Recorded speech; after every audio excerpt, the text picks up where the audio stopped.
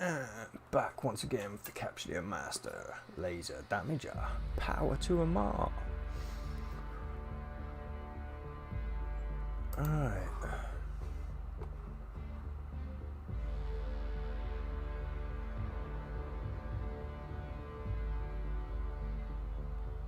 Oh, apparently I have excellent connection. Let's see how long that lasts.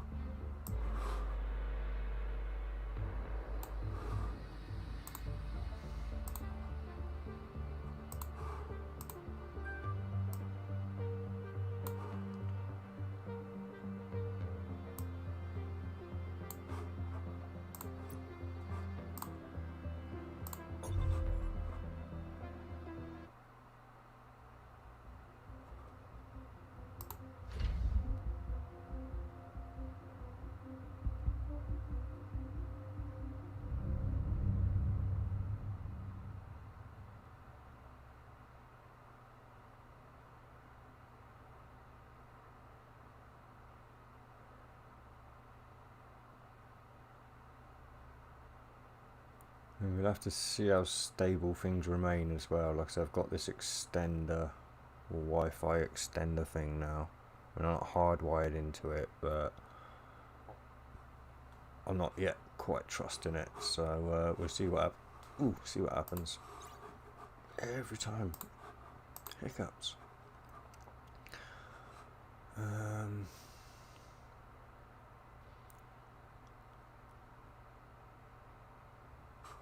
Right, yeah, that's more we got to. Yeah, it is the. Oh, it's 15,000 today as well. Nice. Alright. So I'm on 32 days, 19 hours, 45 minutes.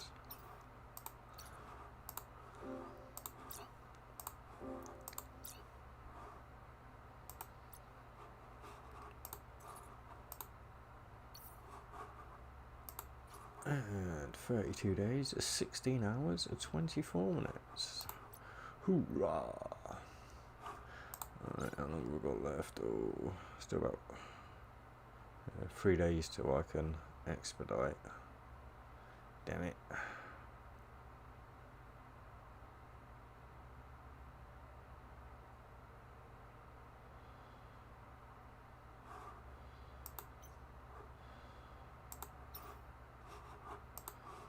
Alright, what have we got in here? Just fuel, I should think. Yeah.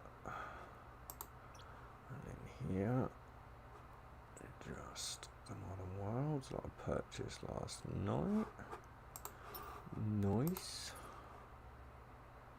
Just should check contracts just in case some random sent me something. Nope.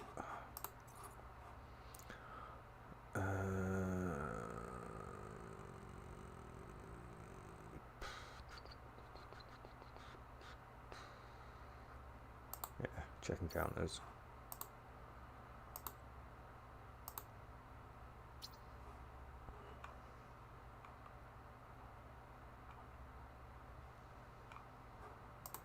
So I'm not going to go flying all over the map for one. I can't be bothered. I'm making money here at the moment.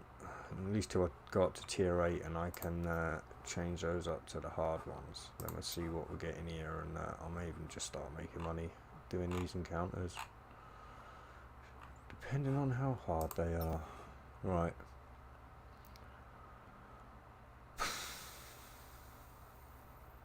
So yeah, I suppose ain't nothing to it. But, oh, actually, yeah, check my market, see if. Oh wow, yeah, everything's sold. Alright, mind you, I don't think I actually sold too much last night. Oh, yeah, I did. Yeah, it's been going off. Nice. Alright.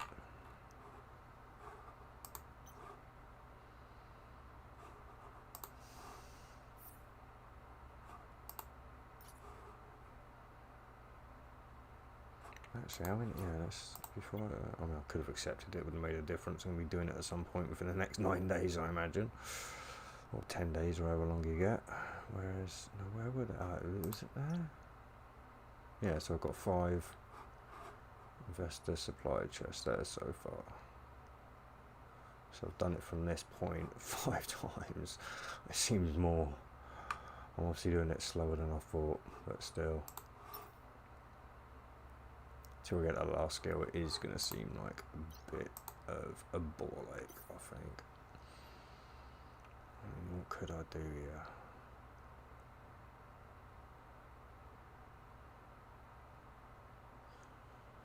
I suppose I could take out the armor hardener and stick another bat amplifier in there. It would keep a more consistent DPS going with the activations, but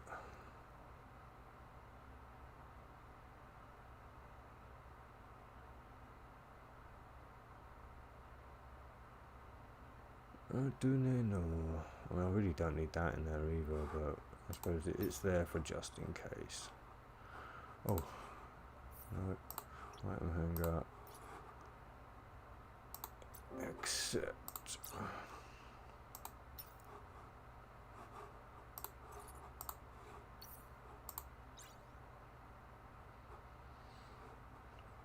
Jumps.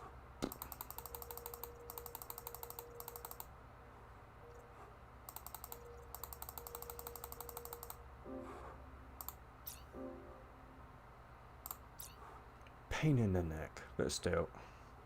Right.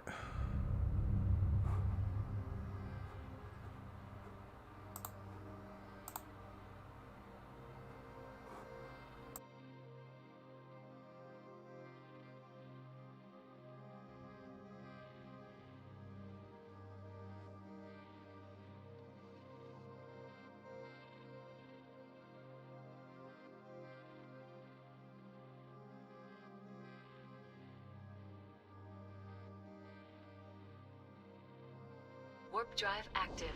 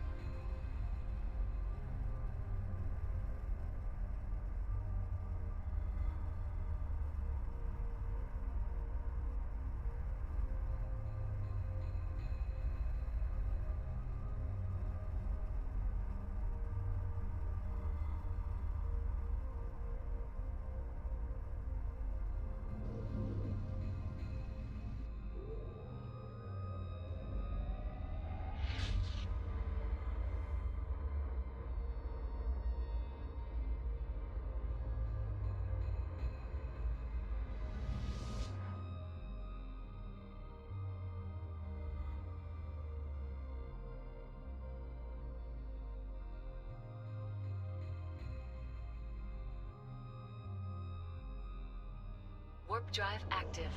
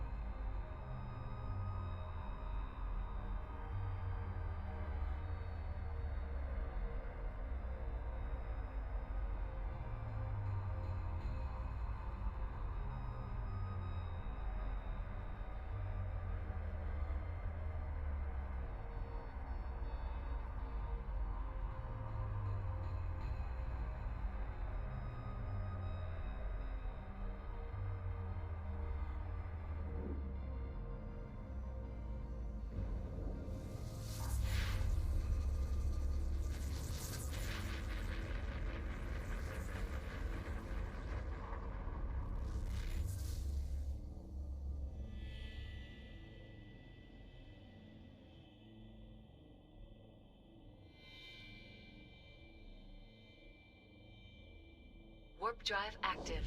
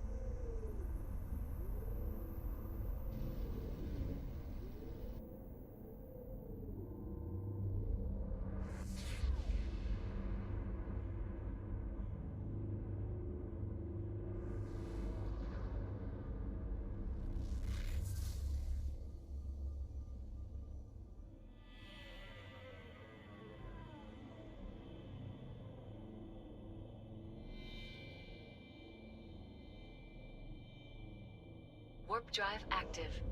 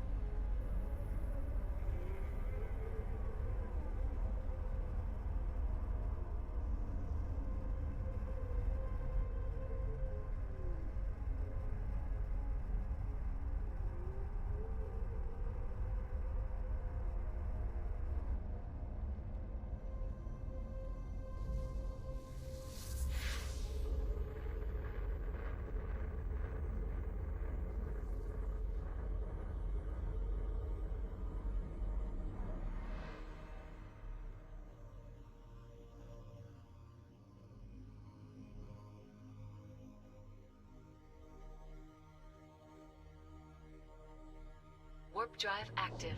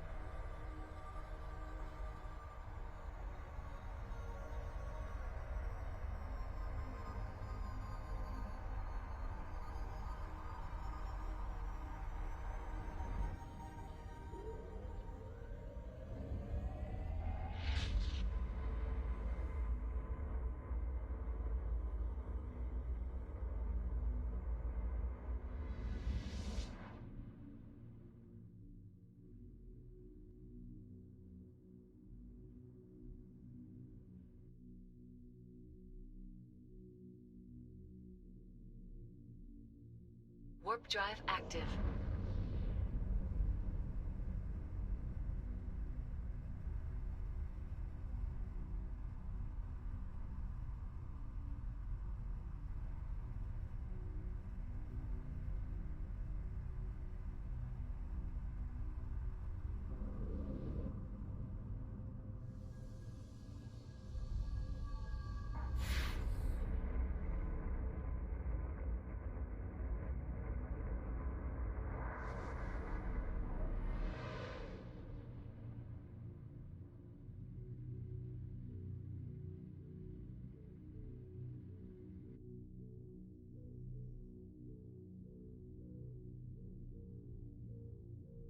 Warp drive active.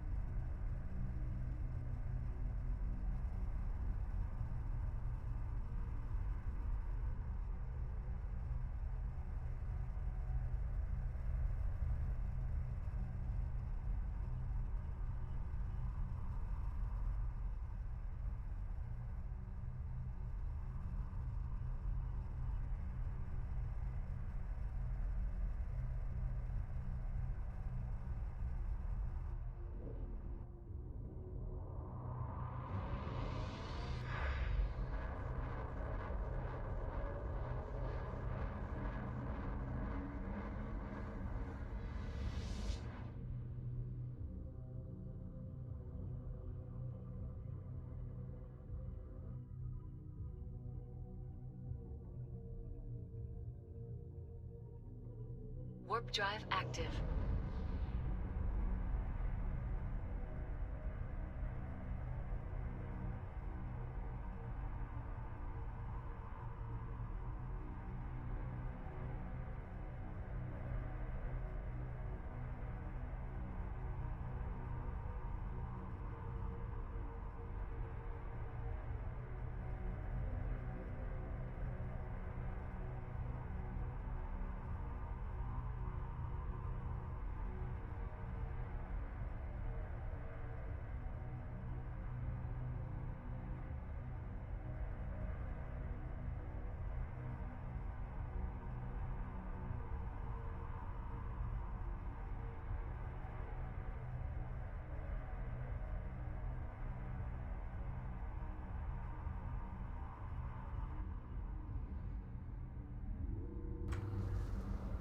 Yo, hello, Mr. Swift. How's it going? A salute to you, my friend.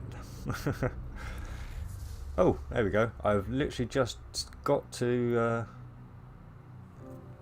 the stuff that's probably worth watching.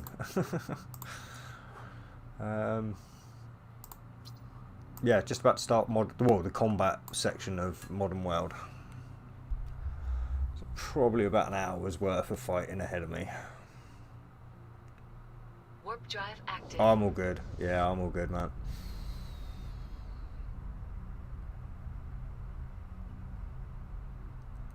At least I have been for the past few days anyway. I've not lost any ships, so it's been alright. And I'm at the point now where hopefully I can just pretty much be making solid ISK, so we shall see anyway. I mean, what I might do is at some point maybe buy some of the other story missions, like work my way through the T6s, then the T8s, and make some videos just to show people what to expect with all the story missions now.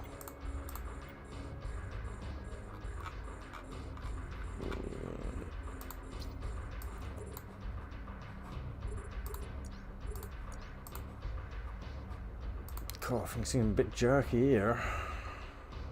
Did not go smoothly. Alright, we'll unlock you, try and keep things a bit tidier.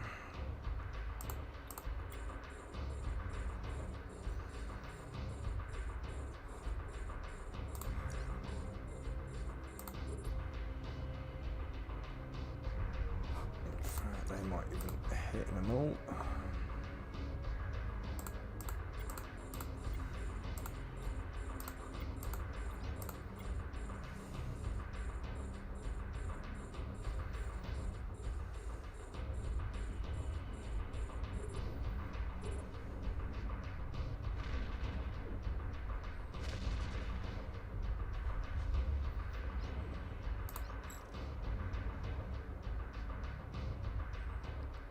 Yeah, sorry. Yeah, if you give me just a second, I'll actually show you the fits. It seems to work out really well for at least this mission, anyway.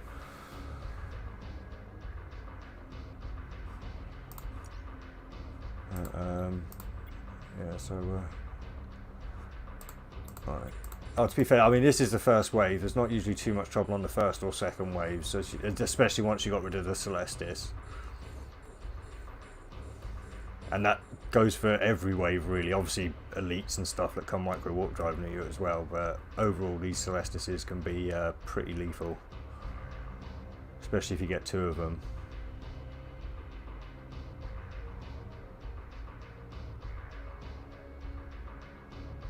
Oh no, I'm actually impressed with the amount of viewers I'm getting. Yeah, I couldn't believe it, because like I said, it's not like it's a humongous game yet. But yeah, I'm almost up to 100 subscribers. I get sometimes close to 100 views a day on my live streams. I mean, a couple of my videos have done pretty well. Yeah, I'm impressed, I've got to say.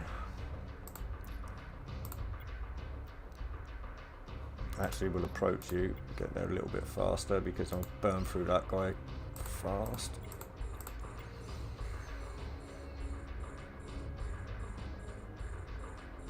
Yeah, once I've got a bit more of a stable, like cut through some of these easier ones and got into these vexors, I'll show you my fit. Burn through you. In fact, we'll start orbiting you now. By the time I've got through them, we should be there. But yeah, so all I ever do really is warp in at 100. That gives me a chance, obviously, to sort out the ones that are coming in nice and fast.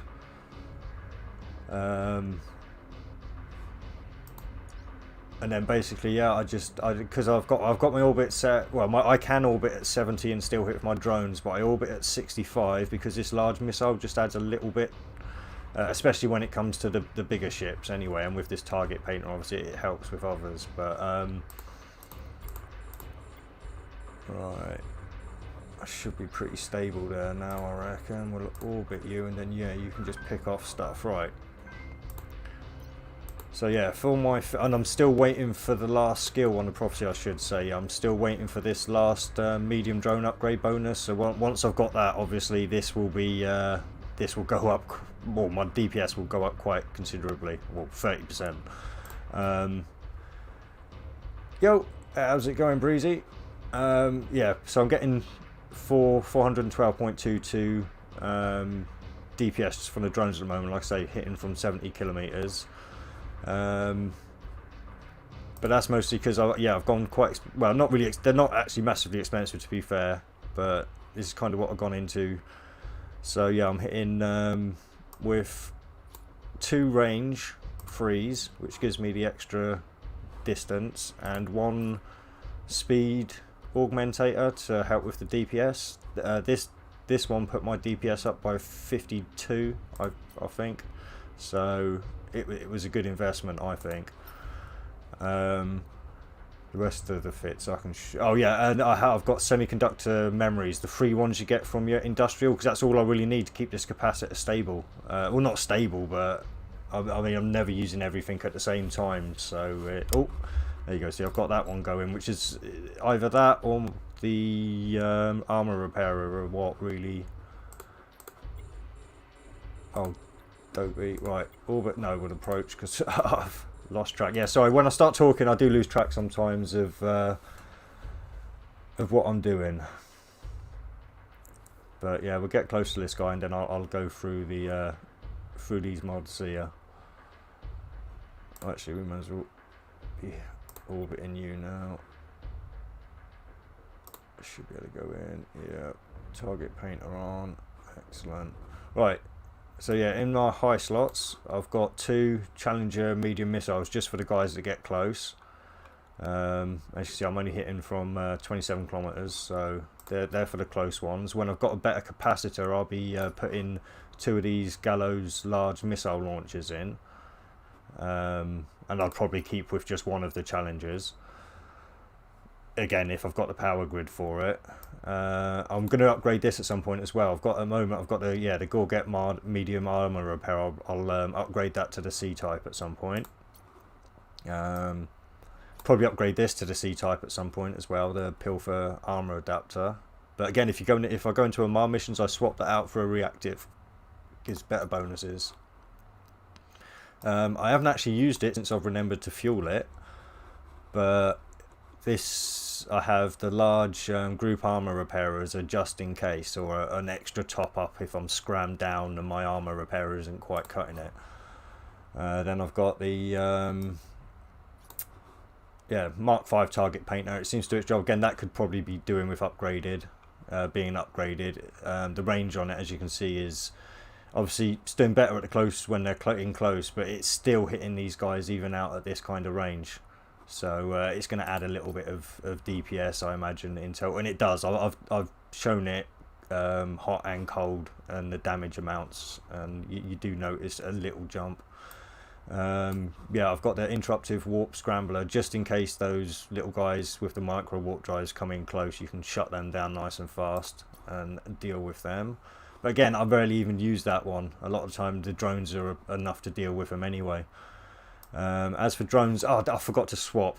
Yeah, I was going to swap out 2 of these for 2 EM damages, but as you can see at the moment I'm on explosive. So but yeah, I'm liking them anyway. But I mean, like I said, I may switch out 2 for EMs just so I can cut through those shields a little bit faster. Then for the afterburner, again, I could probably do with upgrading this. But yeah, just an afterburner just helps keep away from the big crowds if I find I'm getting ganked by a few little ones. And 2 bat drone amplifiers just to obviously add to the DPS. And it all seems to do really well anyway. I've got no complaints so far.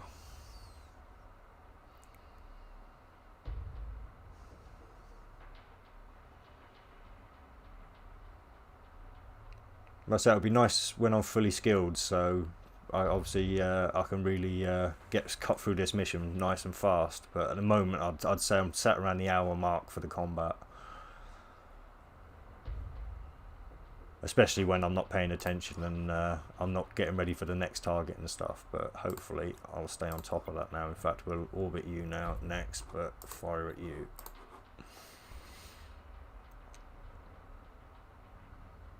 Ah, one of my drones came back. He's still going to fly around me, right? Quick disengage. Quick re-engage.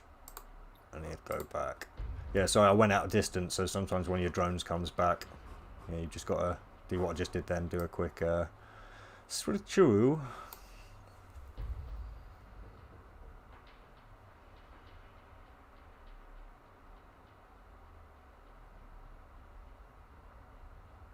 Yeah, like I said, once I have got that last skill, I will actually attempt some T10s as well.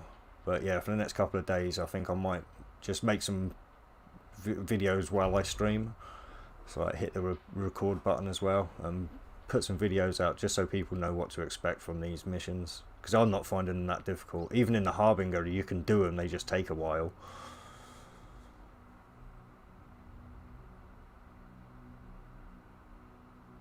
Yeah, yeah. I mean, don't get me wrong, I'm not sure whether it's a glitch that they even can continue attacking when you go out of control range.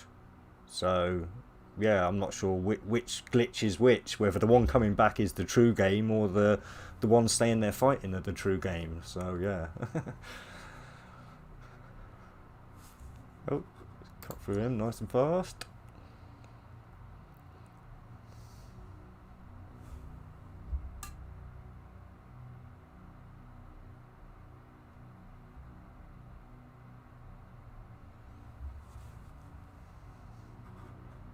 Actually, no, I won't use the next one. We'll wait for the next round. Oh shit, I'm a bit close. I'm going to have to warp out if I can. I don't think I'm going to be able to. I'm probably going to get stuck here, but let's stick that one on just in case. Oh no, I want to be warping out if I can, not... Oh, dickhead. Yeah, no, I think I'm going to get scrammed. It's going to be too late, I imagine. But we'll see if we can tank this. Yeah, I wasn't keeping an eye on the distance from the centre of the actual map then. Why isn't...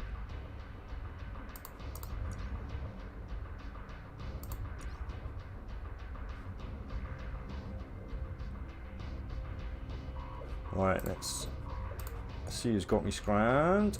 We'll take him on next. Hit that one, get that one going. So once he's locked on, we'll get the next. Oh, it's only those two that look by the looks of it. So yeah, alright then.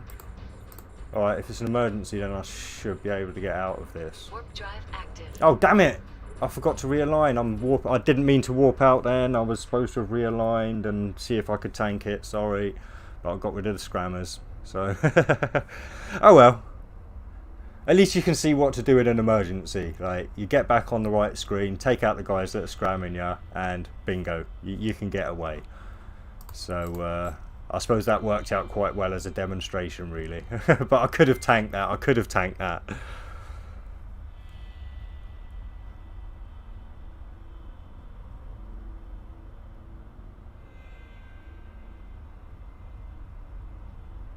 I mean, obviously, I'm arriving at a station. I may as well dock up, get the shield back, get the capacitor back, walk back in at 100. Yo, CV, how you doing, man? Yeah, I've just messed up. Well, not really messed up, to be fair. I have done a pretty good demonstration, I think, of how to get out of a scram effectively if you're like, oh shit in it. But yeah, it was unnecessary. I think I could have tanked that and like got my distance and everything and been okay.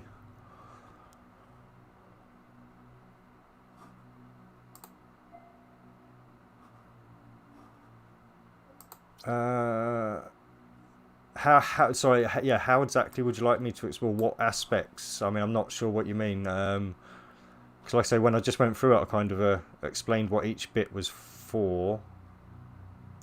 didn't I? Warp Did I drive not? active. Yeah, basically, well, so yeah, I've got these medium missiles just for the close range targets.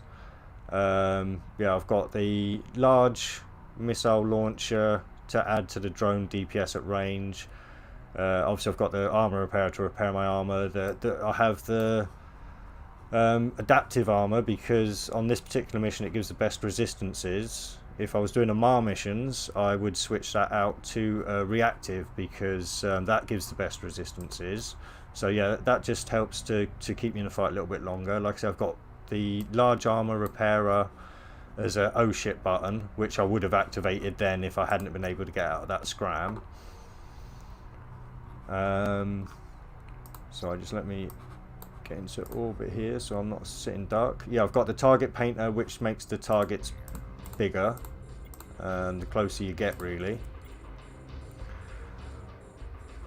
Yeah, I've got the warp scrambler there because that shuts down micro warp drives. So if any of these guys have got micro warp drives, it shuts them down like nice and fast, so everything can hit them easier. The actual drones themselves have got explosive because it kind of does all round damage.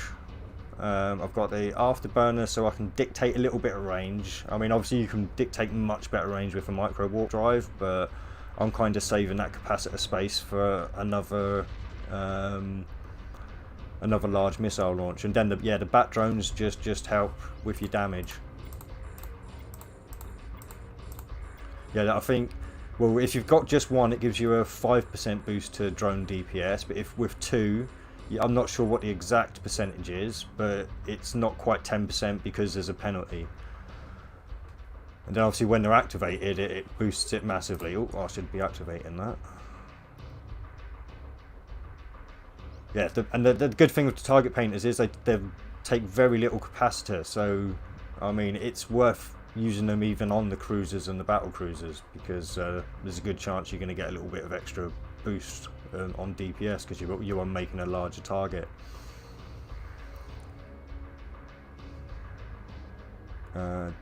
Just ship fittings organised, how to get a stable destroyer ship. Yeah, you may possibly need to put Energy Nosferatu on in your mid slots, and that will help when you're close enough targets because you'll be sucking some capacitor from them. But yeah, that's about the only thing that I can think to really help capacitor. I mean, maybe a capacitor battery to give you a little boost in capacitor every now and then. But other than that, yeah, it's quite often down to like really working your skills out, getting your skills to the point where you've got your engineering for the Pacific ship up. So, right, give me. Actually, you can get unlocked. Right, I'm gonna start heading towards you. Right, so yeah, in your skills. Basically, on the electronic screen under engineering, for each ship, like so, I've respec. So as you can see, I've got nothing for these, but because I'm flying a battle cruiser, I mean, once I've got that one to 5, I should be able to fit another large missile on. But obviously, I'm working on my drone skill at the moment. But yeah, you want to be working on your cruiser, your destroyer. Sorry, so got back up here. So you want to be doing, yeah, destroyer engineering. Work on that as much as you can, and that will help to boost your capacitor. As I'll show you now, so you get, yeah, destroyer capacitor capacity, so you get an extra 25% when that's at 5, an extra 25% on your power grid, and minus 30% to warp capacitor need. And that's just for the basics. So obviously if you move up, then it's giving you another 15 when you get to 5, another 15 and another 30. So again, these are well worth working on if you're having trouble with capacitors on any of your ships. I'm trying to. Oh, and also rigs. Yeah, if you go into. Sorry, yeah, if you go into your fittings, I don't know if your destroyer can fit rigs, but if it can, try and fit some of these semiconductor memory cell prototypes. I've got free. These are free from the industrial boxes you get from the daily giveaways. So obviously I could upgrade them and have a better capacitor myself. But yeah, if you can add a couple of them into the rig slots, that will help with your capacitor as well. Oh, I best get back to the game. Otherwise this really is going to take forever to do this mission.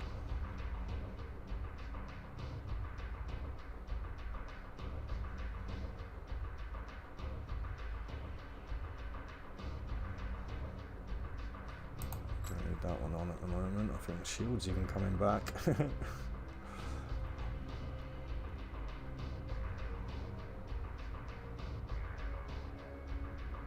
Yeah, I actually skipped destroyers myself. I flew frigates, then I went up to cruisers, and then onto battle cruisers. Yeah. You know, I was a proper speed tanker at the beginning, and now I like just being able to well, all right. To be fair, I do prefer the fly style of a Harbinger, but it's just a lot more dangerous with the E-War now.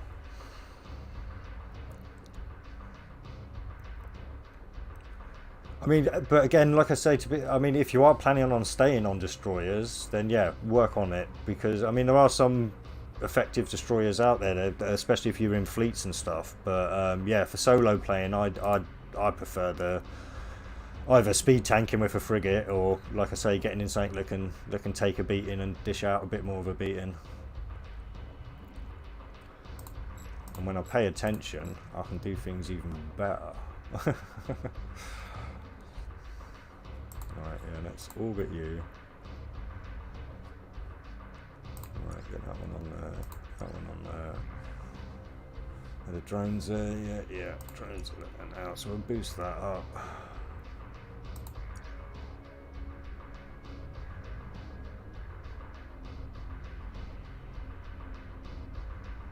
Yeah, no, I'd go with that advice as well, Mr. Swift. Like I say, I've found a more consistent survivability in the bigger ships. Obviously I'm not a PvP person, so I'm definitely more of a PvE person, so a lot of my advice is geared around that.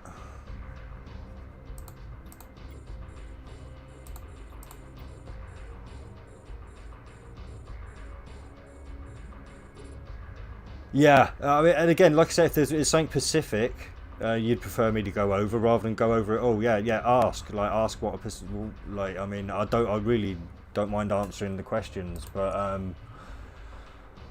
yeah, it's hard sometimes when the questions aren't Pacific, if you know what I mean. Yeah.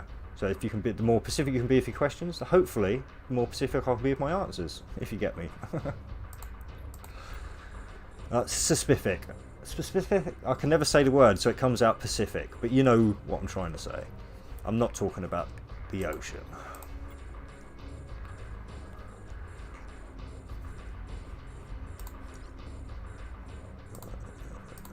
Oh, approach.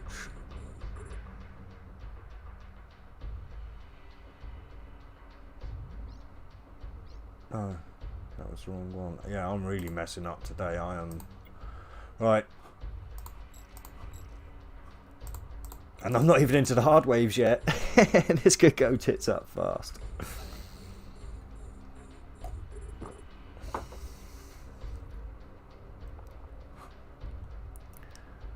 Yeah, turn that one off. Save a bit capacitor. Hit that one. Hit that one. Hit that one.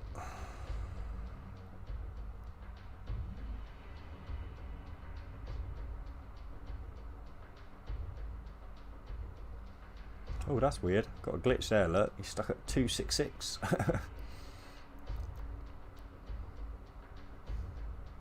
Yeah. Yeah, like I said, I've never even tried for destroyers myself. Like I said, I went straight from speed tanking to, what was it, Omen Trainer, I think. I like the Omen Trainer, so I skipped the Omen and went straight to an Omen Navy issue. And then I jumped into a Mala for a little while, enjoyed the tankiness of a Mala, so played a few of them, lost a few of them, ended up back in the Onis, and yeah, then went on to a Harbinger, and now on to the Prophecy. And I'm aiming for the Nightmare.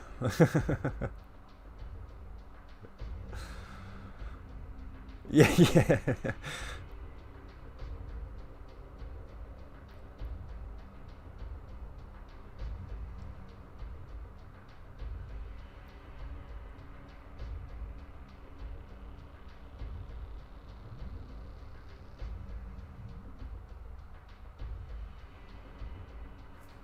Oh, that drone's just sat there completely not doing anything. So I'm totally paying attention. I promise you, really, I am.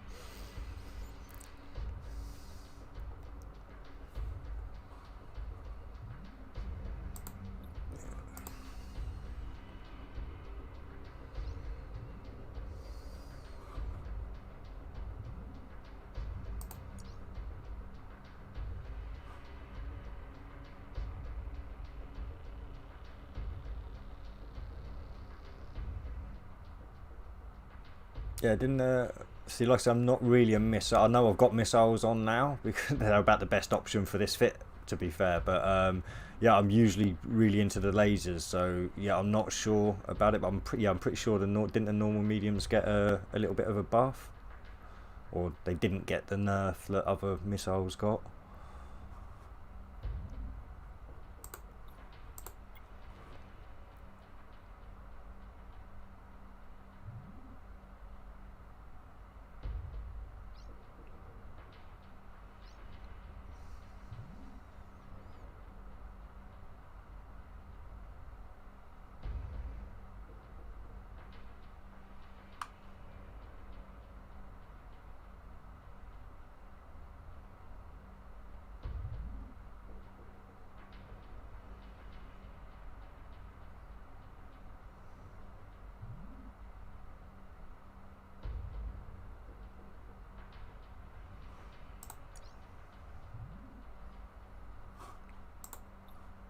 Yeah, the Brutexes can be, or Brutixes can be brutes. They really can, as the name would imply. Oh, you play off the Mala too, yeah, possible. Oh, well, depending on what you're doing. Obviously, I'm not. These T8s, I imagine, would be a bit of a haul in a Mala. Oh, yeah, Phantasm, definitely. I was aiming for a Phantasm at one point, but now I'm aiming for a Nightmare.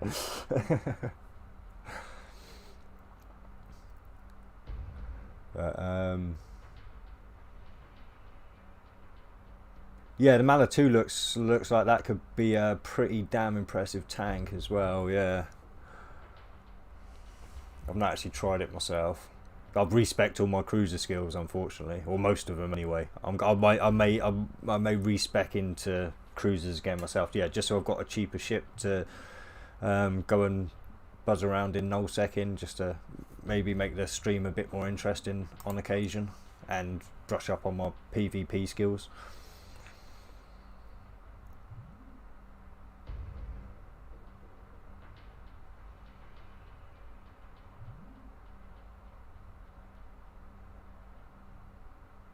Oh, normal mission, not normal missiles. uh, well, how did that go for you then?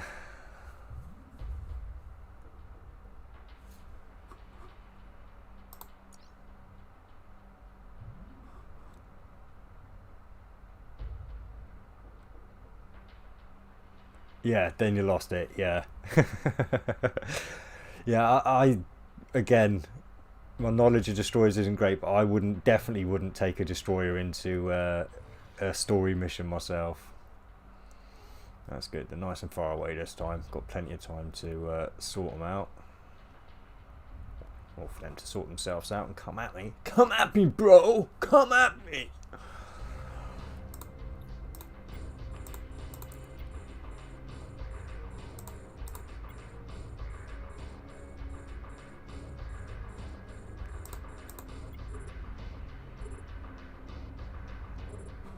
Oh, I don't need that. Don't need that. That's just... Oh, no, let's put that on there.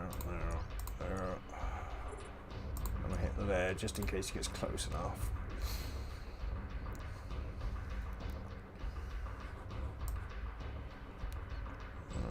So I should be doing this by now as well.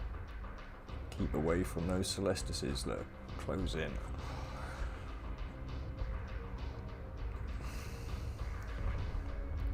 But hopefully I should be able to take care of these in pretty fast order. Yeah, yeah. And like I say, I mean, I'd set it up as well so it'll be able to hit the little frigates and stuff as well. I imagine I'll stick like if I have to, I'll stick like 3 bloody target painters on there. Blow any target up to the size of a cruiser. Actually, let's start circling in on you because, in fact, let's just approach you because I'm taking care of these faster than I thought I would. But this is only the first of the hard waves. Or is this only the second wave? This is only the second wave. I'm not even in the air. I'm taking time. Oh no, this is elite, so this is the third wave, right.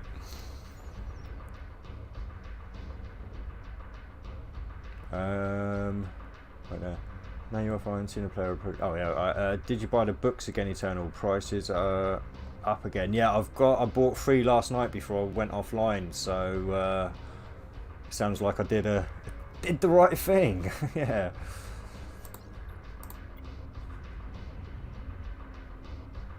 How many players have you killed till now? None. Me, not a single player on this account. I've killed 1 player on my alt account, and that was a complete fluke.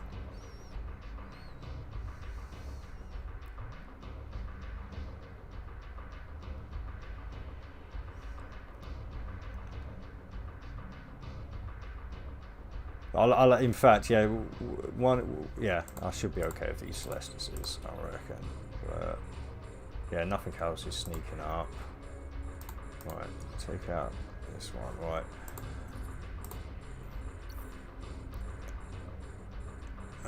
Combat log. Yeah, as you can see, it's just lost. Well, actually, I can take away the losses, and you can see, yeah, no kills, none whatsoever.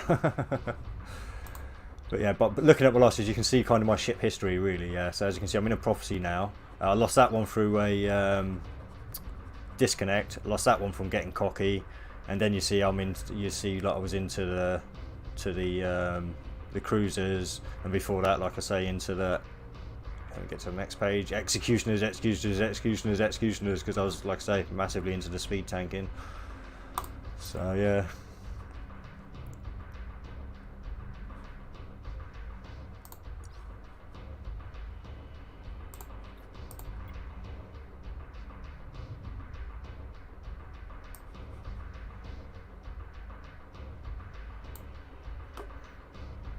And even a nightmare, I'll be using that for stories, I reckon.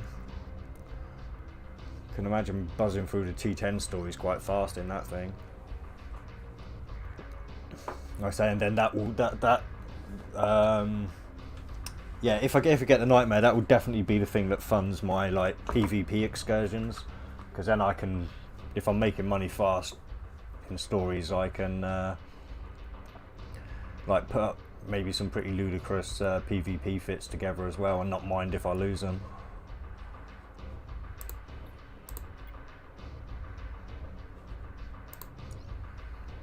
No, that's not hitting. Not even close.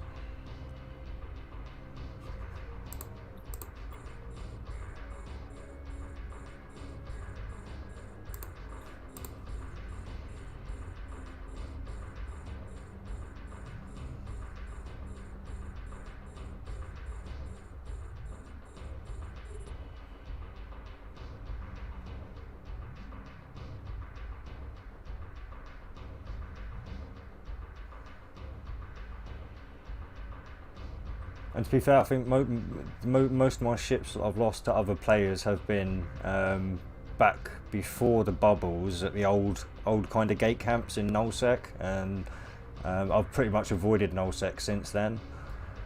So yeah, I've not really had much opportunity for PvP. I don't really do anomalies, I just do the story missions, so yeah, there's very little chance for people to even go against me for PvP anymore.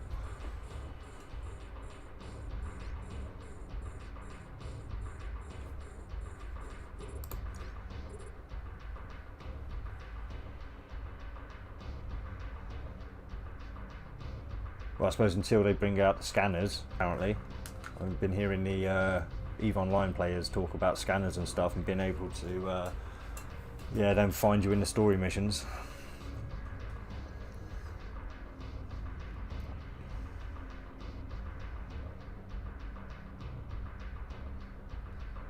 Oh, well, that's not. No, you should be able to still do the T6 missions. Let me think. Yeah, I try Super Soft Drink because that's the one that's least likely to fuck you up with the E-War. Again, warp in like I do a safer distance, say 70 kilometers, and then literally turn around, double click, and start. Just moving away from the center of the anomaly, the story, and wait for these, like I say, the little guys to come catch you up, take care of them, and you'll slowly stretch all of the enemies out, and then all you do is basically slowly go back through that line you've created, taking out the enemies slowly at your pace. It's doable. Definitely T6 anyway. I wouldn't try these T8s, but a T6 I'd definitely give it a go.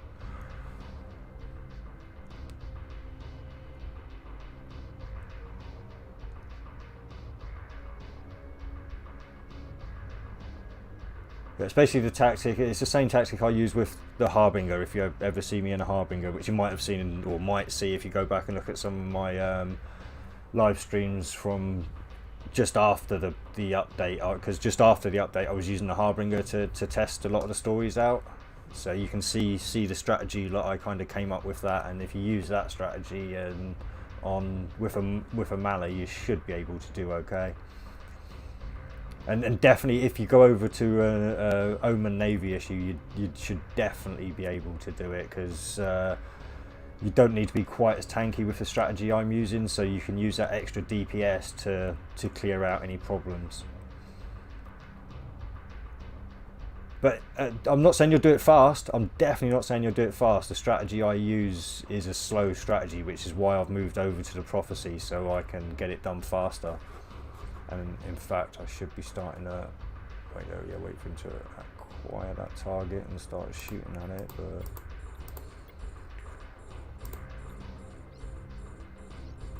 approach that one actually. It's by the time, yeah. Right.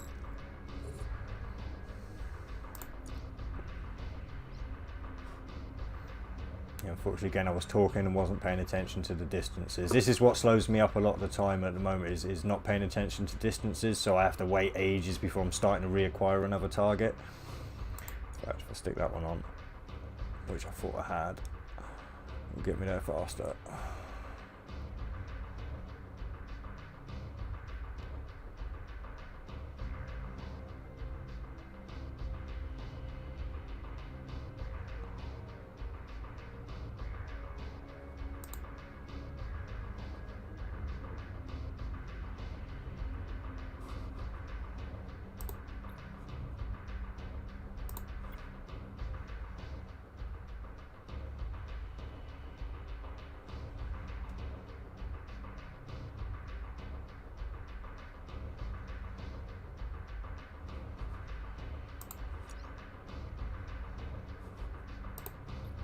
No, it's just approach. It's going to take too long still. Yeah, like I said, it takes me a while to get into new routines, but yeah, it's like I said, especially if I'm not talking, I'm pretty much on it. Like yesterday when I was watching the movies, yeah, alright, I kind of, when there was an exciting scene on, I might have taken my eye off the ball, but yeah, I was having a good turnaround yesterday, I think.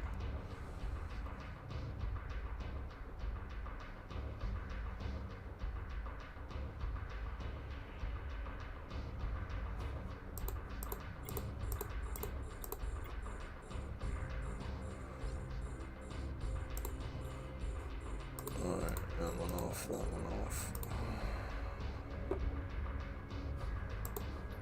A little bit. That one off. That one on. That one on.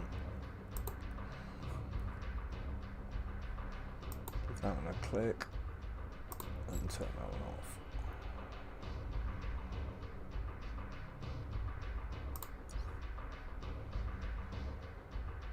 And also, I should say, Mr. Swift, yeah, I don't expect respect. Yeah, you can disagree with me in any way you like. I mean, this is the thing. I don't expect anyone to always be agreeing with me. So yeah, and I don't even expect respect.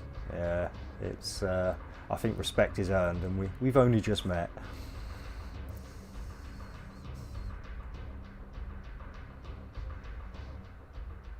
Including looting and everything. Yeah, yeah. I mean, it's all got to be taken into consideration when it comes down to the ISK per hour, which is like I say, why I've got the prophecy set up in this area now. So at least I'm not jumping back to a Mar each time and adding what 20 or 30 jumps onto each mission.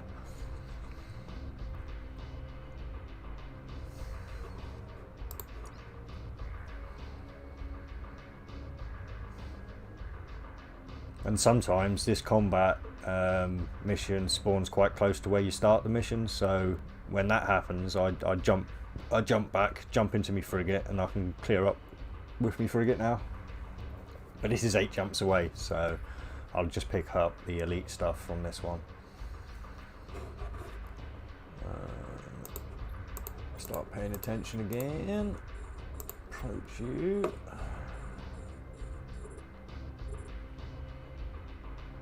So it'll take a little while to get through these vectors if I don't hit that one again. Hopefully, actually it should hit that one. At least get in there faster. Again, like I say, it's all these little muck ups that I do here that will, if you don't muck up the way I do, yeah, it'll improve your time massively. So I know it's only a few seconds, but that's a few seconds where I'm not sending my drones at him. You add that together with all the few seconds I keep missing as well, it soon adds up.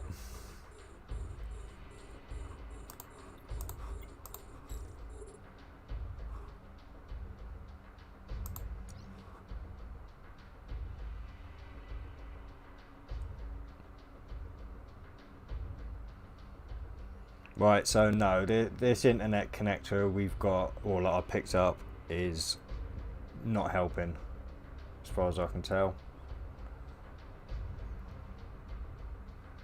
Because my phone is losing connection, so I'm going to send my ult back to the station. Oh no, my internet's at... Oh no, the Wi-Fi's actually gone off, so why is the PC still going?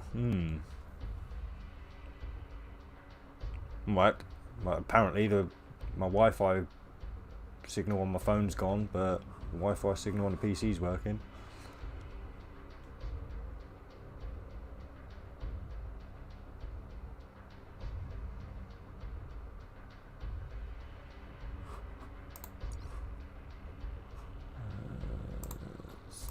Orbit you next.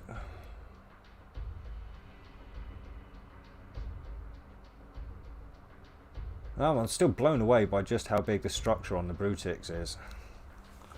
I mean, don't get me wrong, it still takes a while to get through the Talos's armour and shields, but the Brutix's structure is particularly strong, I feel.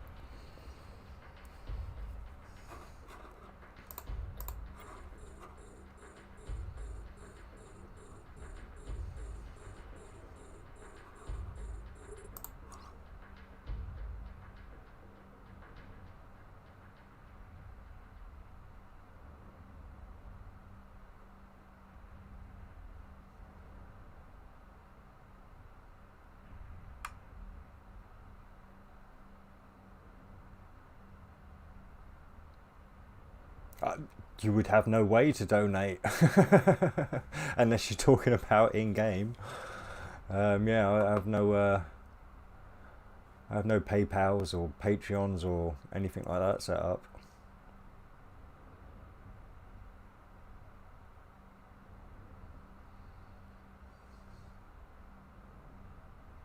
Yeah, no, I'm in the same state as you. I'm skint myself.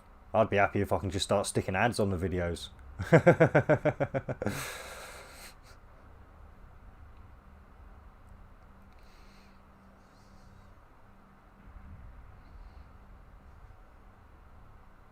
So I got wait till I get to 1,000 subscribers for that.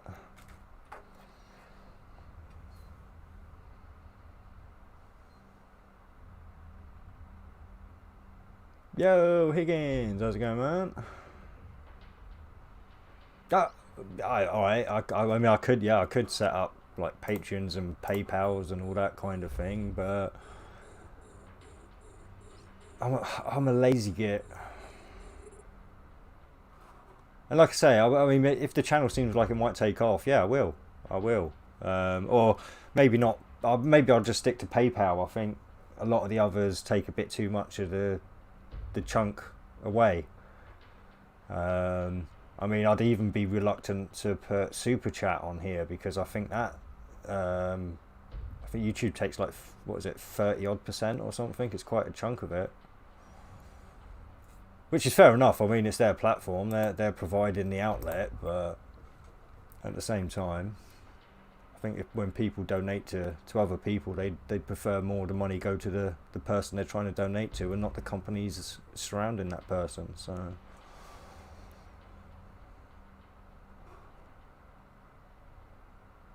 I think PayPal takes about the smallest chunk anyway, from what I've heard. So yeah, I could. Oh, not bad. Got my first hardware mission. Working on it now. Waiting for that Elite BSD. Yeah. Oh, do you get the Elite battleships on the rare ones now, DLC? I don't think I've done oh, you're on hard as well. Shit, yeah. I'm not there yet, so I have no comment.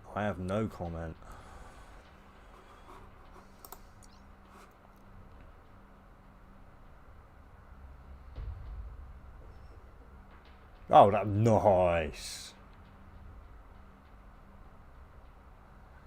No, I'm just streaming on YouTube. So I run through OBS, so I don't think I've got the option to stream to multiple channels as far as I know.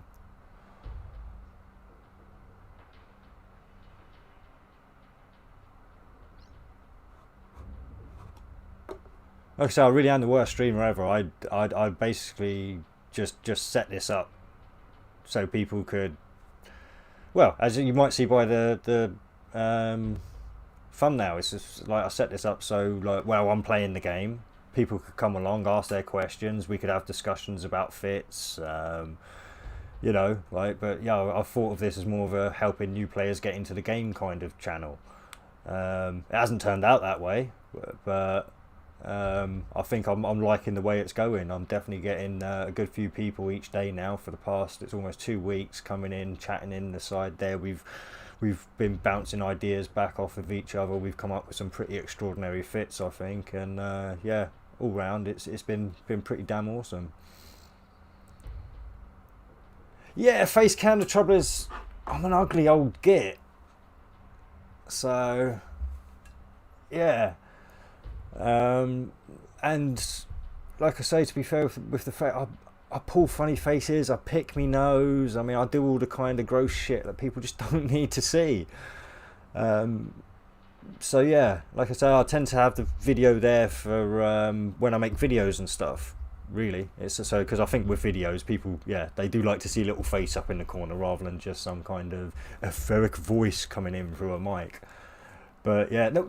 Yeah, Mr. Greybeard and Mr. Longbeard, I don't know if that's showing up on the camera, I can't see, but yeah, it's almost 3 years of growth there. Inspired by the bassist of System of a Down. But yeah, I'm going to cover up again, and if you're wondering what I cover up with, somebody was asking the other day, it's just a bit of smoky quartz. Yeah.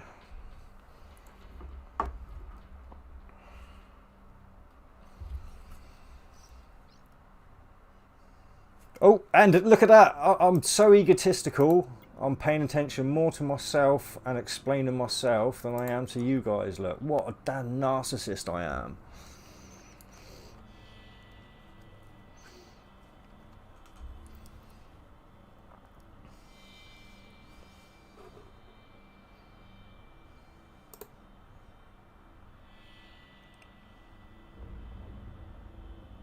Yes, yeah, like I say, usually once a month or so I'll get around to actually shaving around that 3 year growth. Yeah, again, I'm a very lazy shaver. Because my hair grows really fast. Like most people will get a 5 o'clock shadow. I get like a noon shadow. It's ridiculous how fast my face hair grows. So yeah.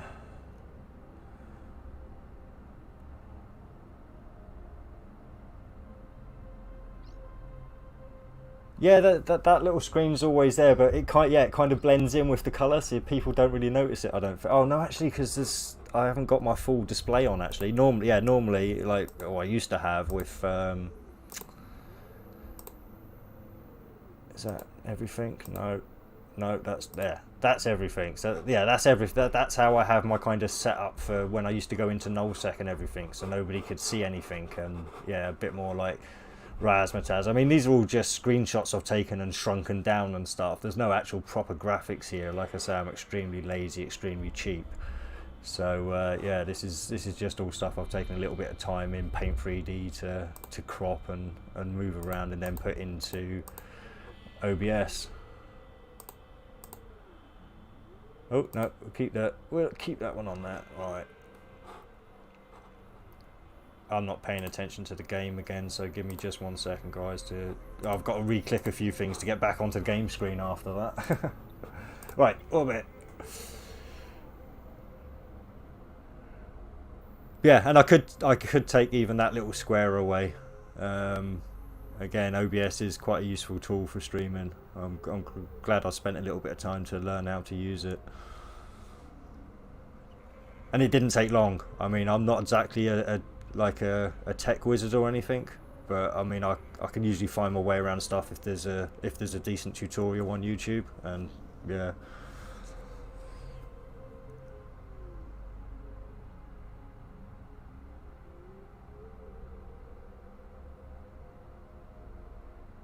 Right, fourth and final wave after this one. Oh, turn that off because I may need capacitor depending on how badly I get swarmed in a second.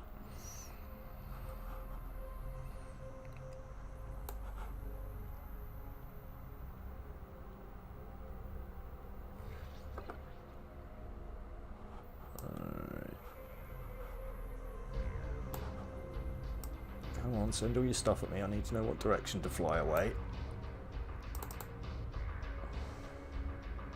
There we go. Alright.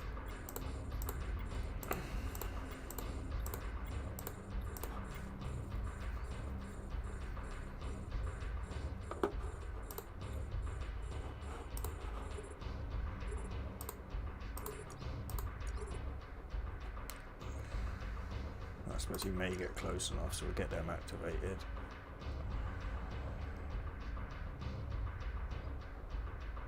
Yeah, it's basically what I do even in the prophecy. Like I said, at the beginning of the wave, I just set my course away from the rest of them, so I can clear out all these guys that come at you nice and fast without having to panic.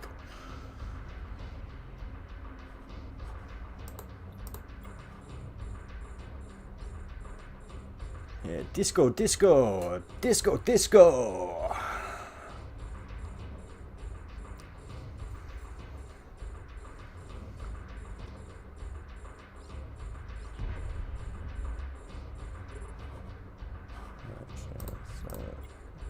In fact,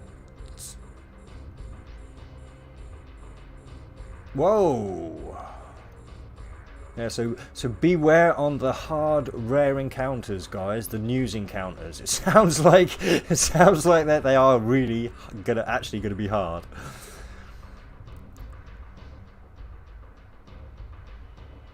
Oof, 90 plus. That doesn't sound good. That does not sound good.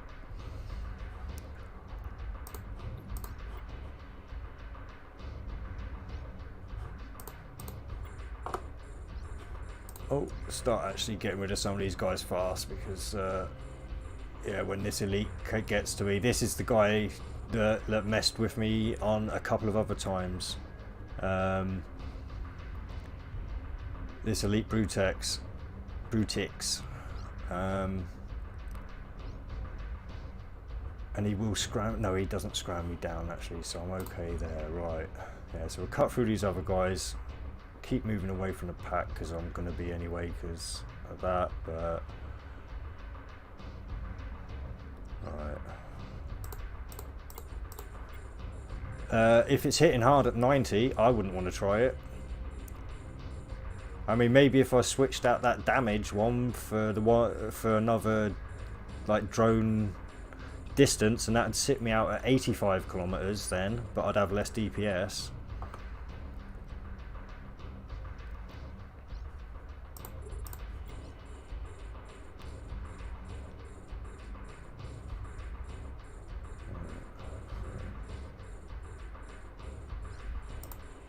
So definitely gonna be hitting you next.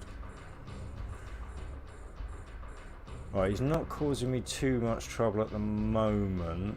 I remember last time him causing me more, but actually I think, yeah, right, it could be, right, we'll take him out actually nice and fast. But yeah, these guys are starting to come at me now. So what I want to do is adjust that course away that way, hit my afterburner just to try and keep a little bit of distance on these, because these two Celestises will start hitting me really quite hard as well, and with this Brutix here as well, it will mess me up. So I'll try and outpace them, but I'm not sure whether I'm going to be able to.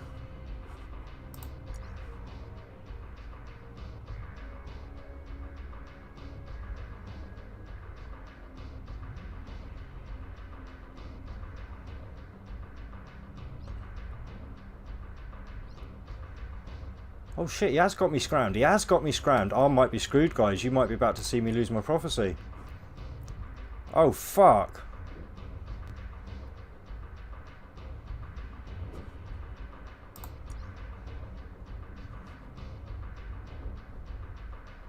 Oh, let's hope this... Oh, that's taking ages. Oh, I thought that was going to be quicker. Oh shit.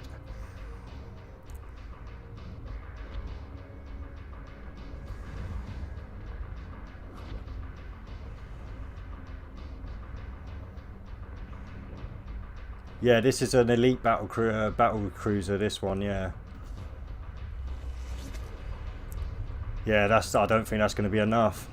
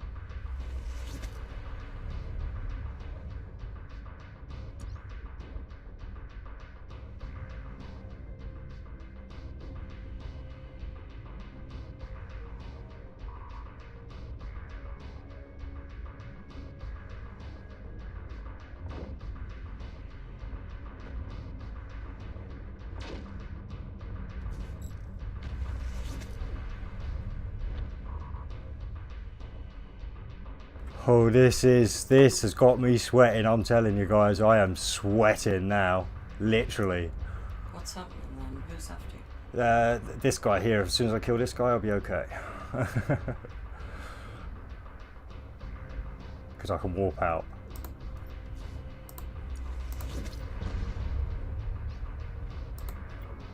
Oh god. I'm warping out. I'm going and getting back. I know I could probably now tank this, but I'm getting back. Phew, that was too close of a call. Warp drive active.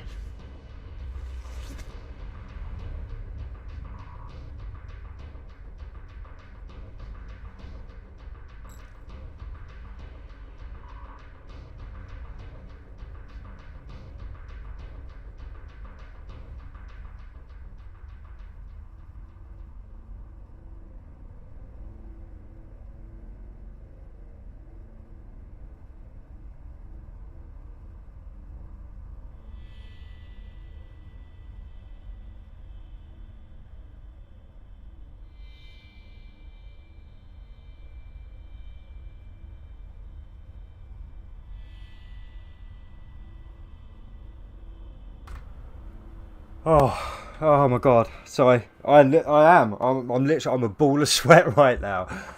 Ah.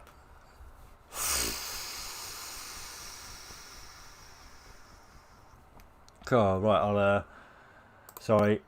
I forgot I actually hit dock. I usually just hit warp. I'm not paying for that full repair. That'll get done with me armor repairer. Oh yeah. Oof. No, the Scrambler, unfortunately, he wasn't micro warp driving. He was just afterburnering.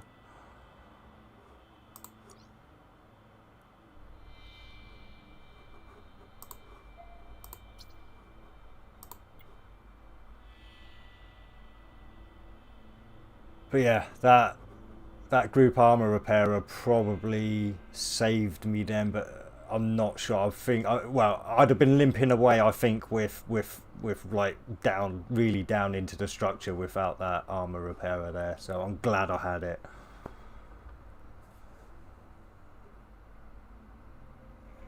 Oh, my heart, yeah, my heart's jumping out my chest. Oh. So yeah, that is the only ship, and it wasn't even that elite Brutex that was doing it. Like I said, it's because I allowed myself to get into range of the two Celestises as well. If I'd kept out of the 70-kilometer range of those two Celestises, I would have been okay. So what I should have done was hit that afterburner a lot sooner and kept away from the pack. That would have saved that situation there. So for future reference, just on that last wave, if you see that elite Brutex in there, move away from the pack as fast as you can, because he'll get to you anyway. Oh, and actually, yeah, I suppose he might have had a mic. I'll try it next time, actually, the micro warp drive on him. If I come under that situation again, yeah, I'll try that, actually, because, yeah, he's a battle cruiser. So moving that, yeah, you're right, he could well have had a micro warp drive on. Oh, I'm shivering now. The sweat's gone cold. Oh, right. I'm gonna have to mute up and go and get me hoodie because I'm bloody freezing now.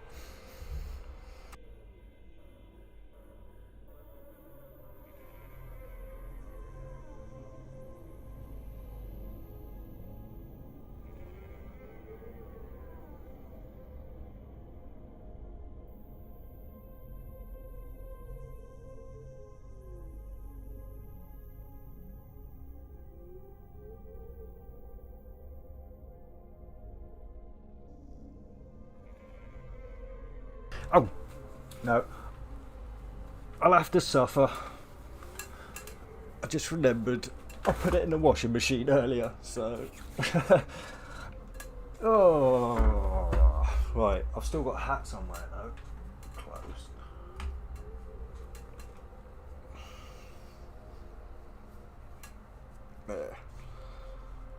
There we go. I'll stick my beanie on, because you lose 75% of your heat from your head apparently, so I'm beanied up now until I start sweating again. Oh, right. Yeah, do it again, it'll warm you up. Yeah. Right, obviously now I've got the worry of jumping into those Celestises, so what I'm gonna... Oh, actually no, did I approach from this station? No, I approached, that's right, the last warping I should be okay actually. Right.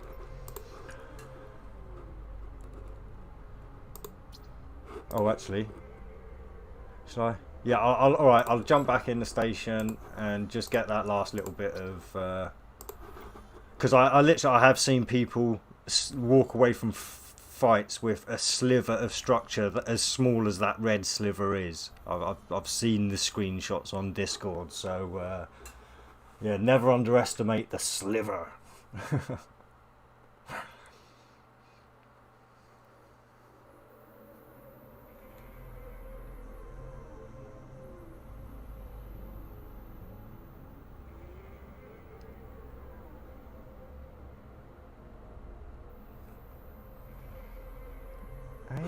I did hit the dock button, didn't I? I approached it earlier. Why am I miles away from it? What the actual... Oh my god, see, that's... I'm so sorry. I told you earlier, though, I am the worst streamer ever.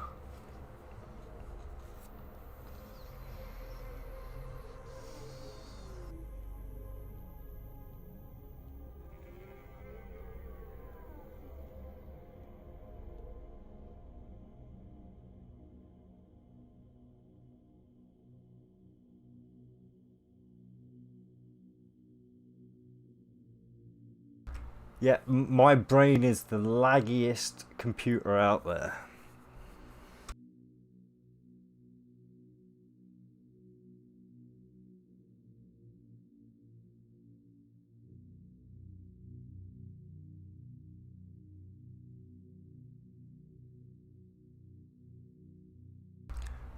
God damn it, yeah, of course I went away by approaching it because my approach is set to like 65 kilometers. Oh, dickhead. Yeah. Beware of your setup. Probably that's another good tip for Echoes players. Yeah.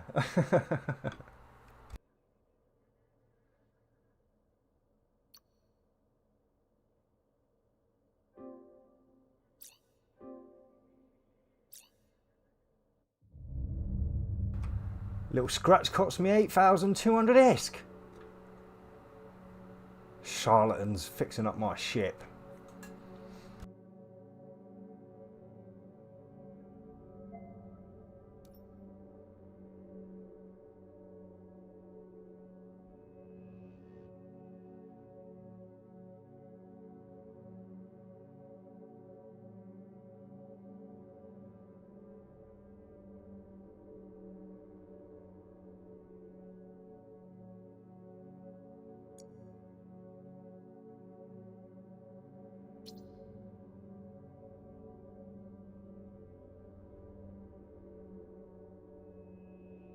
And prepare for me to ship myself again now if I jump into a whole swarm of them, which is quite possible at this point. Warp drive active.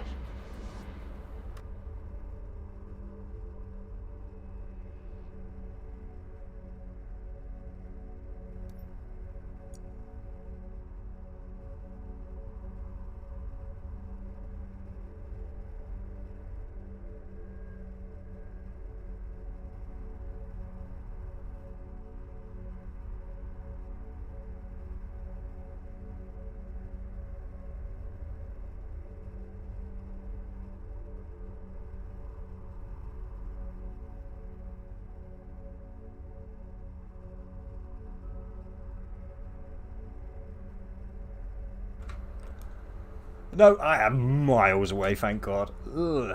So I can reset up now.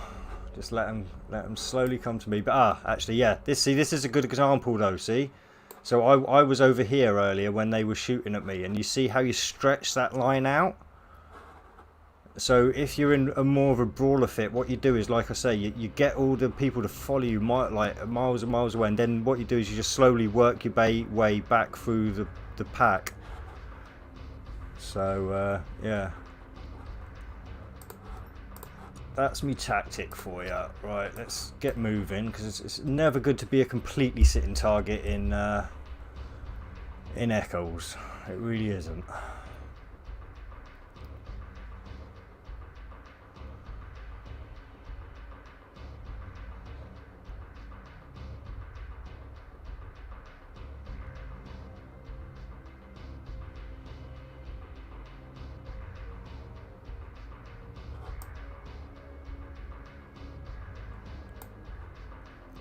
And obviously the cleanups on this can take forever in this thing, even when I'm only picking up the elite debris and stuff. Right, yeah. It can be painful.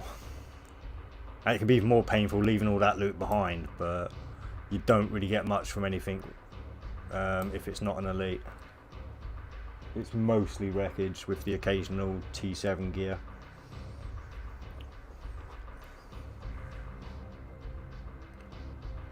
Yeah, this is where patience comes into play, because obviously I took out all the fast flyers, so now I've just got to wait for some of those slower flyers to get back into range now, and it probably will be the Celestis that do it. They're pretty fast moving ships.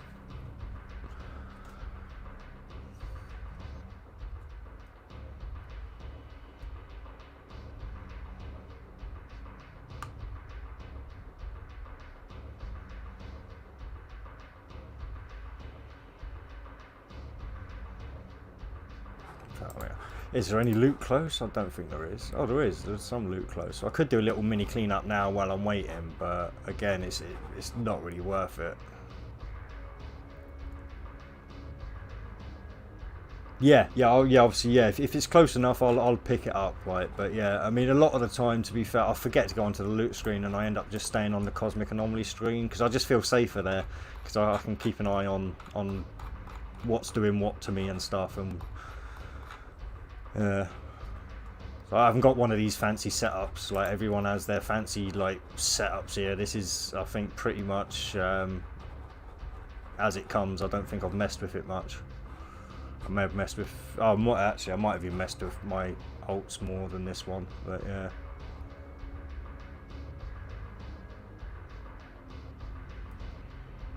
You must have female genes in you. Well, obviously you have. You get 50% of your genes from your mum, 50% from your dad. But you know what I meant. I was trying to insult without being overly insulting. I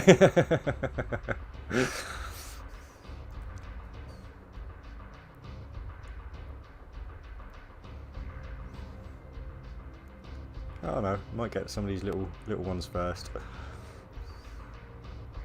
Yeah, that's it. There you go. See, I was trying to call you a woman. Because I certainly can't multitask, and you've all seen I can't even talk to you guys and play the game at the same time, let alone study, play, watch a stream, and participate in a comment box. Right, I suppose I should start locking on to some of these guys then. Alright. In fact, yeah, I will. I'll start moving towards some of these because otherwise this is going to take forever. And I've moved. Yeah, I'm okay. Last wave now anyway, so it is just a matter of cleaning up these guys really. May get a little bit more heavy when we hit this group down here.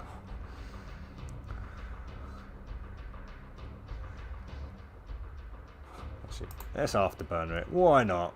In fact, let's kind of cut a course across here, so that I'm not getting too far into that bundle before I've taken out these. And we'll see who we come across.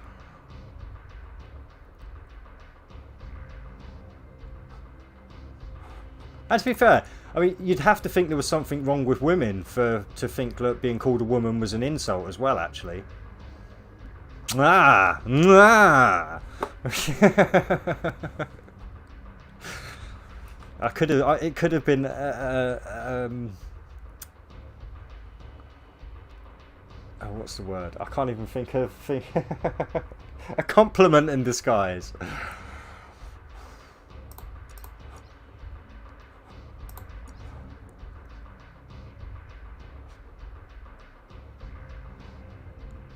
Yeah, I can't. Unfortunately, I'm screwed then. If I've got to be a gentleman at all times, I may as well give up streaming now. It's not going to happen. Oh, Celestis are coming in now. See these buggers? I didn't notice them, but yeah, I want to take care of them pretty fast. To be fair, in fact, I'll orbit just to try and keep a little bit of range on them. Yeah, these might cause me some trouble anyway.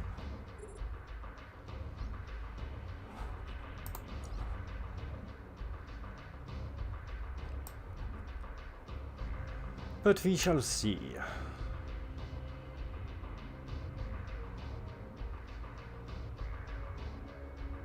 Well, in fact, they're in range of my minis as well, mediums as well. That will definitely help.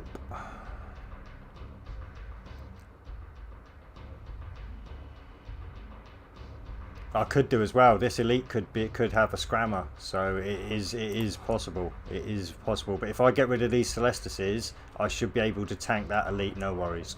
So I'll work on these. Even if he's got me scrammed, I'll work on these Celestises to get rid of their damage. In fact, if I click on that one now, that will definitely keep me. Yeah.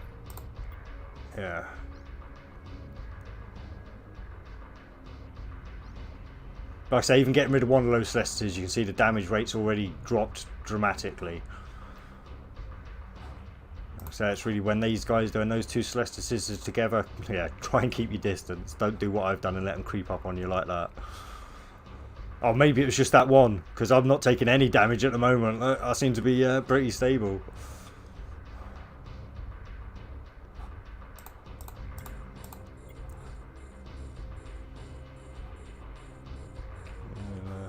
quickly go to that one.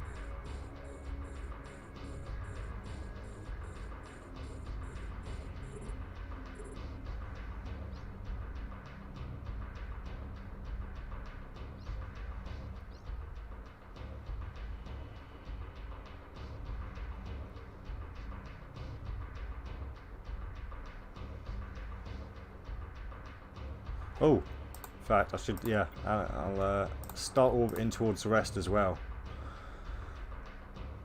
Try and get this last wave done at least a little bit faster than I've been doing the rest of the waves.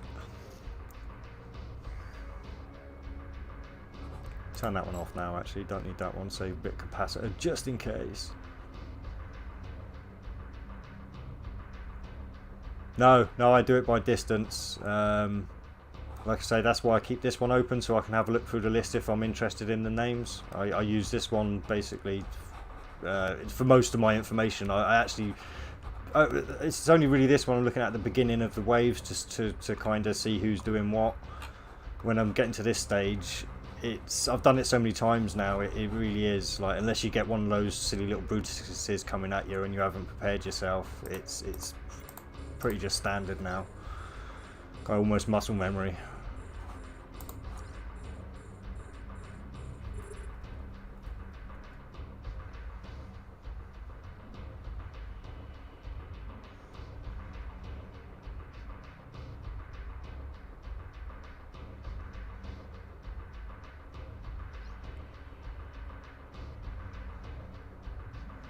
Maybe when I go up to the T10s I'll start switching it to names, so I can, yeah, so I can quickly like sort out the elites and stuff. But on these T8s I don't think it's necessary. You don't really get, I mean, you maybe get like 30 odd ships kind of thing in a wave, yeah, but it's not like with a T10 where you get absolutely overwhelmed with just masses of ships.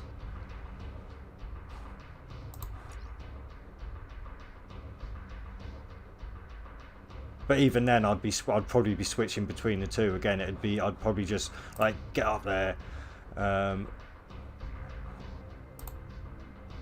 no, how do I do it again? I thought it's this one, isn't it? Oh, so yeah, sort by there. Yeah, I'd probably switch it to the names. Like I say, get the elite sorted. Blah blah blah. Go through, figure out what's what, and then. Yeah, just click back to distance once I know what's what. So if I do use it, it will be just, yeah, a fleeting thing, more at the beginning of rounds, just so I know exactly what's what. But yeah, I can't imagine using it as a like just as a normal setting there. Oh. Into range of this next one. Sorry, not paying quite enough attention there again. Don't really need that on now, no. Don't really need that one on now.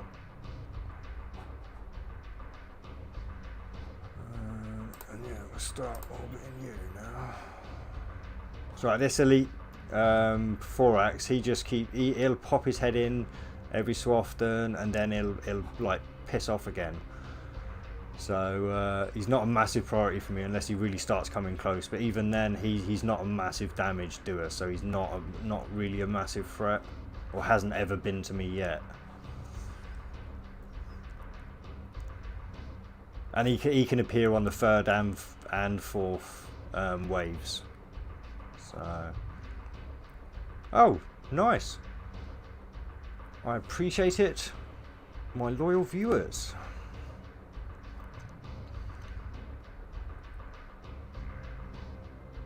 And if you're out there and yeah, you feel like you want to jump in the conversation, yeah, never be afraid. There's no such thing as a stupid question as far as I'm concerned. The only thing I would adapt that to is that there are silly answers. So yeah, I may possibly give you a silly answer, but there are no silly questions.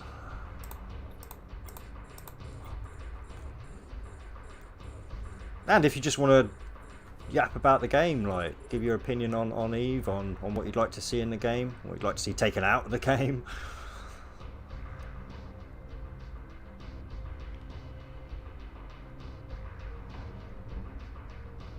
I mean, I have no affiliations with the developers, so you would only be voicing your opinion to the viewers and myself. But yeah.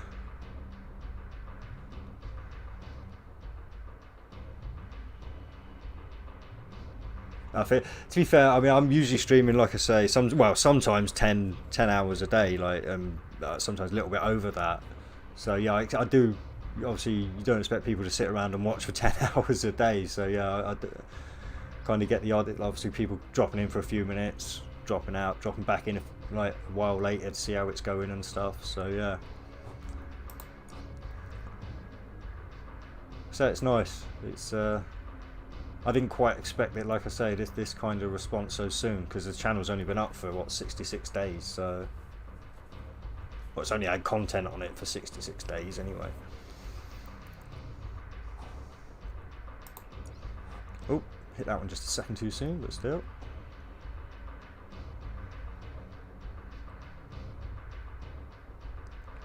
Nice.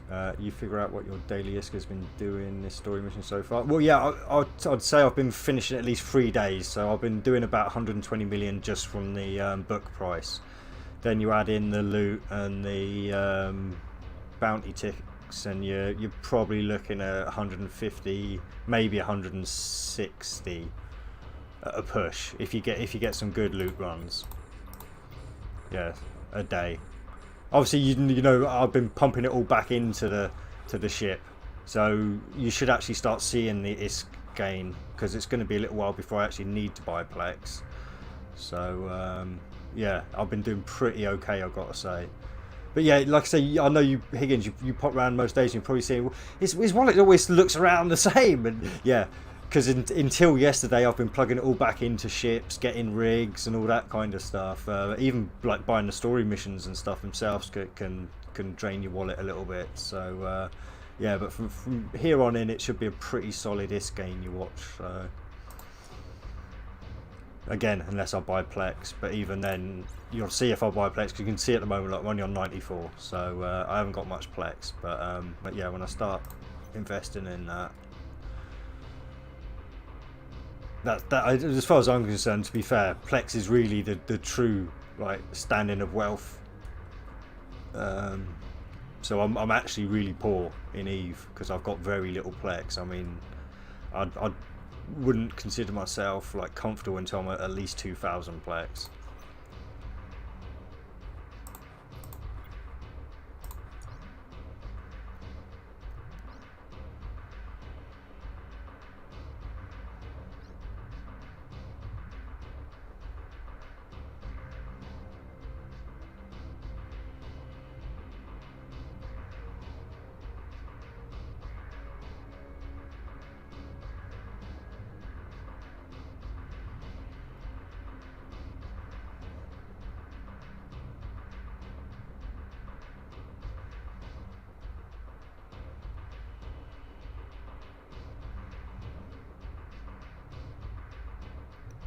Yeah, that's kind of the state I've been in up to now, Higgins. But like I say, at this point now I'm actually hopefully able to start just making ISK and not having to worry too much about buying ships and rigs and all this kind of stuff for a little while. Well, at least until I go up to tier 8 anyway. I'm hoping like for the next, well, in what, 30 days, 32 days, I can yeah, invest in Plex. Because like I say, as long as you've got a nice sum of Plex there, you're never poor, because you can always sell it and you're going to at least make your money back most of the time.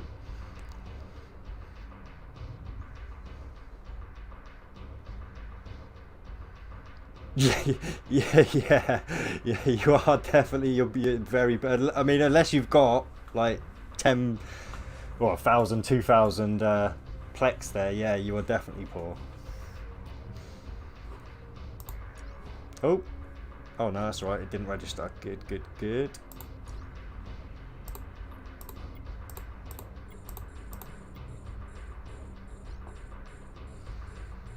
Oh, are you at least Amiga, Mr. Swift?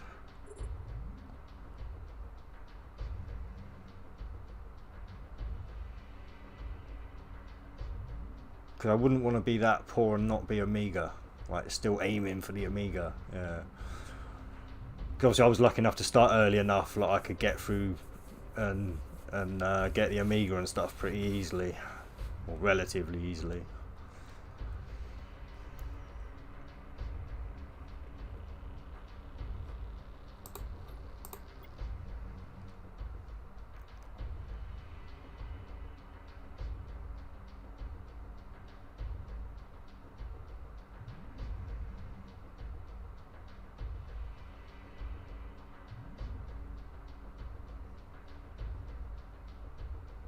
Oh, you're not. Oh, gutted. Oh, gutted. Yeah. Oh.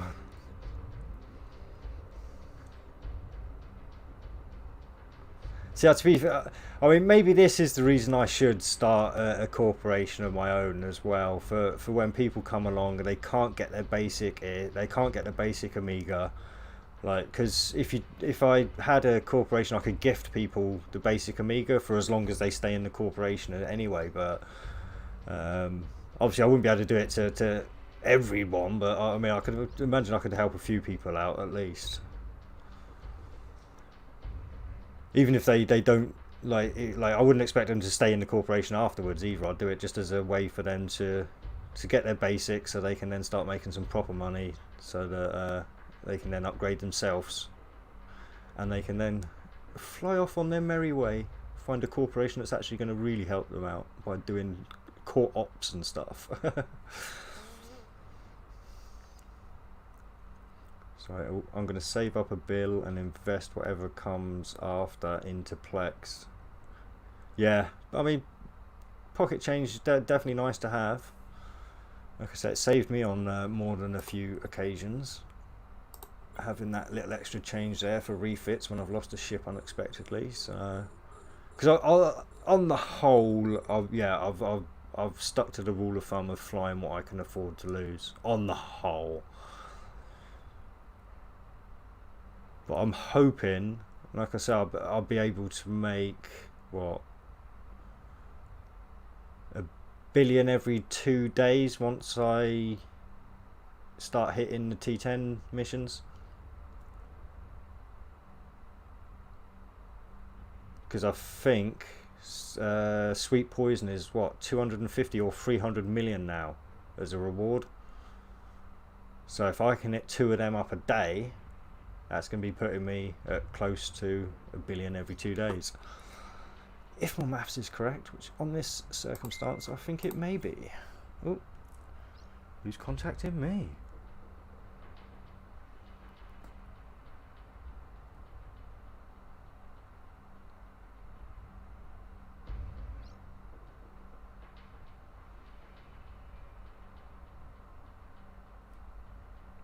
Oh, blast from the past.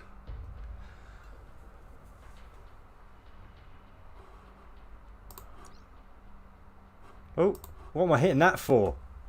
That's what I meant to hit.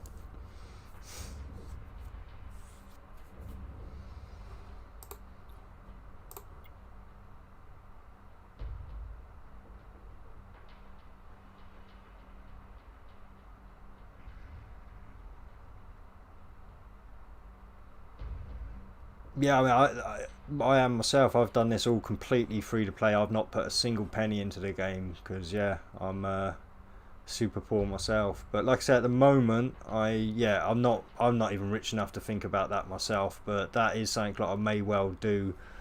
Like I say, if I start making the kind of money that I'm thinking from the story missions when I start hitting the T10s, like if I'm making a couple of billion every 2 or $1 billion every 2 days, then yes, I will definitely do that.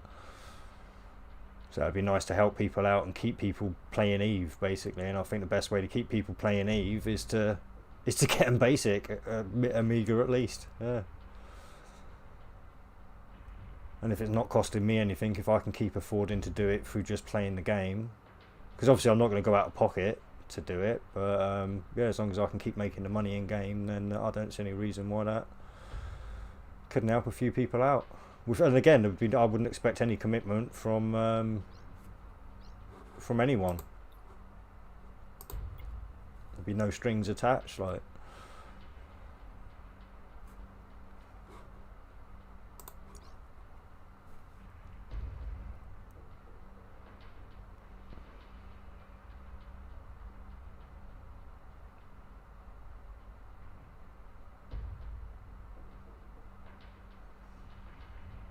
Yeah, there are. Like I say, yeah, gaming nowadays, the way it's set up, it really. Have you not watched the South Park episode where Canada does the mobile app? Go go and watch that South Park episode, and that'll explain exactly why people pay for games. It's amazing and funny at the same time.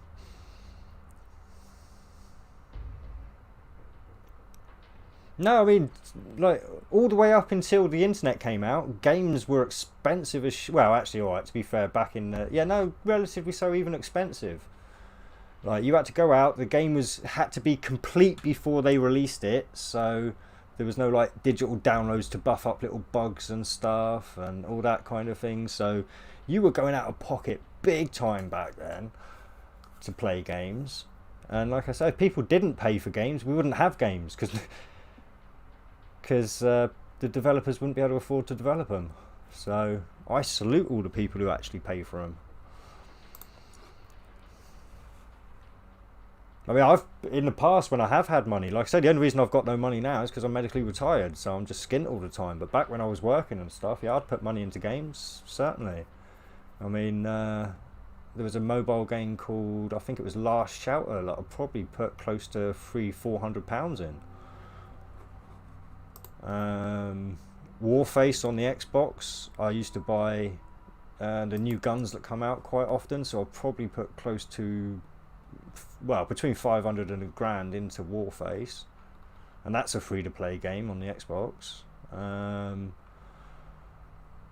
So I might as well go for one at 150 away and warp into it. But yeah, no, and like I say, if I start making money off of this stream, like, I'd be quite happy to send donations to the developers of Eve and stuff to keep them, to keep the game going.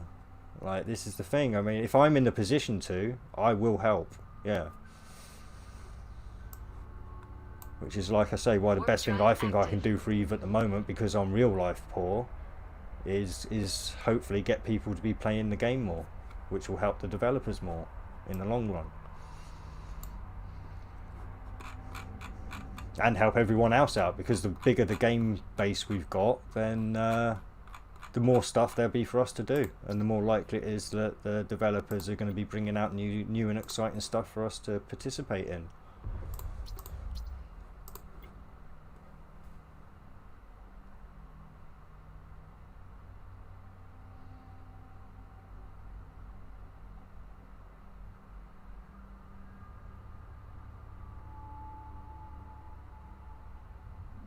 A rough estimate, so you're doing,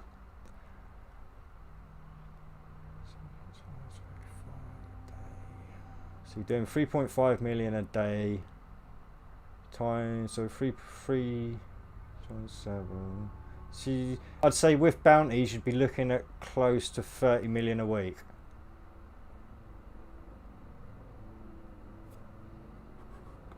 And that's a rough estimate, with, as you, well, you only asked the question a second ago, so yeah, as quick as my maths could do it in my head. But yeah, around 30 million a week. Have I done the math right there? I'm pretty sure I have. Although, actually, and loot as well, maybe even up to 50 million a week. I'm not sure what the loot's like. Oh, afterburner back on. Repairer's off. Pick up the stuff you're going close to.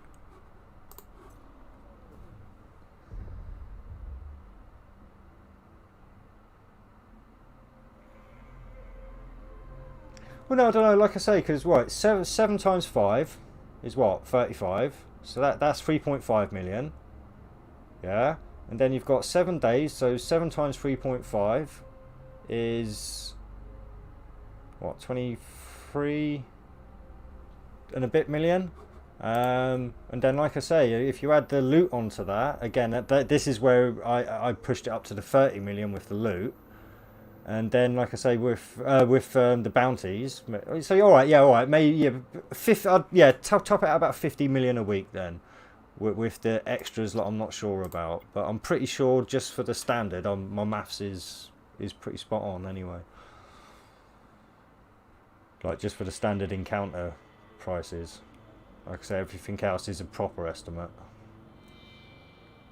I've not done them enough to know what the loot or the bounties are off them. So yeah, it was a it was a proper estimate, but yeah.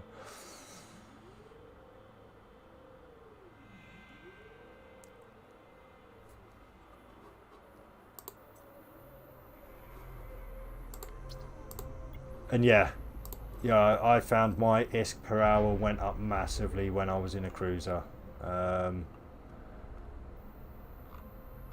Even just a standard cruiser, you don't even need like the Navy issues or whatever they're called. But yeah.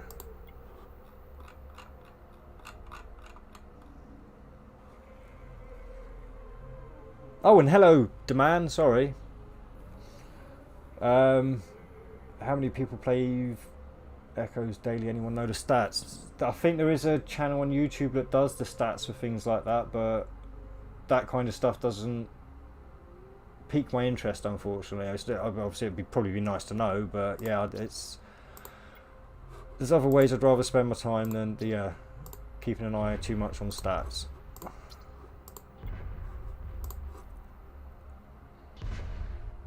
In fact, I mean, there's got to be some way to like app watch a site or something that, look, keeps an eye on things like that, surely. Or if there isn't, then maybe that's a business opportunity for someone out there. Start up an app watcher.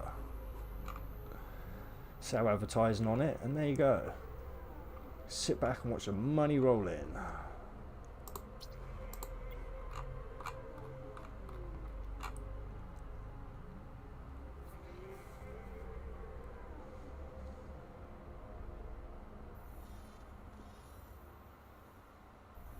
I've not tried a hauling mission yet. Yeah. Oh, so you've got the T6 Mallow already. So yeah, you'd be better.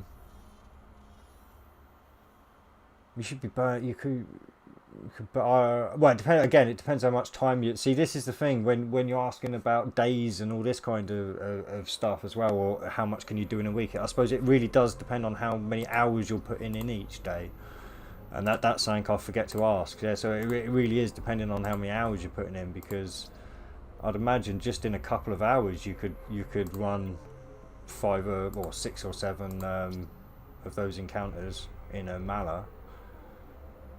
I mean, again, I've not done a lot of them since the update, but I can imagine you might even be able to get that done in say 10 minutes at most. So yeah, say 6 an hour, or all right, 3 an hour. Then we'll say 3 an hour to be on the safe side. Like I say, because I don't really know. So how many hours are you actually on for then? Oh, see, I love the update. I'm enjoying it, I've got to say. It's certainly well, all right. It spiced up the game for a little while. Anyway, it stopped me just doing Divine Redemption over and over again, and pretty much AFK in. Although to be fair, I set up brawlers more so I don't have to AFK, so I had a little bit more to do, but.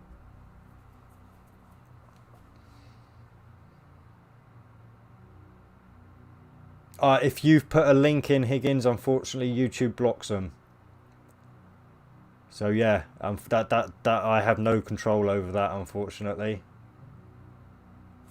Let me check. Oh, I'm on top chat as well. Let me check live chat before I say it's not turned. Yeah. No, I'm not seeing any links been put in, unfortunately. Like I said, that is right. Okay. Next time I have a day off, if it's any time soon, what I will do is I'll concentrate on getting a Discord server sorted out. So at least we've got a place where we can keep like a permanent record of things, and where you guys can post your kill mails or your sites to go and look at, or all this kind of stuff. So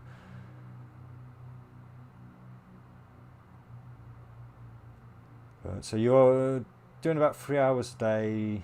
So you're doing about 9 a day. Obviously not doing it, I suppose, because with jumping around and all that kind of stuff as well. Yeah, you're maybe not necessarily concentrating on it. So Yeah. Yeah. Yeah, there's no reason why you can make 50 million a week off them.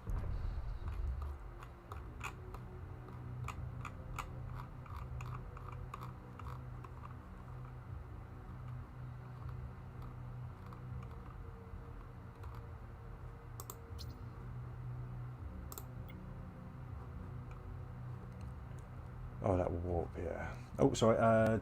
Takes me almost 20 minutes per 500k mission in regular carousel. Warp drive active. Alright, oh yeah, alright, so yeah, 3 an hour then is yeah, a better number then, okay. Definitely. So I think I'm probably, yeah, like I said, when it comes to the news encounters, I'm probably more still, my head's geared towards thinking about them pre-update and not post-update.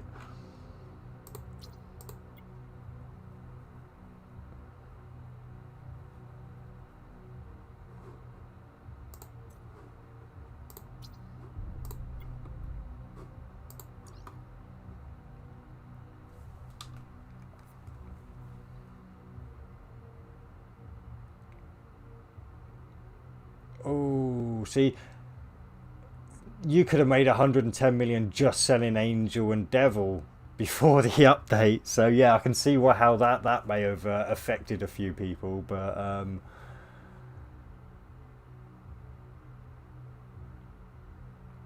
yeah, it's still it's free money as far as I'm concerned when you're doing those encounters and getting the story missions, because either you can do the story mission and get the money, or you can sell the story mission and get the money. So yeah, it's a great way of making money. And that's something else I didn't actually factor in, Mr. Swift. The fact that, yeah, you actually getting the stories and stuff from doing the encounters, so you can sell them as well. So yeah, when 100% Comatose says you're going to be making a lot more of that, yes, you should be making a hell of a lot more than 50 million a week, actually, if you add into the account that you're selling the missions, or maybe even doing the missions.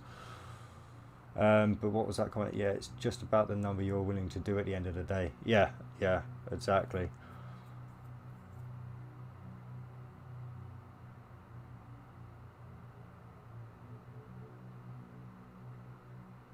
Could have made 140 selling Angel. Yes, all right. So yeah, your prices are probably more accurate than mine, but yeah, it was.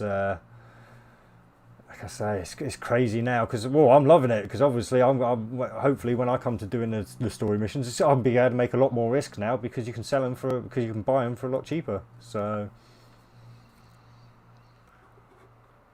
like I say, it's good news for me as far as I'm concerned. Just because most other people can't solo these missions, doesn't mean I'm not going to be able to.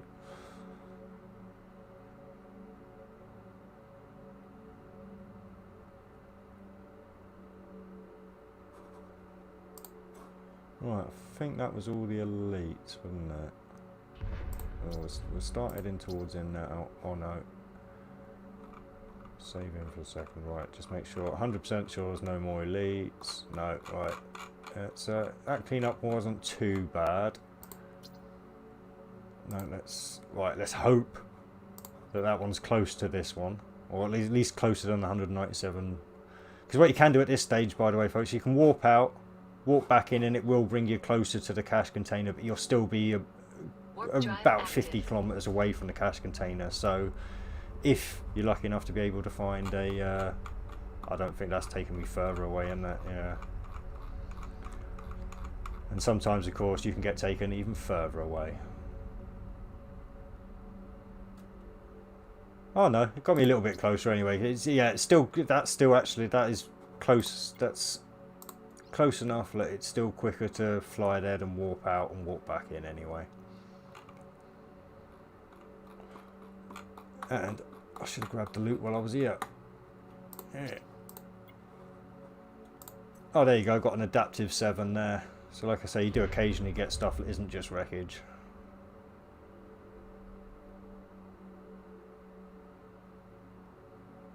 Well, I don't know, demand. There's still a little bit of stress, I think, if you're in low sec. Obviously, I mean, obviously, if as long as you're keeping the local open, you're probably okay. But yeah, I wouldn't say there's no stress.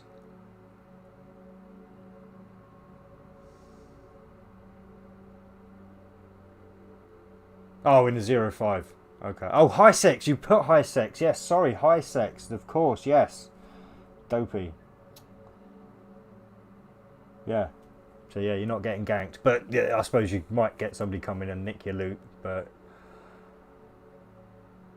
yeah, unfortunately, you will now, J1, because what they did is with the update, they basically upped the drop of the wreckage drops, I think, to make it look like things were dropping more loot. But they're not actually dropping more loot; they're just dropping more wreckage. So yeah. But again, that's good news for shipbuilders. Or blueprint makers, really. Yeah, the market has completely crashed at the moment. It really has. I'm surprised that Plex is managing to stay so high. I don't know how that's managing to maintain its value at the moment. I would have predicted with the market crash for the Plex to have crashed right back down again. I was expecting it to go down to at least the low 300,000s, but it hasn't.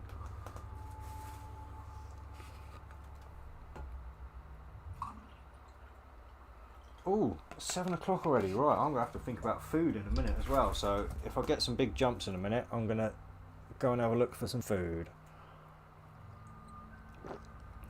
Although I did bought a couple of nice pink ice buns earlier. Yeah, look, let's tease you on the camera, look. Some nice iced pink buns. Yummy, yummy, yummy. My tummy, tummy, tummy. But they'll be for later after I've actually eaten some real food.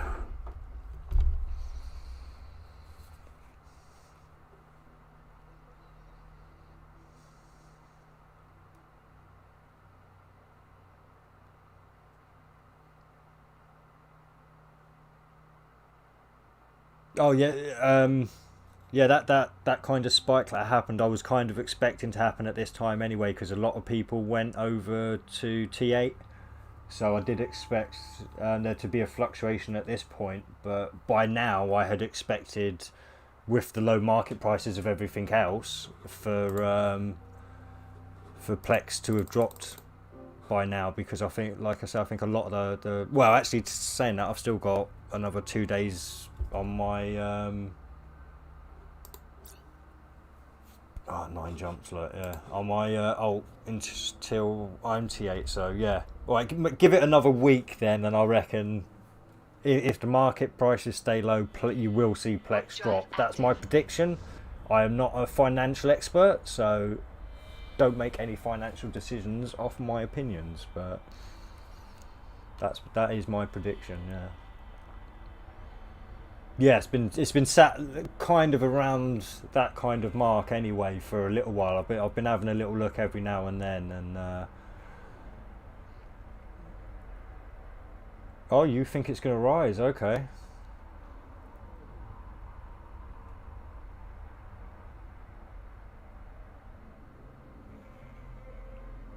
I mean, obviously, yeah. In the long term, overall, it's going to rise, but I do think there's going to be another dip until the market sorts itself out. When the market starts rising again, I would expect, obviously, yes, the Plex price to go back up again.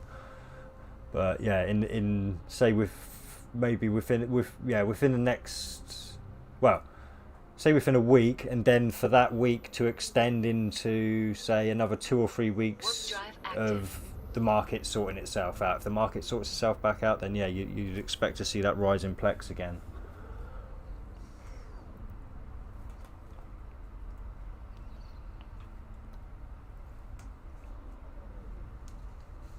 Yeah, no, like I said, and that would be the normal pattern. But what hasn't happened, at least on Eve Echoes so far, is the market hasn't crashed this badly before. So yeah, under normal circumstances, I'd say, yeah, that it would follow a normal pattern. But like I say, there is something slightly different going on within the economics of Eve at the moment.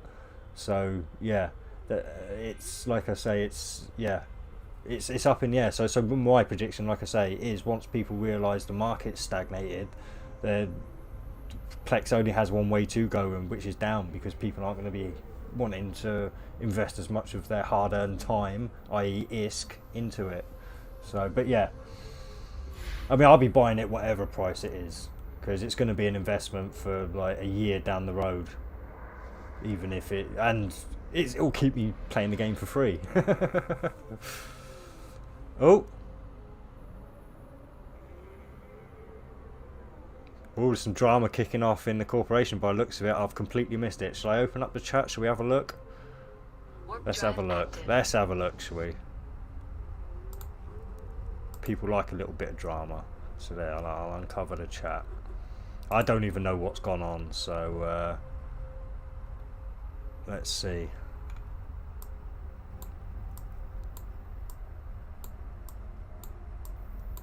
Oh bloody hell, I've missed loads.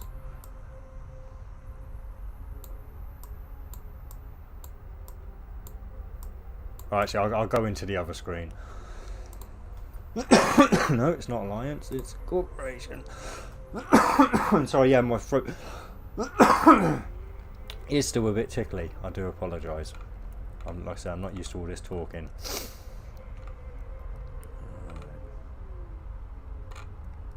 Right, looks like the shouting starts down here. Right. Maybe he is. We'll not try about that. No! I'll take it somebody's lost their forget. Yep, riding banana, skull. 3BK is out anymore. Okay. Stop saying that. He. It's the truth. Have you seen the guy's character? Who Colt is Doc. Kruger guy's things person. Idiot. Oh. Alright, it looks like it's not kicked off. It looks like it's just kicking off with yeah, there's a bit of shit going on with this corporation I'm in at the moment. Apparently our nullsec area has been moved. Obviously it doesn't affect me because I don't go into nullsec on this account. I'll leave that to my miner who's in Trimark anyway, so I don't have to worry about the politics that are going on here. But yeah, I thought it was actually kicking off, but no, they're just being they're just complaining about the circumstances that they found themselves in because we have a completely inactive CEO now.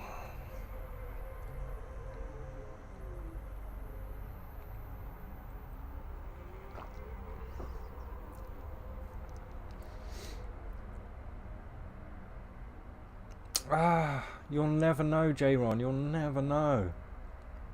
Like I say. So if it was a little bit of drama, just them having a go at each other, I would have kept it up. But yeah, I'm not gonna risk putting too many locations and stuff down, just in case the wrong people are watching. I don't want to be accused of sending out information that I shouldn't be.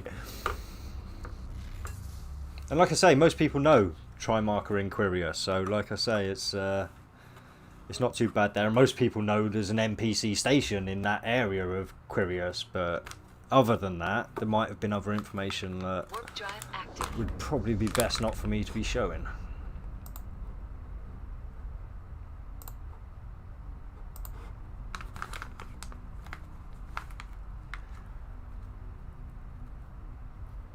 Oh, that's me saying I was going to go and check for food. Right, I will go and check for food in a second.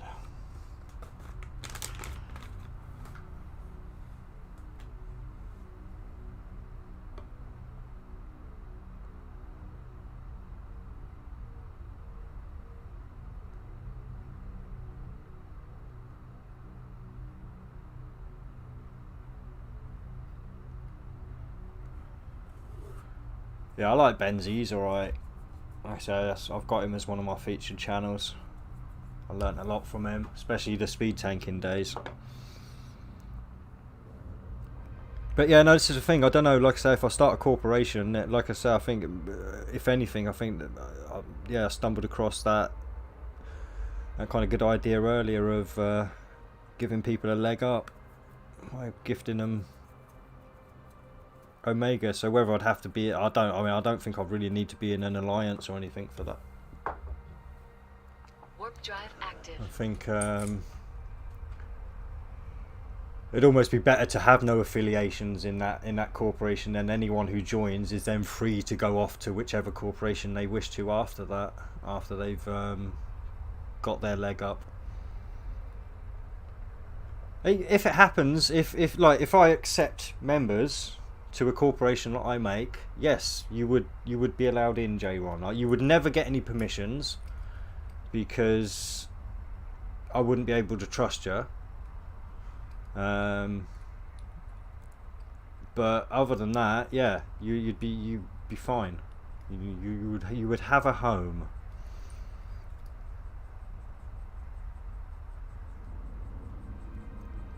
And to be fair, nobody would ever have any permissions, to be fair. I mean, because like I say, the corporation wouldn't be geared towards actually being a full-on corporation. It would literally just be geared towards getting new players a leg up to then go and spread their wings elsewhere. So why not? Because you're full of shit. You're in here saying shit all the time, and you've already been kicked out of one corporation for telling lies. I mean, trust me, I appreciate you, mate. I enjoy you popping round here. Like, I mean, I fully, like, admit you are my most loyal fan. But that don't make I'm gonna trust you. Sorry. I like you. I don't trust you.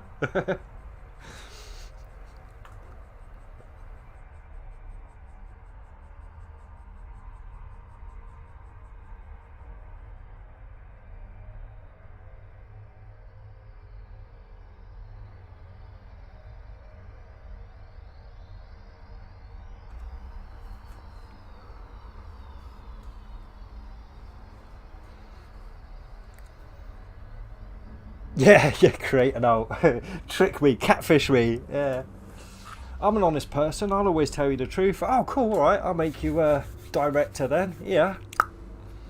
Oh shit, where's my clan gone? Oh no, he's nicked all my money. Oh bastard!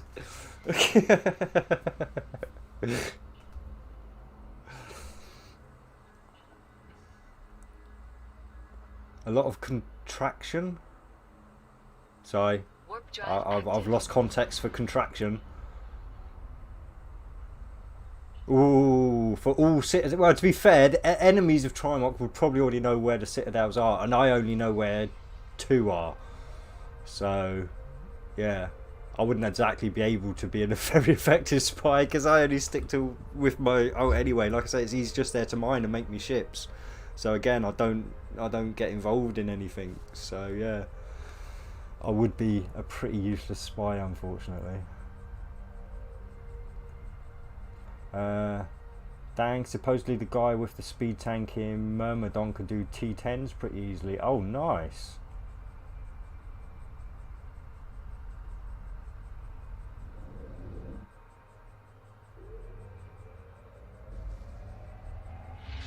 Nice.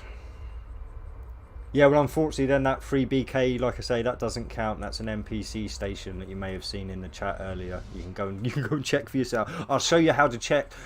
If anyone's not familiar with how to check where stations are, anywhere in the map. If you want to know if there's any stations up at Cobalt's Edge, you go to Cobalt. Oh, wait there. Oh yeah, this is that area that's not open yet, isn't it?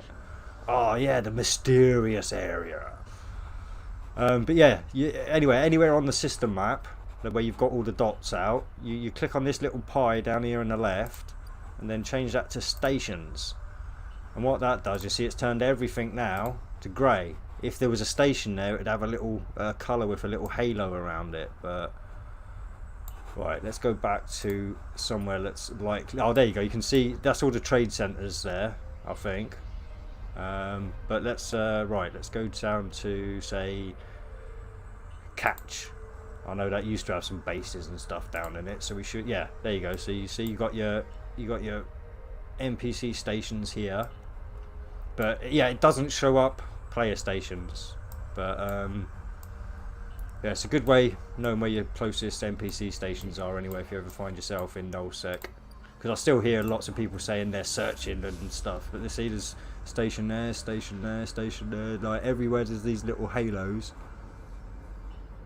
Like that's an NPC station of some sort. So I mean, I think you can change that to just have the interstellar trading centres as well, actually. So yeah, oh there you go. That's the, so Buff, there you go. You can find out where all the interstellar trade centres are, even in nullsec. Yeah.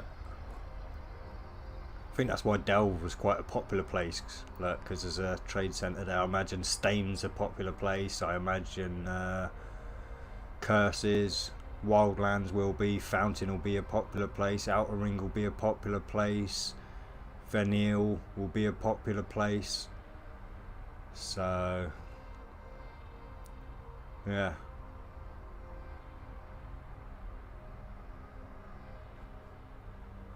Yeah, well, apparently, this is the thing. If you can believe J1, he was in Trimark and got kicked out for lying. So, yeah. A lot of contrast. You like him, but you don't trust him. Yes, oh, contrast. Yes, sorry. Yeah, I mean, there's plenty of people I like but don't trust.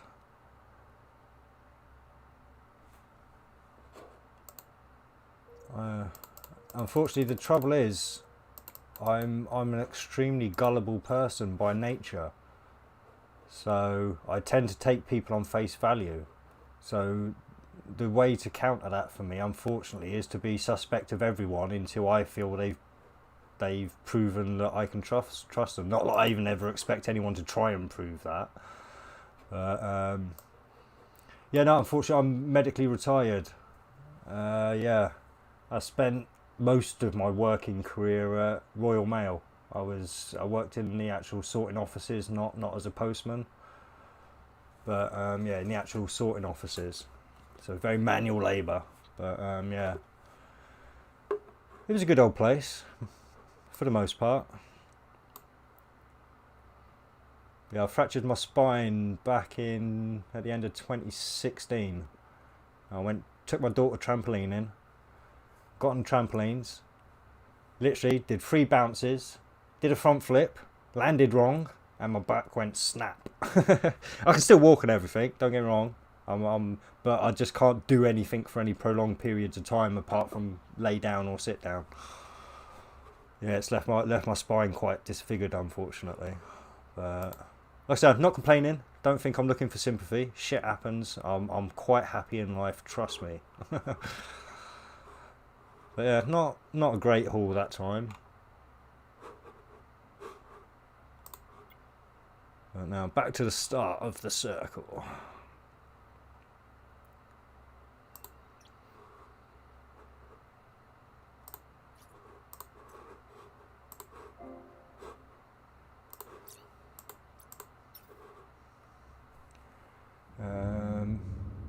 Sorry. So where does the money come from? Yeah, unfortunately, yeah, I'm one of these. What do you call it? Oh, what do they call them? Benefit scroungers. Warp drive active. But yeah, and it's I know the. What's the word? The propaganda is that people get paid tons of money when they're on benefits. I really do not. I mean, I get less than £300 a month, and if anyone wants to try living on £300 a month, you are more than welcome to try. I've never been this skint in my entire life because I've eaten through all my savings now. Unfortunately, yeah, like I say, I lived on savings quite comfortably for a good few years. So yeah, don't think I was like this poorness is a relatively new state, unfortunately.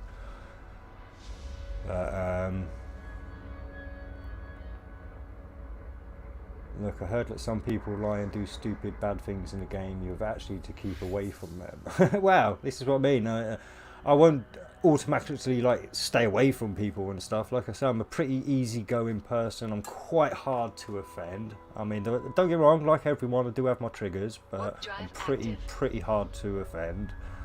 And yeah, I will treat people as I feel they deserve to be treated, whether that's good or bad. So yeah, and I don't know. I mean, obviously it's hard for me to lie about game things on this account because I'm live streaming everything I do. So yeah, I mean, I couldn't imagine like me turning into a game liar. In real life, I don't see the point in lies because you never really lie to anyone else. You only ever really lie to yourself because most lies are self-evident to most people, if you get me. yeah, like I say, I'm broke now because yeah, I'm out of savings, so I'm literally relying on like the £300 a month that the benefit department gives me. Warp drive active. I mean, don't get me wrong, I am trying. It's not like I'm just sat here going, "Oh, boo-hoo, I can't do anything." What you don't see me doing, and why I usually get on quite late, is because I'm getting into resin art. I've been doing it for almost a year now, on and off. But I've developed a few. Oh, sorry, no, I live out in the country. About 7 miles from the nearest city, 2 or 3 miles from the nearest town.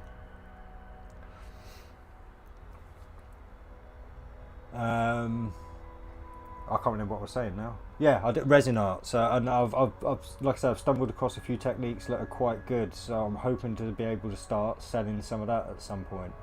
And even if it's not the arty stuff I do, even if it's the more practical stuff, because I can do like coasters and like bowls, trays for people, just ring bowls, wine stands, there's things I can do anyway. I mean, I would like to, if I do start making some money, like buy large amounts of epoxy resin, so like I can make like resin tables and resin chopping boards, and that kind of thing. But yeah, until I actually start making some money, that's well out of my range.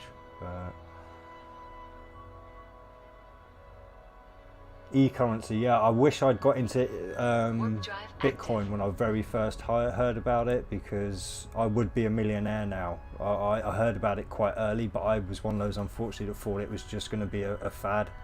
I mean, I'd heard it before it was even talked about in like newses or anything like that, and yeah, I turned down the offer to do mining, and unfortunately it's probably the worst mistake I ever made in my life. Because like I said, I would have been in at the very early stages, so I would literally be a multi-millionaire now if I'd got into Bitcoin. No, unfortunately I'm divorced. Wait there, am I being doxed here? Am I like people? Are you trying to get enough information to dox me? No, it's alright. To be fair, like I say, I have got another channel that I won't be advertising, where I've pretty much doxed myself anyway. Like, there are videos of me walking around my village, like literally from walking out my front door, so it'd be very easy to find me if people wanted to. But yeah, no, I've just become a granddad as well. Yeah, my eldest daughter has just given birth. Well, not just, but warp drive active.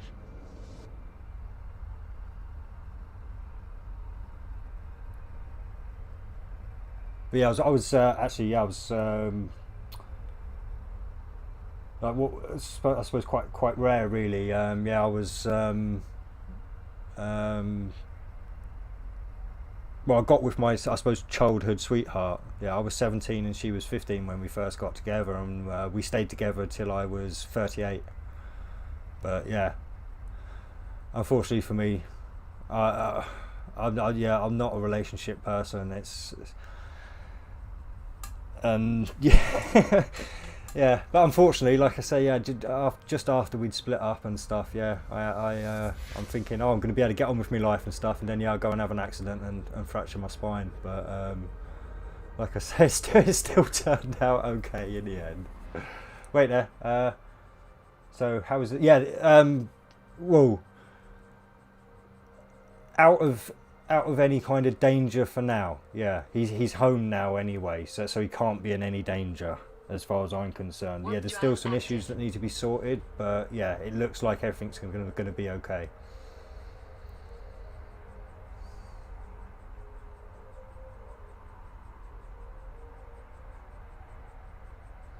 Yeah, and again, no, please, I'm not trying to elicit sympathy from anyone. Like I say, I mean, I'm one of these people that really thinks you literally get every single thing you deserve in life, good or bad, everything. Like, I mean, it's just the way of nature, the cause and effect of reality as I see it. So yeah, yeah, and then like I'm only ever making what would normally maybe sound whiny comments as observations rather than, like I say, trying to elicit any kind of sympathy. Yeah, now what's your mother's native name? Your first pet's name? Yeah. Yeah, no, like I say, to be fair, I mean, I kind of know the limits of what I should be saying about myself and what I shouldn't now. Because, like I said, I did have another YouTube channel for a good few years. So, yeah, I kind of, like, it was nothing major. It was literally, I mean, I've only had 500 and, what, 7 subscribers on it. But, yeah, I used to join a lot of hangouts and do lots of talks, and we was all into the conspiracies and that kind of thing. So I've stepped well away from that now. I got caught up in a little bit of a cult. So yeah, I'm doing what I enjoy doing now, which is gaming. I mean, I've been a gamer since I was a little kid as well. So I mean, yeah, I've literally grown up with games, if you know what I mean. Games have pretty much developed in my lifetime. I was born, not giving you the exact date, but yeah, I was born in 1977. So yeah, like as you can imagine, I've kind of grown up hand in hand with games. All right, I know they came out a little bit sooner, but you know what I mean. So yeah, it's one of those things which is why I think there's kind of a fallacy when people still think that games are for children, because games used to be for children because it was only children that used to play the games, but then those children who, like future generations, has never had games, so they never grew up developing games. But those children that played games as children then grew up and started developing games for the age they were when they started developing the games. So yeah, games very quickly moved away from being a kids thing, in my opinion. Yeah.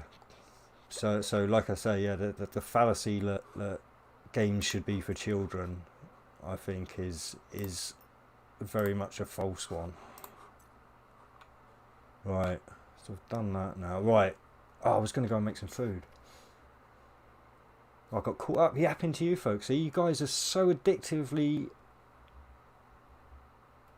What's the word? I can't try and think of the correct words sometimes, but they don't come to me, so I stumble. But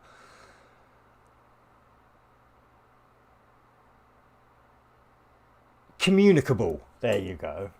Oh, that's a good word actually for these times, I suppose, isn't it?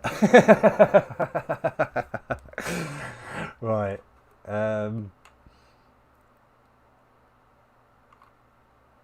Well, let's see how far it's going to be to jump to that, and I'll see if I've got time to go and get some food quickly.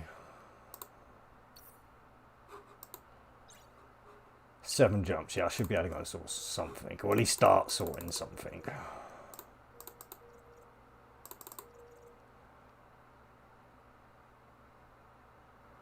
Oh yeah, like I said, I mean, I was playing games back. You remember the game with the 2 lines at either side, Pong, where you just put in the ball, one ba-ding, ba-dum, ba-ding, ba-dum, ba-ding, dum. Yeah, and I was a Tetris master as well. 242 levels was my best. And if anyone says they beat that, they're lying. Of course, that was on the old school Game Boy. But yeah, no, yeah. So I started off on like the old Ataris. Moved up to a Spectrum 128K, then onto a Master System, which I actually paid for myself.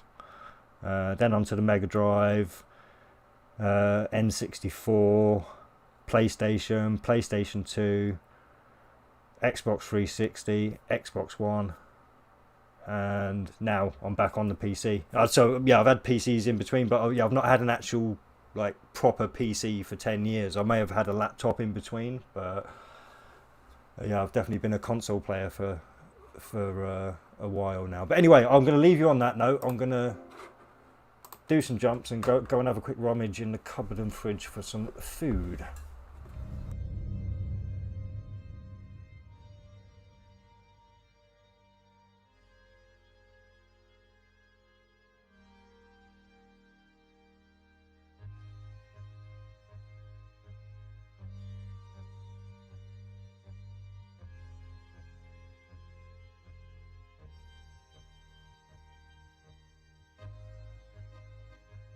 drive active.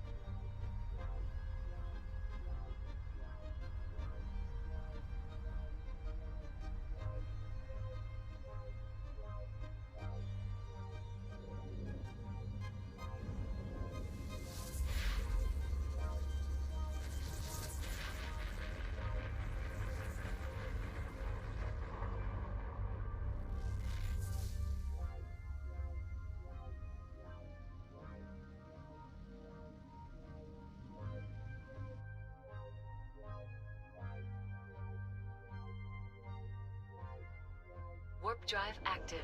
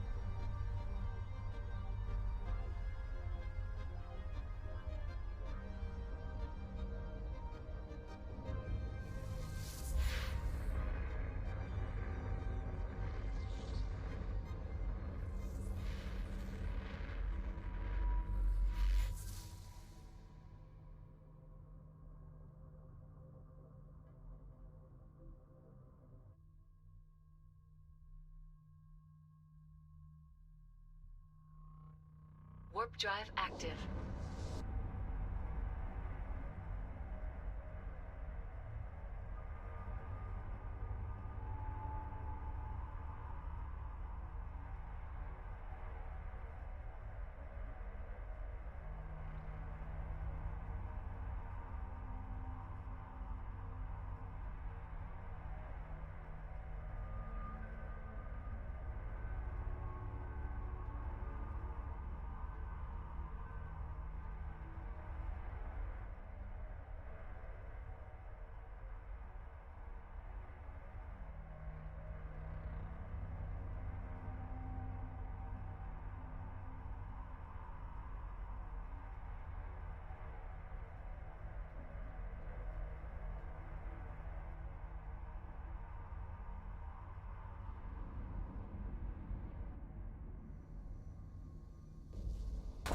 Oh, yeah, alright.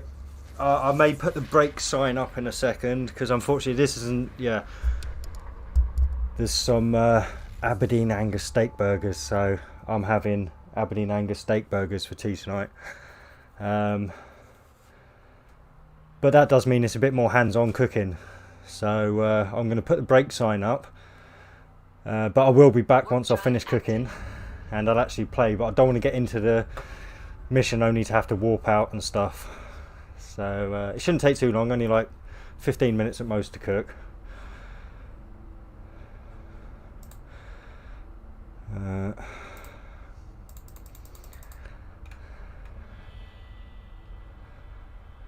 Yeah. And sorry, I will answer your question because it's going to take a second because obviously they're frozen at the moment, so it is going to take a second for them to start actually cooking. So I've got no worries to rush down at the second. But right, catch up with chat.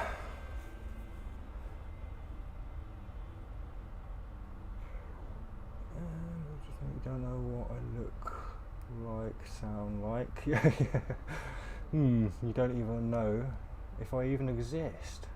Yeah, it's true.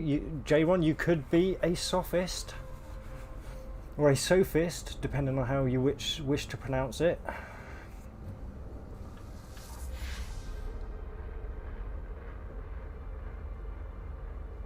The only people I trust on YouTube are Civ, Eternal, and myself. I would like to trust you guys. Yeah. Like I say, I mean, I'll be all right. Maybe yeah, maybe trust was the wrong word to use. Like earlier, I'll always be Warp drive skeptical, active. like I say. But yeah, I tend to. Yeah, I'm pretty good with my trust in the long run. Oh, I didn't bring any fuel. I took it out of me bloody. Look, I've just noticed. No bloody fuel. If I get stuck in that situation again, I'm probably screwed. Also, I will be going now. It's been fun. Eternal Echo. See you soon. Oh, cheers, Mr. Swift. Yeah, I definitely hope to see you soon, man. You definitely added to the conversation tonight.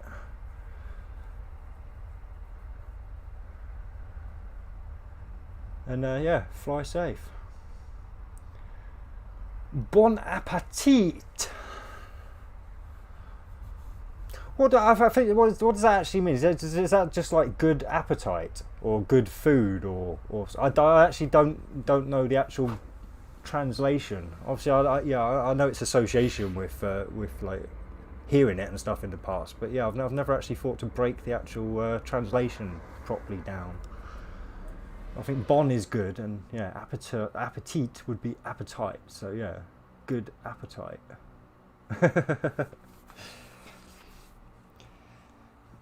Yeah, well, I'm cooking 3 burgers, so I've definitely got a bit of an appetite. Can't be asked with chips or anything, so that's hence why I'm having 3. Normally I'd stick to 2. Maybe have a few chips or fries if there's any Yanks watching. And of course, like I said, I've got those cakes for afterwards as well, so I think I should definitely be nice and fill up tonight. So I'll just, after we've got to the location, I'll cancel, and if there's a station, I'll go and get into the station while I go and cook me food.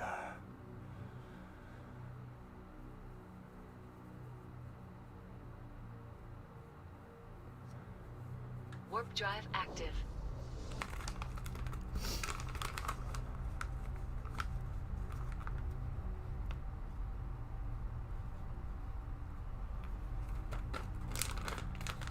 So it shouldn't be too much longer than 10 or 15 minutes once I go downstairs anyway. Well, hopefully within 10 minutes, because they're already cooking now, so...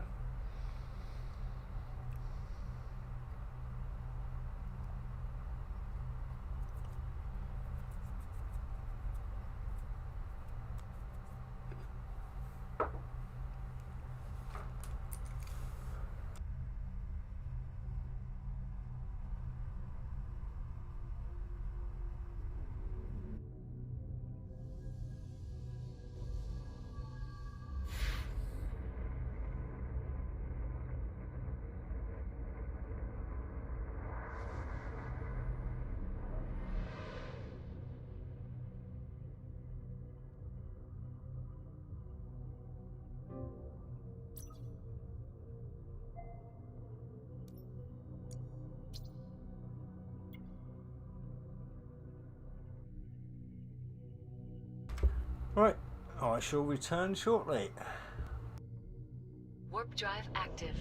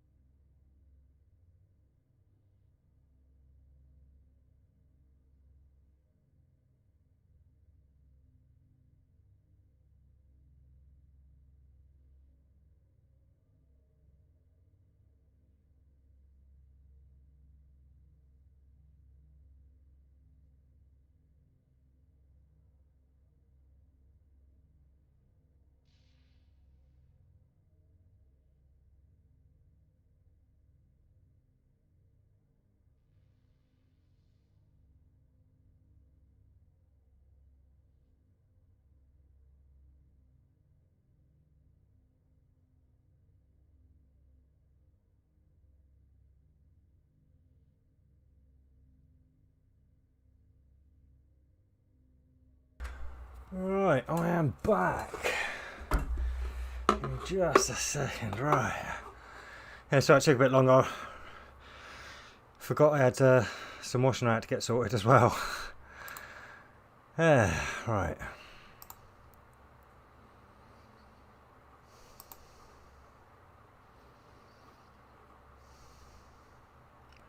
But yeah, I will stay muted while I eat, obviously, and I'm going to probably, well, find something to watch or listen to.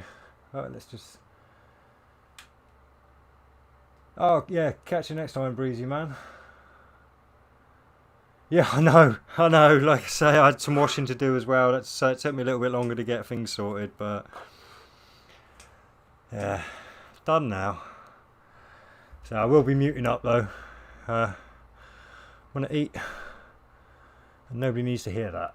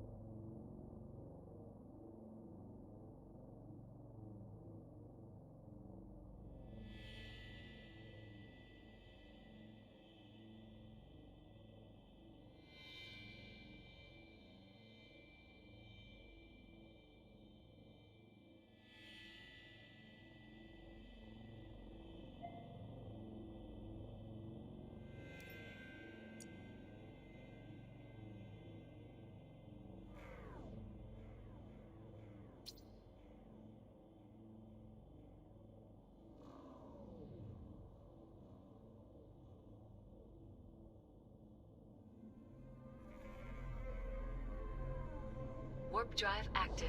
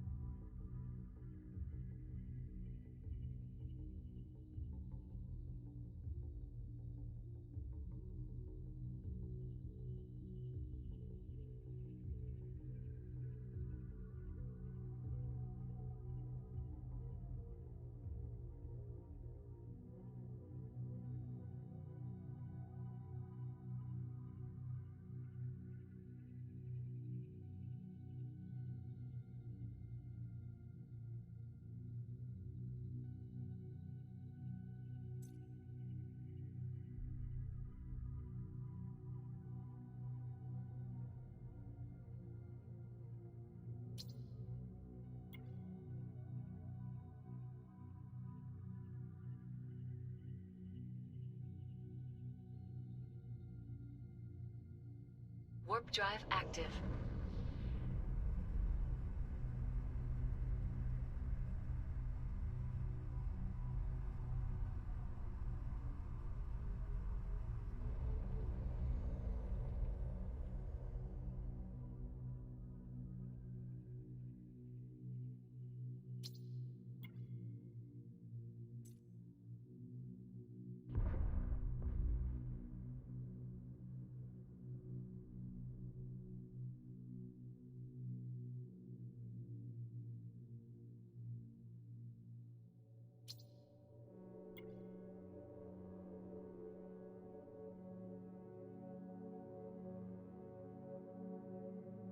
Warp drive active.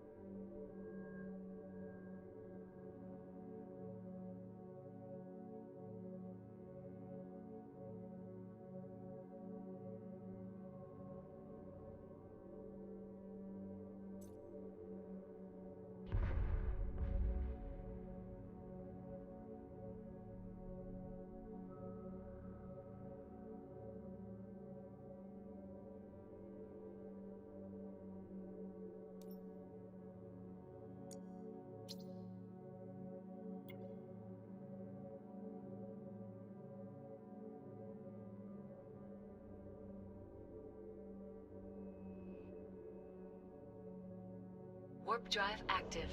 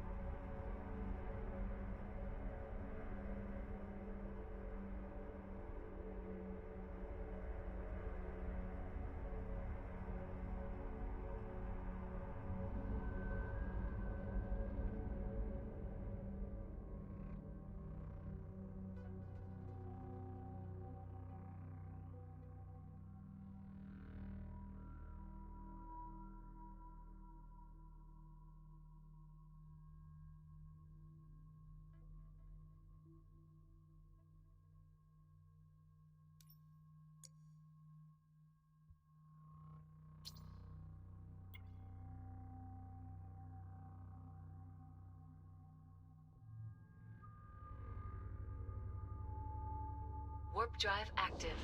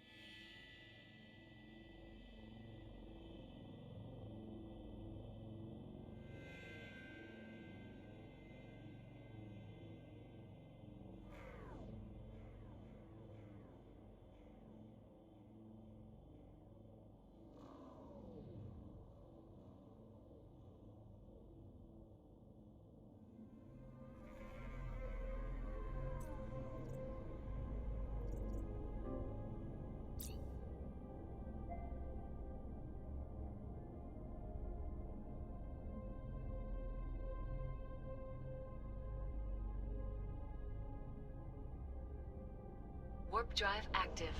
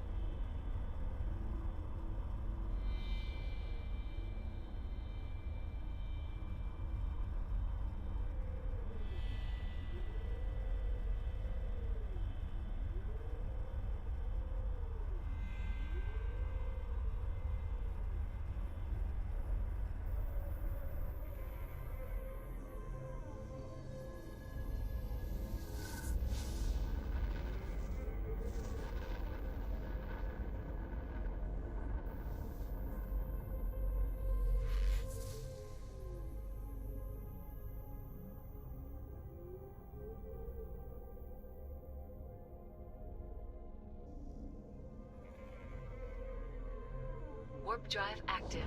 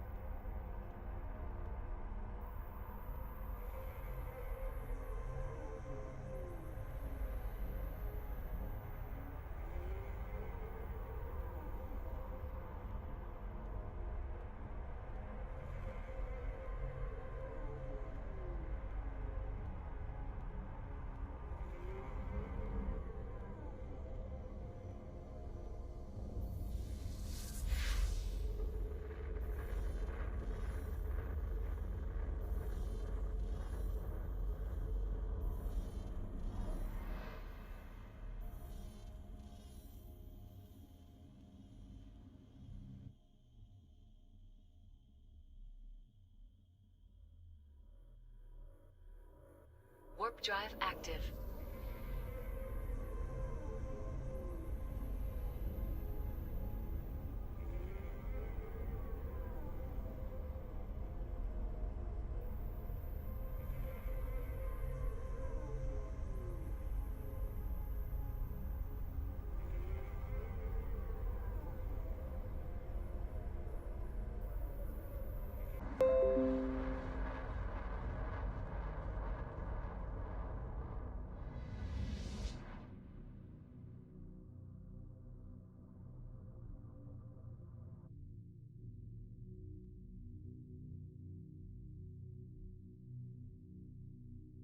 Warp drive active.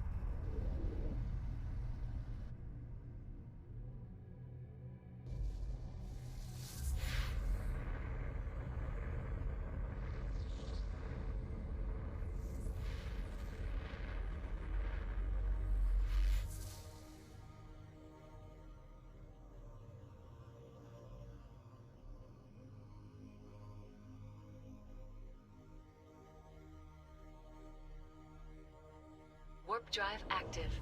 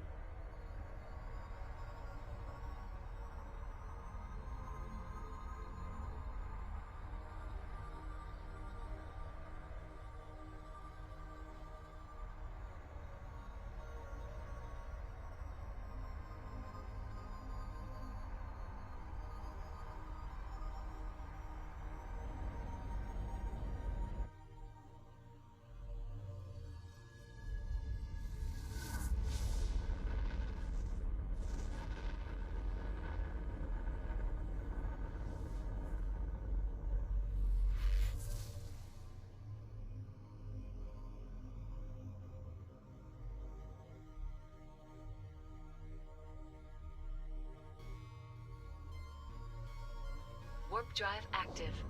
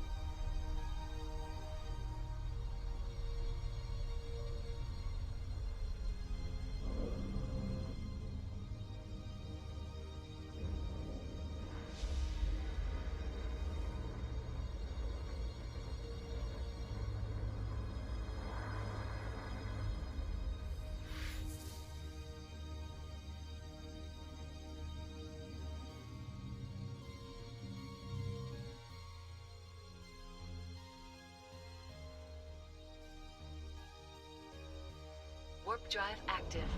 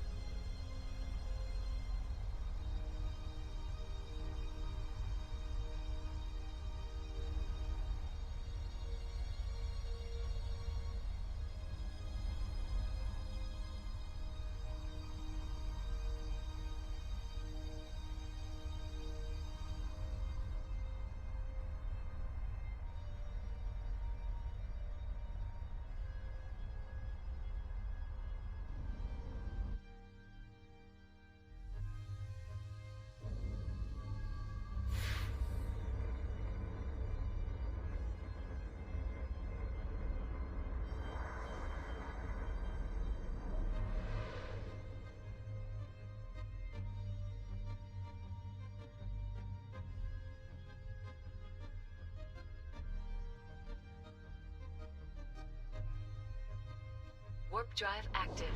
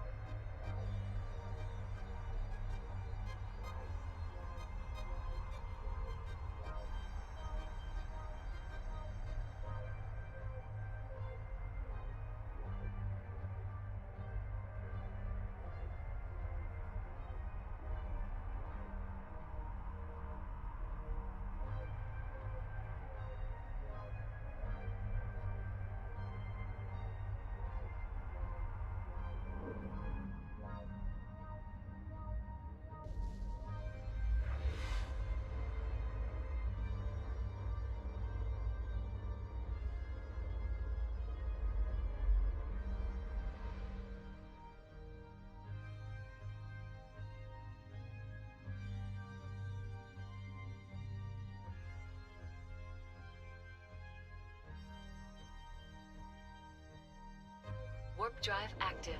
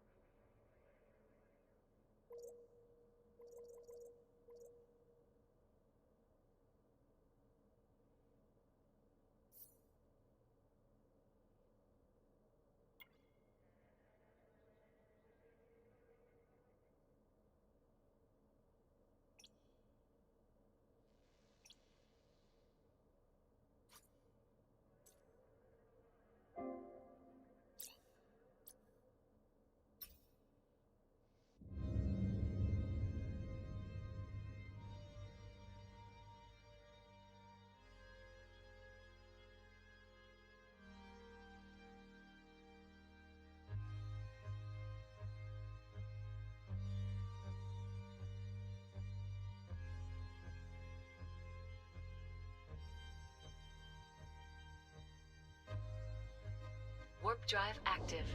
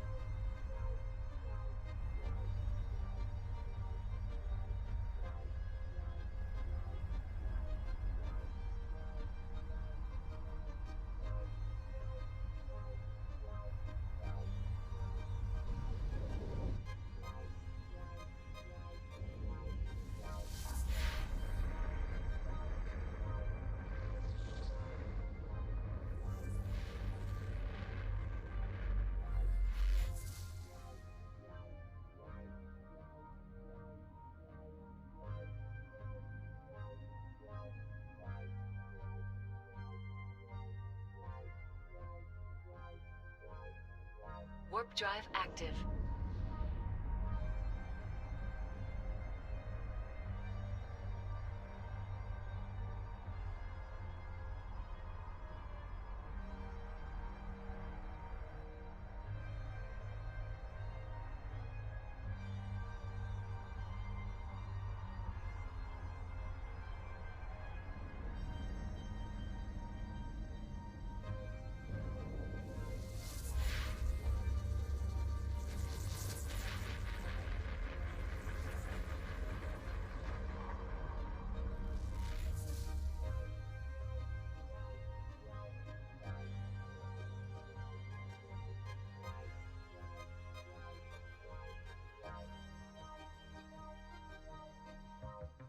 Warp drive active.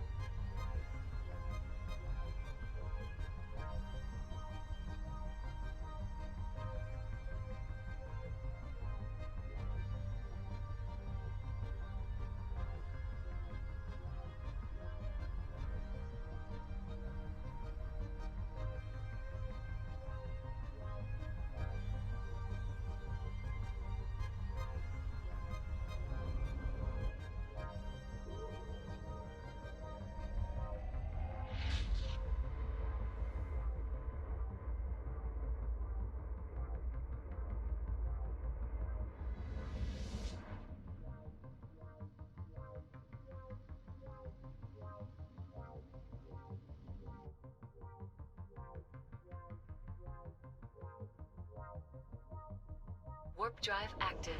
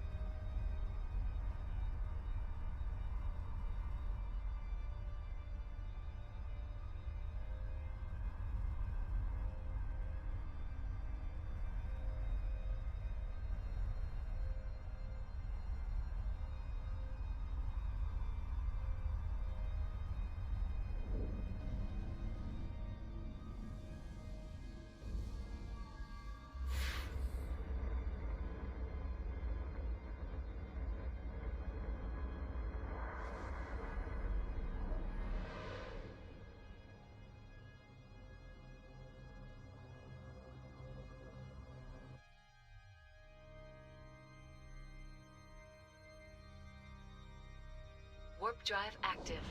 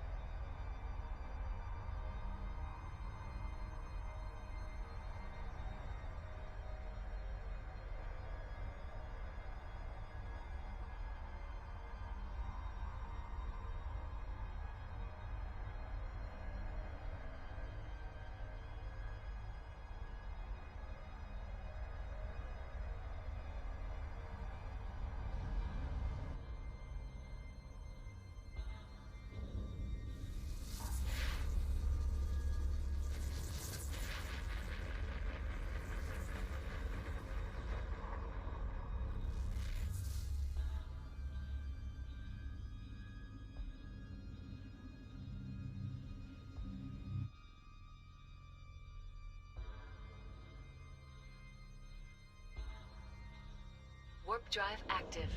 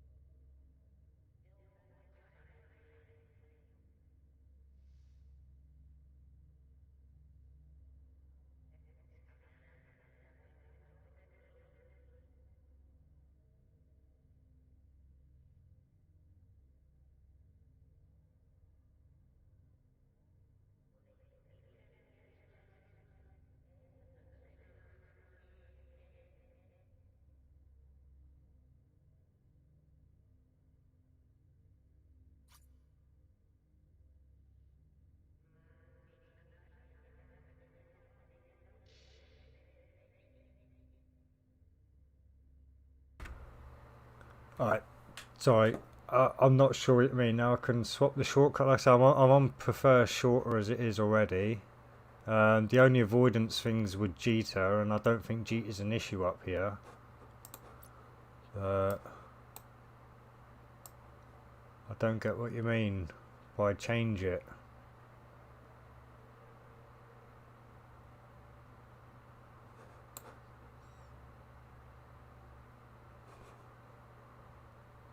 What, that screen?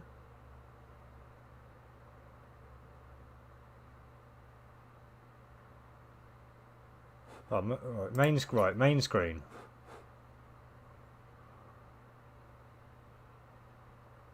Yeah, close all.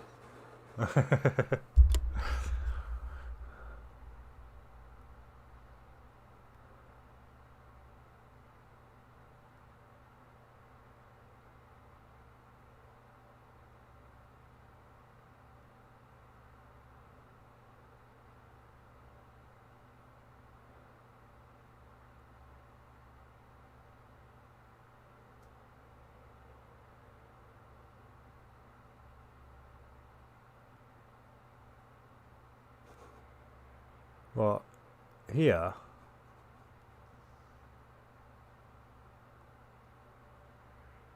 Or down the bottom here?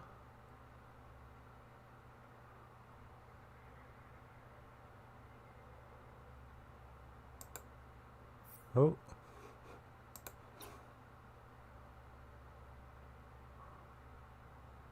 What, this one here?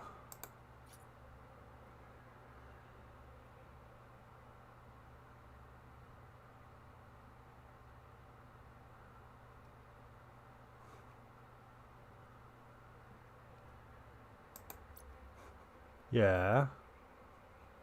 Oh, what, my system map?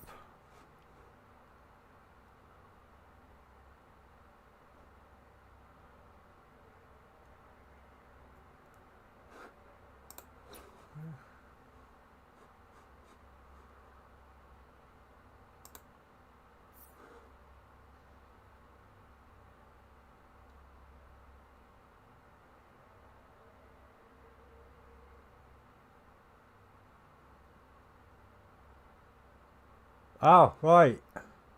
So I don't, yeah. So you're basically saying I don't need it there because I can do it with clicking this.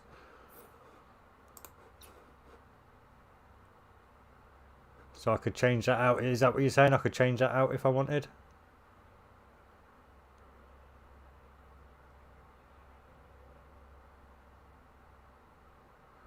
Can't even remember why I changed it to that in the first place, to be fair.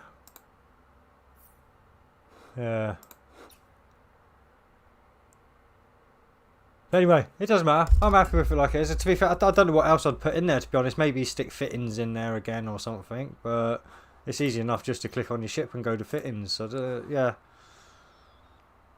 But no, thanks for that one. Yeah, I'll if I feel the need to swap it out for something. Oh, right. Oh, so you can put encounters in there. Okay.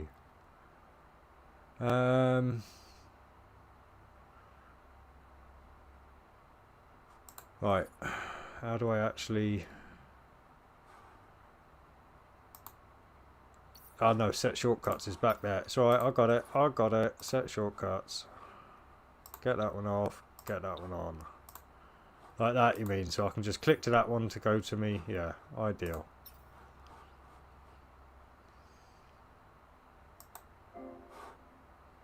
So it's been a while since I've changed that. It just took me a second to actually look at the screen and not just try and guess. But yeah, I've got it. Right. Cool. Right, well, I'm going to get back to my movie. Thanks for that one. Yeah, that would probably make things a little bit easier.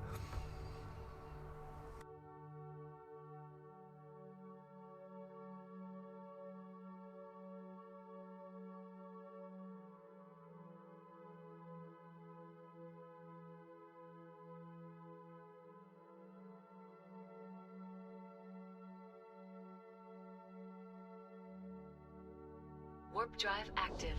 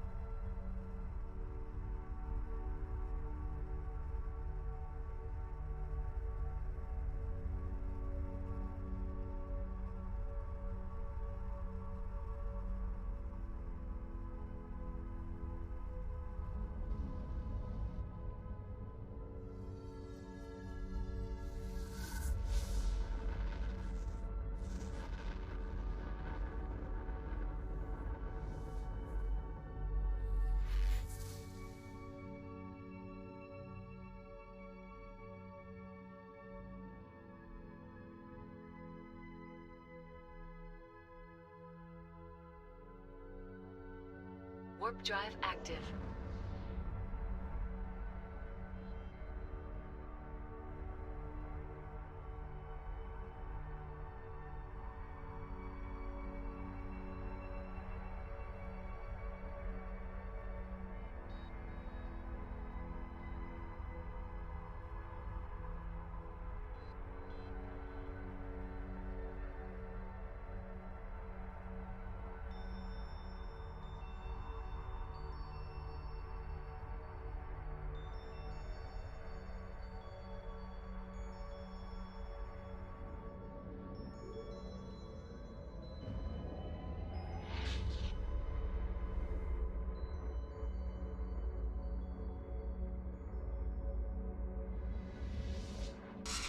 Yeah, I don't think it will be much harder. I just think it will be longer because there's two sets of battles. So yeah, it's more about time, I think. I think the award obviously will be higher, so you'll get more millions for your time. But like I say, you'd have to give that one a go. I've not actually tried it yet.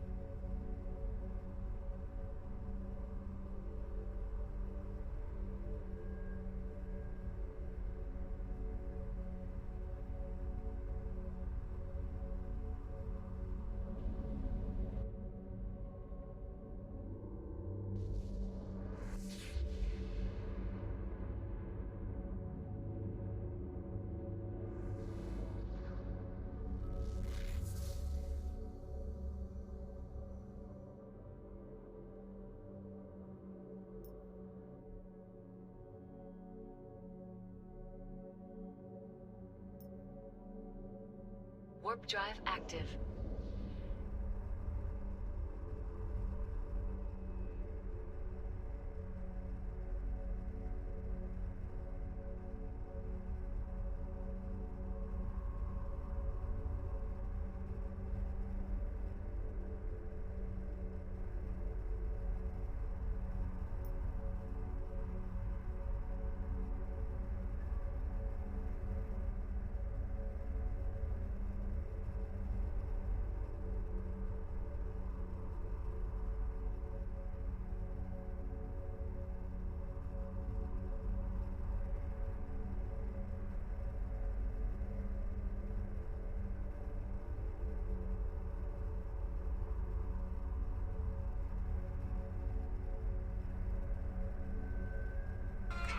Yeah, I'd say about that. I mean, maybe a little bit more if you've got your ship set up like I have, and you're in the right space, and the jumps aren't too bad, and all that kind of thing. Yeah.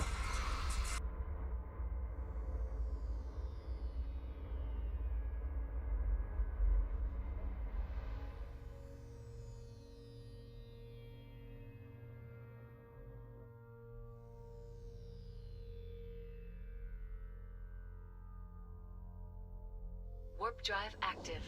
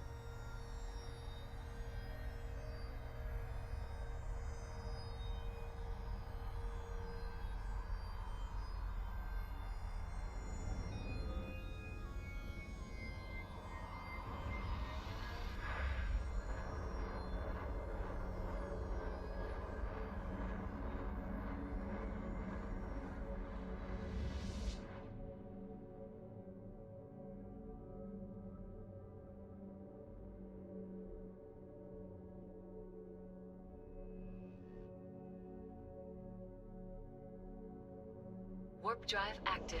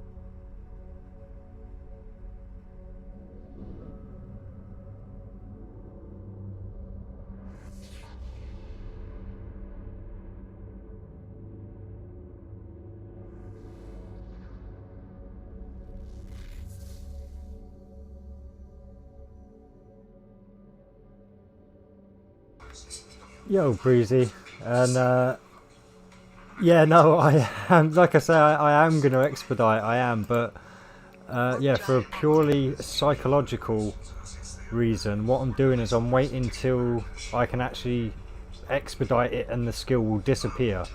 I know ultimately in the grand scheme of the universe it makes no difference if I expedite now or then, but purely for, like I say, a psychological boost to me, I'd rather expedite and see that skill disappear and move on to another one rather than expedite it now and still have to wait 3 days.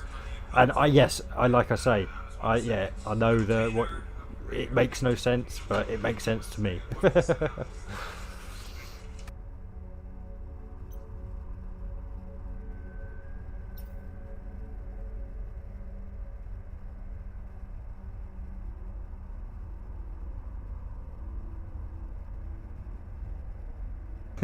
Yeah, no, yeah, no, not quite OCD, I don't think, but like I say, just purely for the psychological boost of clicking that button and seeing the skill go, rather than clicking that button and going, oh, I've still got to wait 3 days. That's it, it's literally purely a psychological hit.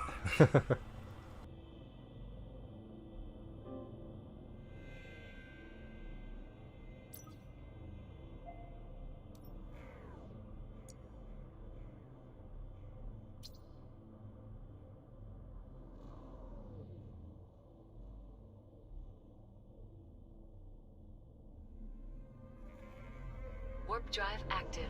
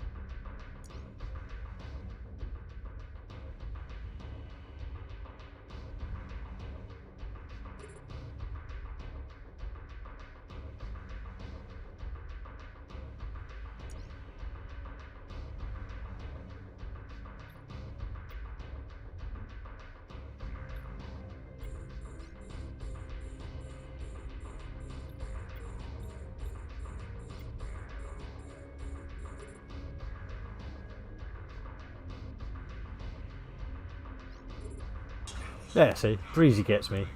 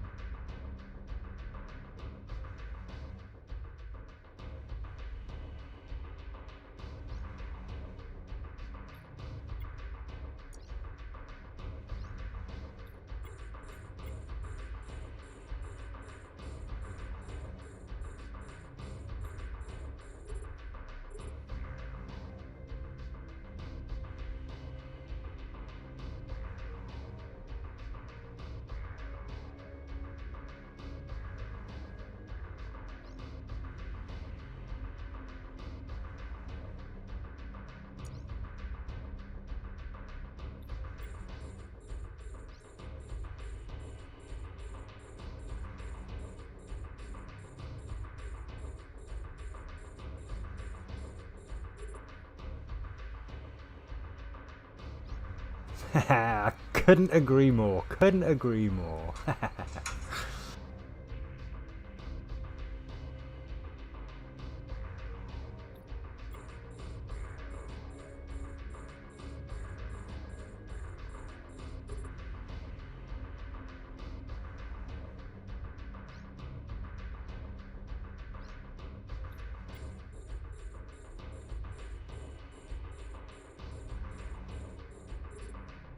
And a humongous heart back to my viewers.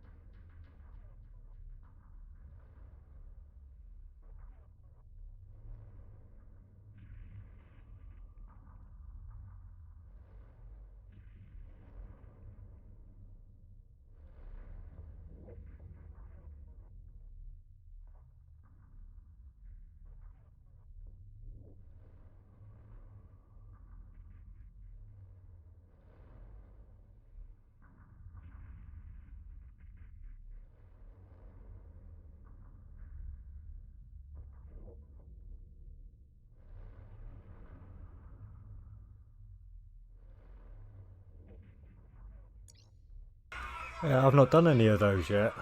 Like I say, it's part of the game I didn't really tech into, or skill into, sorry.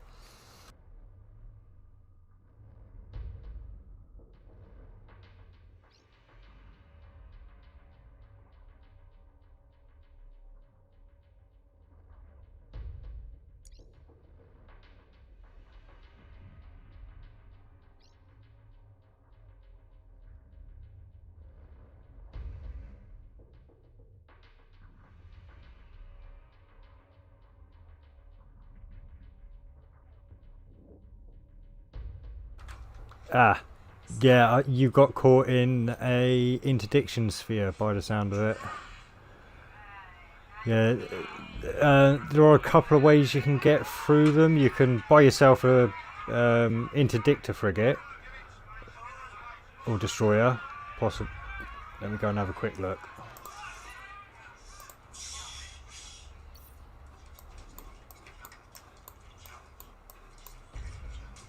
Obviously, you have to be T8. Yeah, Condor. No, not Interceptor. So what is it then? Is it? No. Where are the I thought the interdictors were 8. Am I wrong? Ah, Blackbird Interdictor. No, that's the one with the door warp disrupt.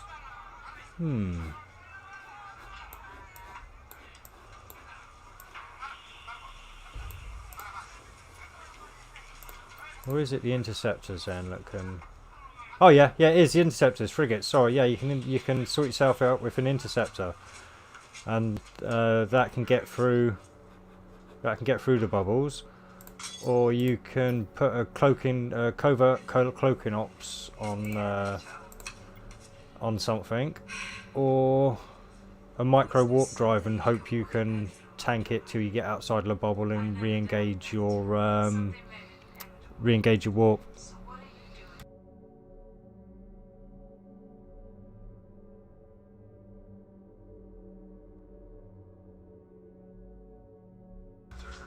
Hey, cheers CV man. Yeah, I'll catch you next time, man.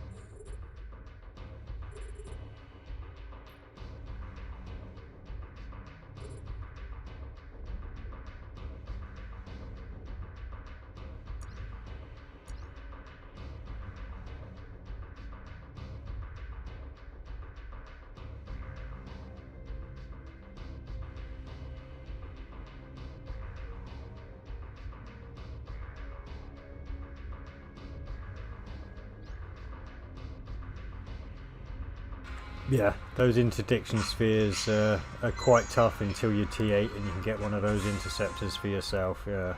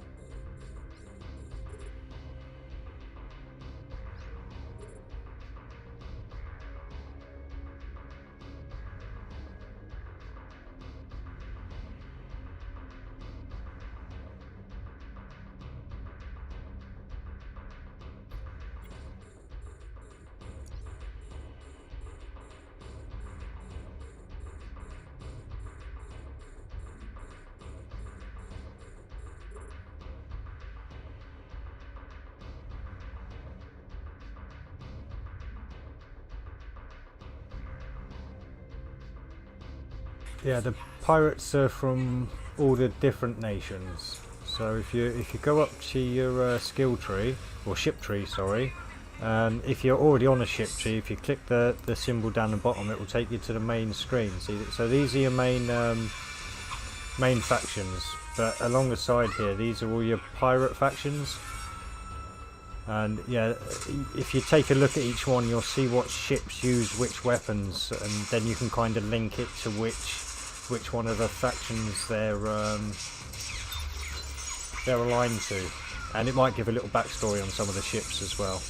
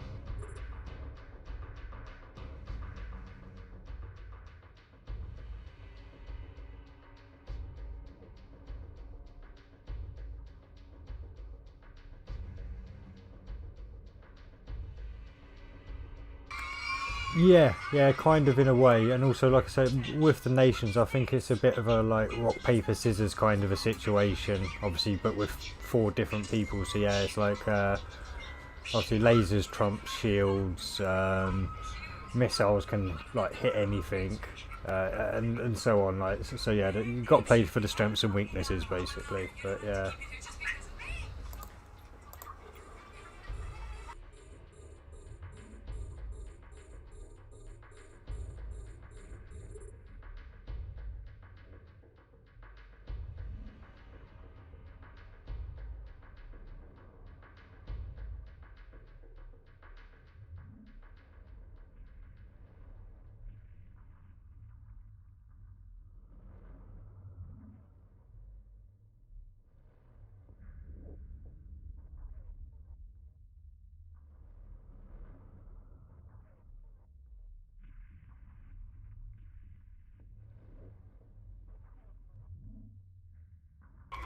Yeah, so like, sorry, I'll give you a proper example. It's like if you're flying a shield tanked missile ship, like a carousel or something, you probably wouldn't want to do Amarr missions because they'll just shed through your shield so much faster.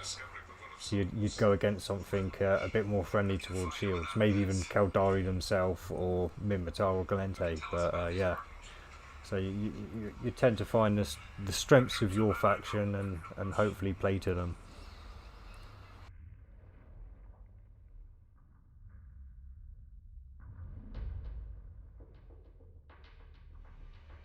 And even then, not even so much to your faction. It's what you choose to skill into, really. What ships you choose to skill into. So what you've decided to skill into. Yeah, play to those strengths.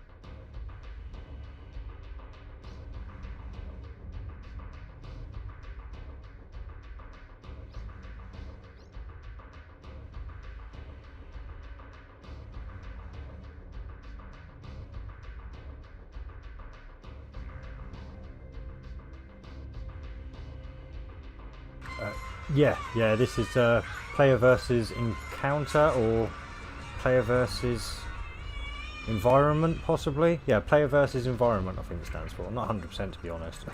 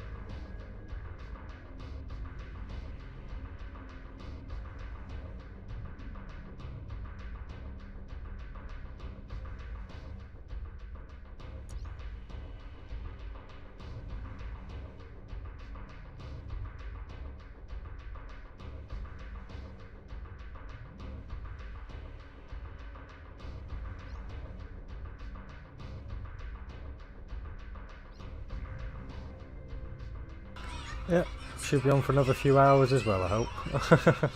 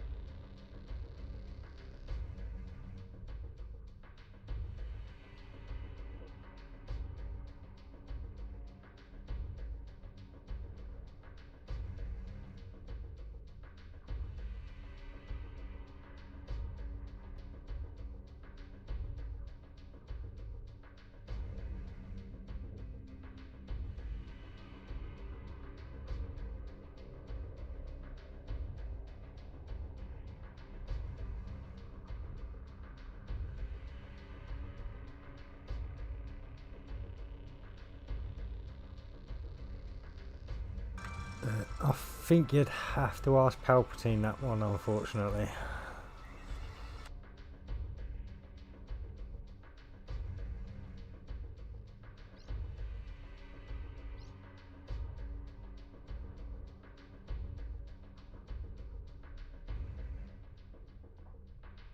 Or I suppose Darth Sidious to give him his Sith name.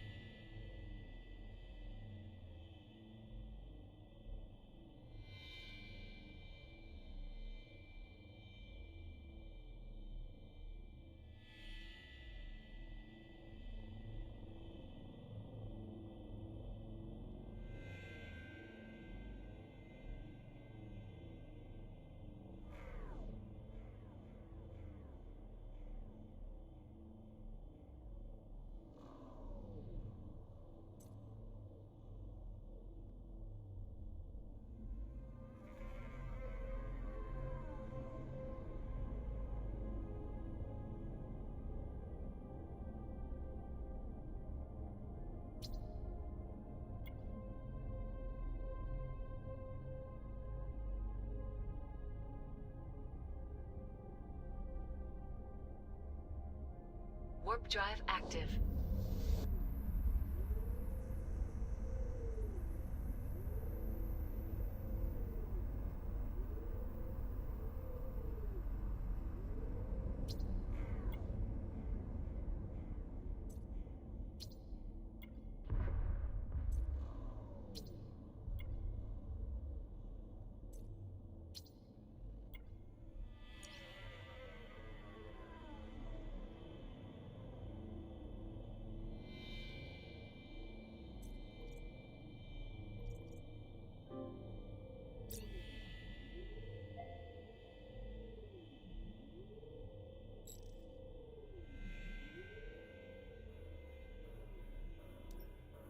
Warp drive active.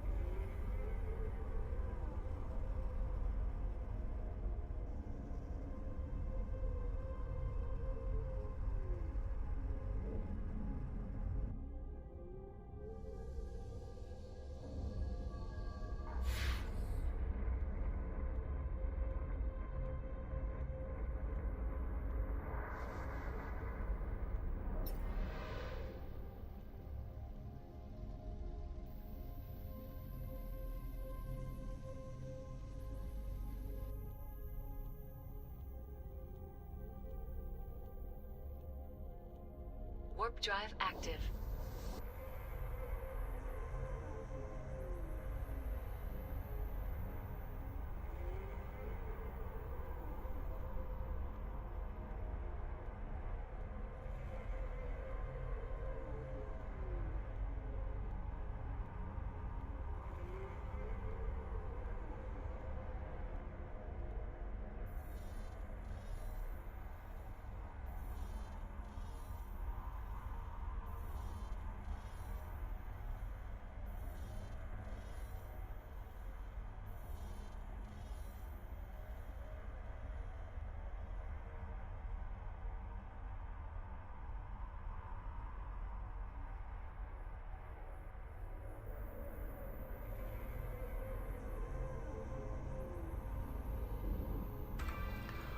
Nice one.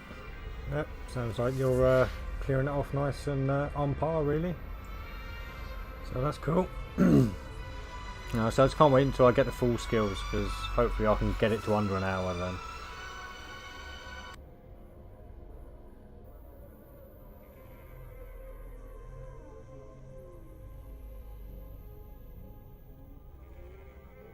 Warp drive active.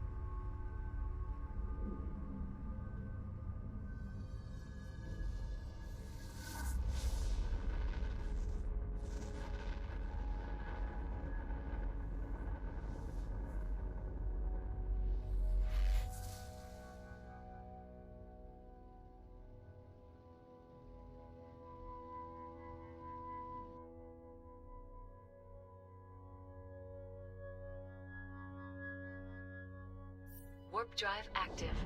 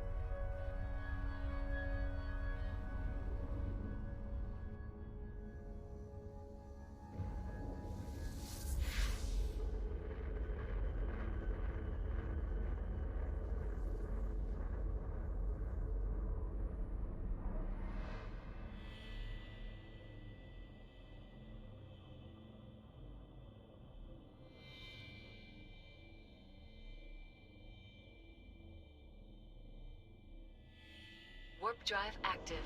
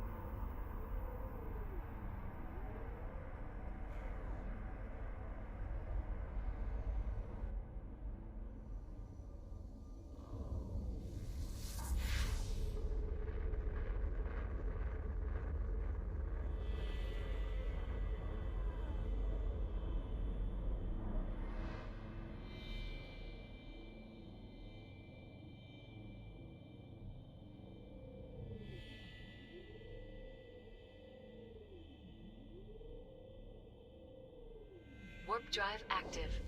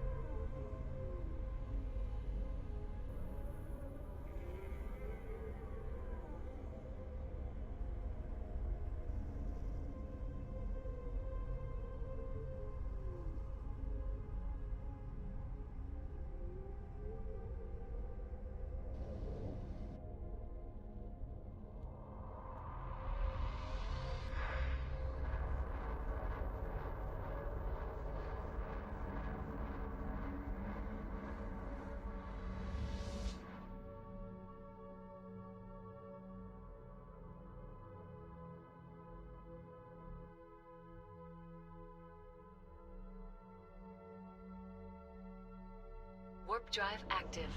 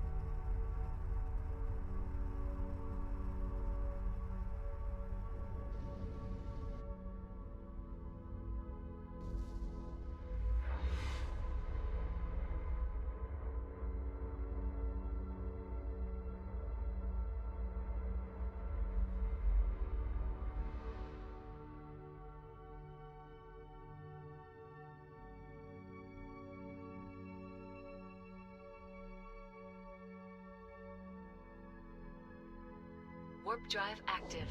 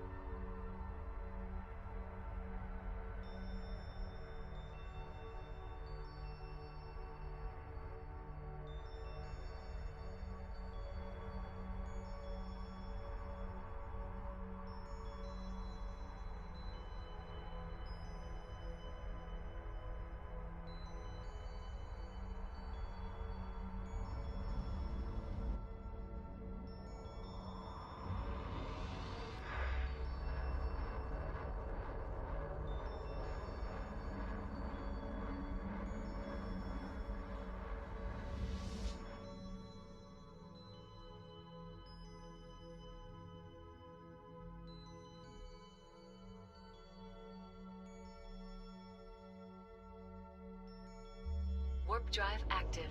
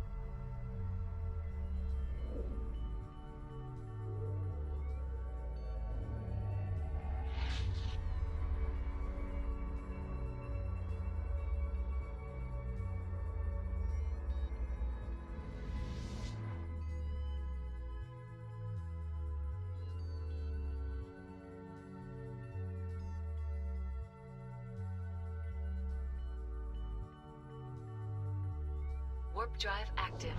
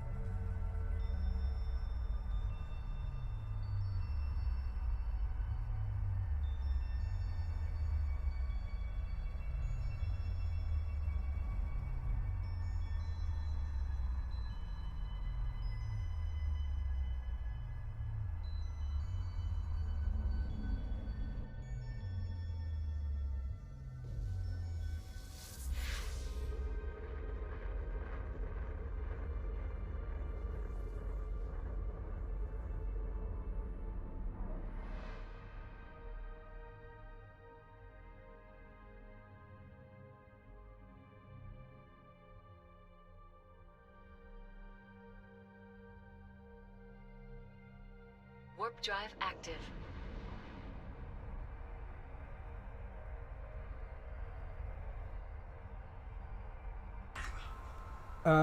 No, not so far. The actual story missions are relatively safe. I think sometimes if you go to the news encounters, it can sometimes put you like on a route through Nullsec, which you'll come across the gate counts. But yeah, like if Higgins says, if you stick safest route, most of the time it will avoid Nullsec. But if you check your auto route before you click play or go on the auto route, you should be okay.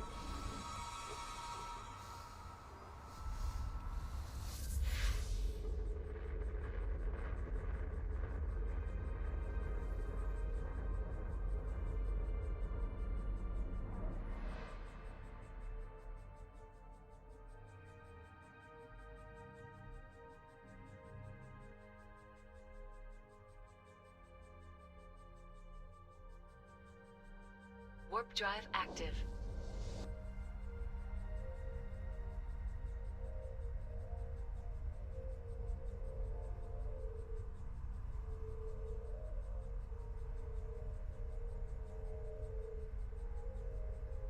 Oh, yeah. So I should say, if you actually want to change your route as well, what you do is you click on your autopilot, and you find that little cog there. Click on that one, and that's how you can change your preferences as well.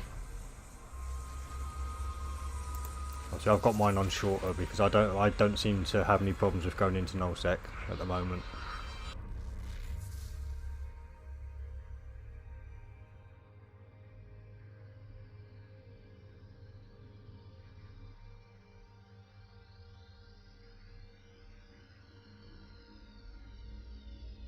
Warp drive active.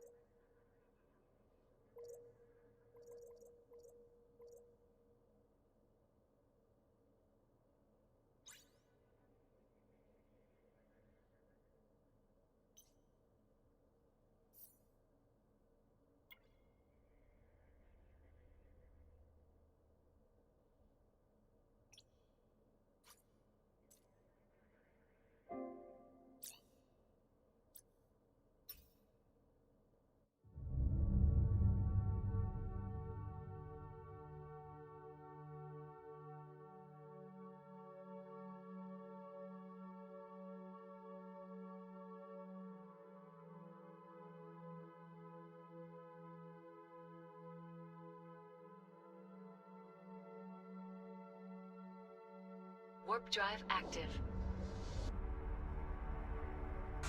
Yeah, nice. That sounds about what I'm on, to be fair, I think. So, yeah, you're doing good. Like I say, once I think it's more about once we get our skills up, it's going to really help with the speed. And obviously, yeah, keep making sure you're in range of the next enemy and stuff helps shave minutes off at least. So yeah, I've got to work on my strategy a little bit when I'm actually talking to people.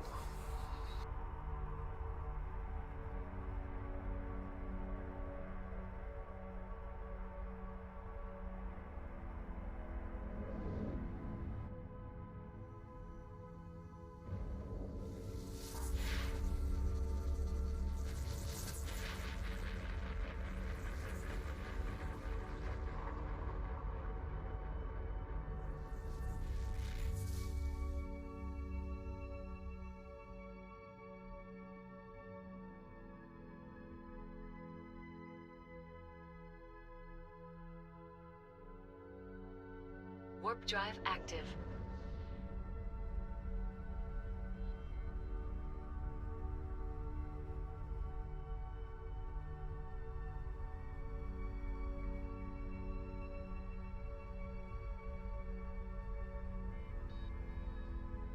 Oh, cheers, Higgins, man. Yeah, I mean, to be fair, I might have a night off tomorrow. I've got quite a busy day myself tomorrow, so I'm not sure if I'm going to be up for streaming. But if I am, it won't be a long stream tomorrow. But yeah, have a good weekend, man.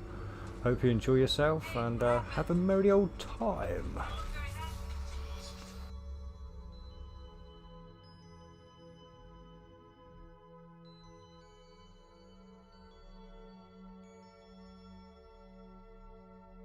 Warp drive active.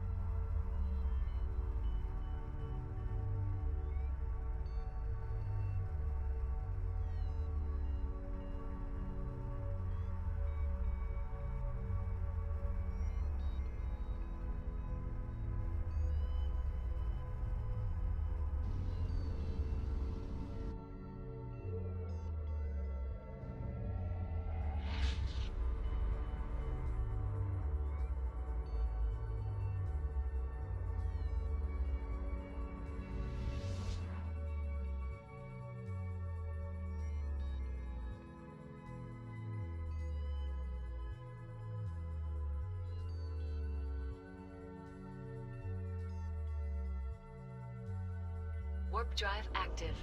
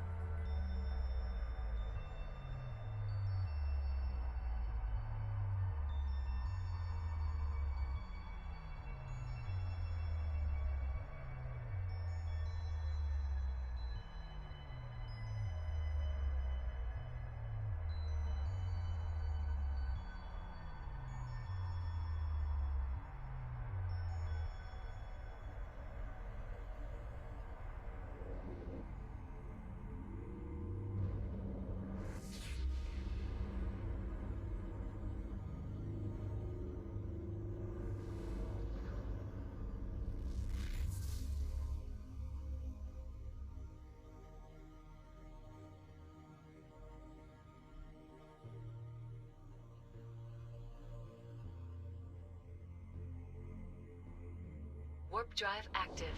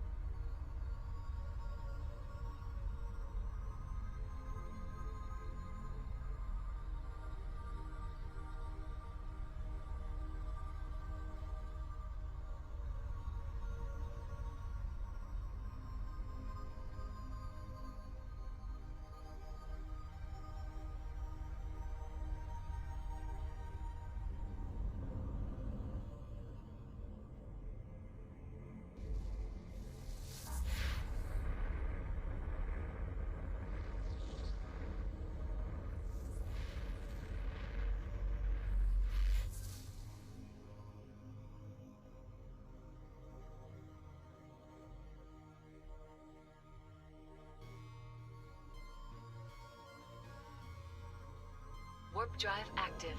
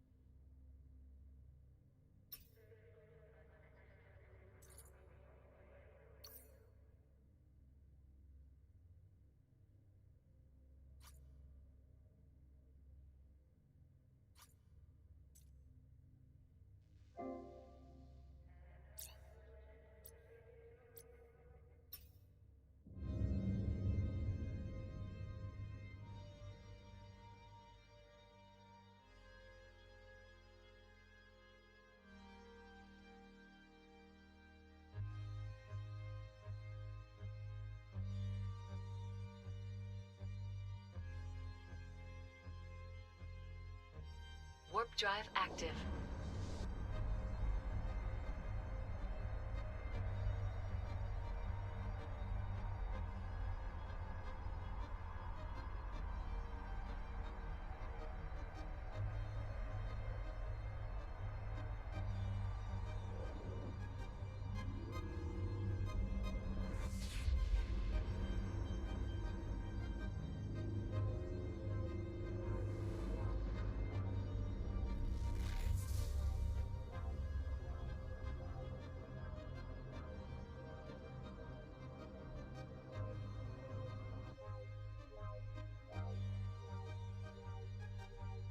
Warp drive active.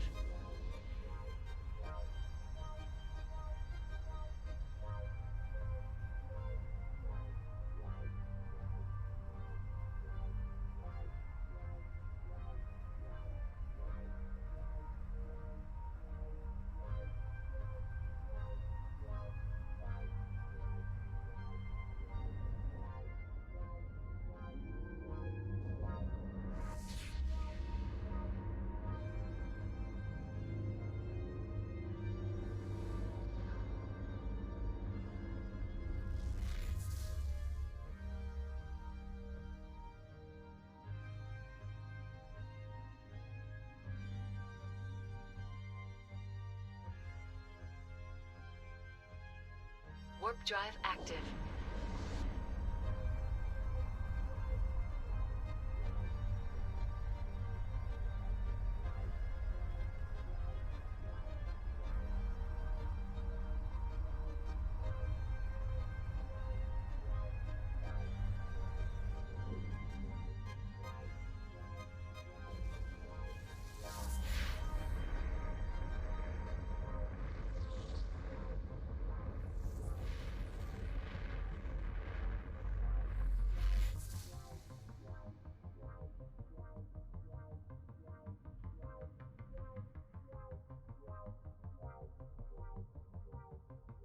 Warp drive active.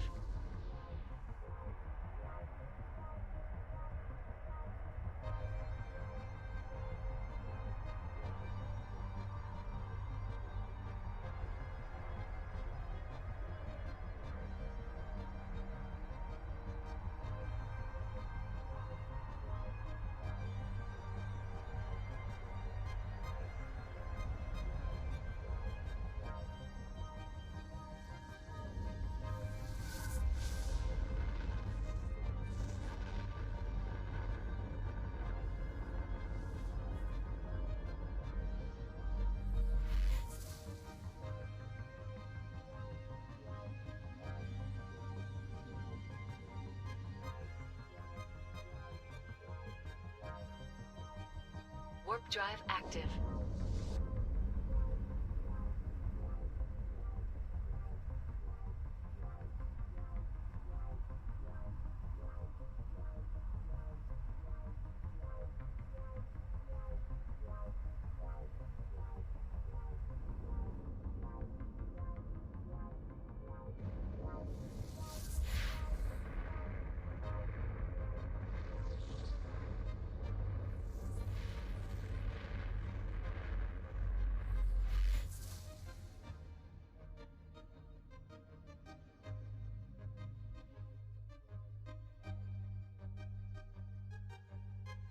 Warp drive active.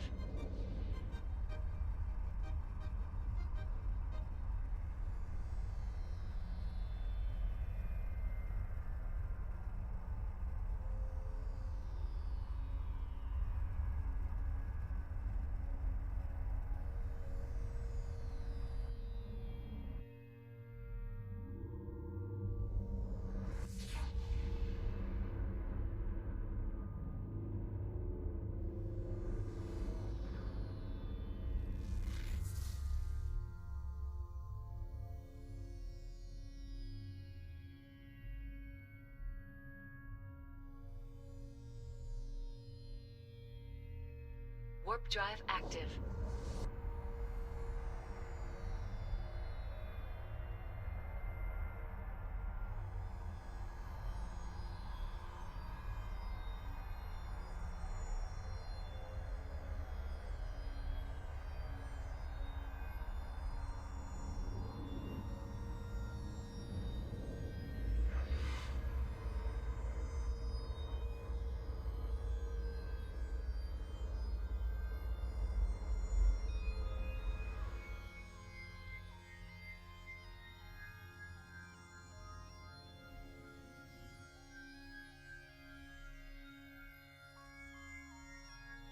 Warp drive active.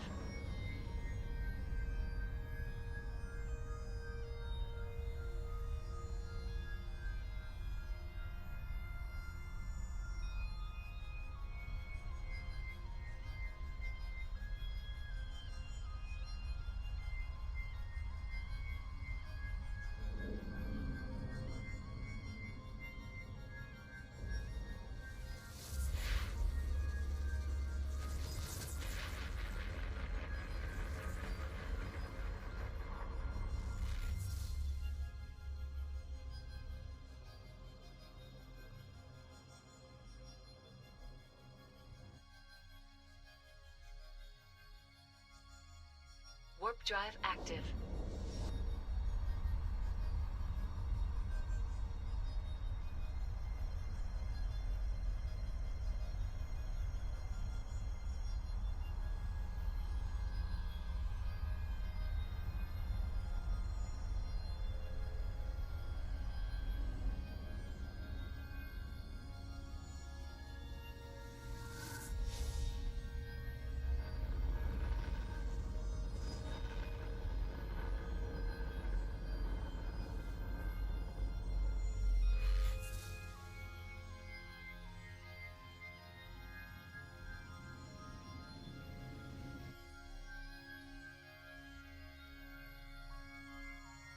Warp drive active.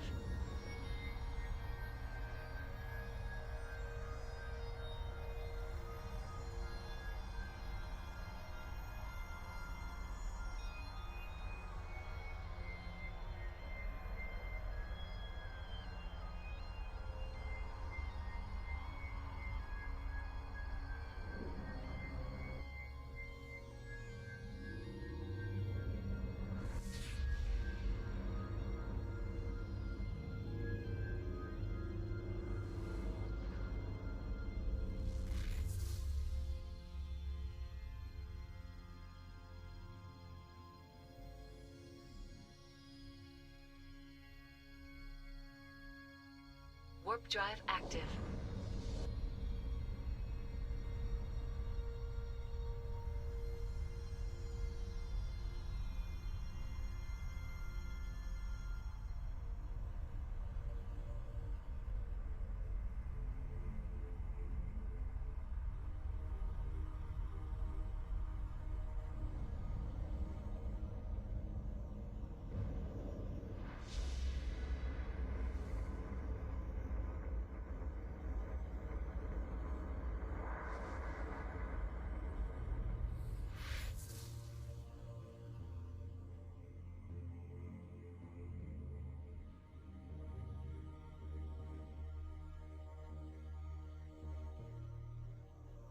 Warp drive active.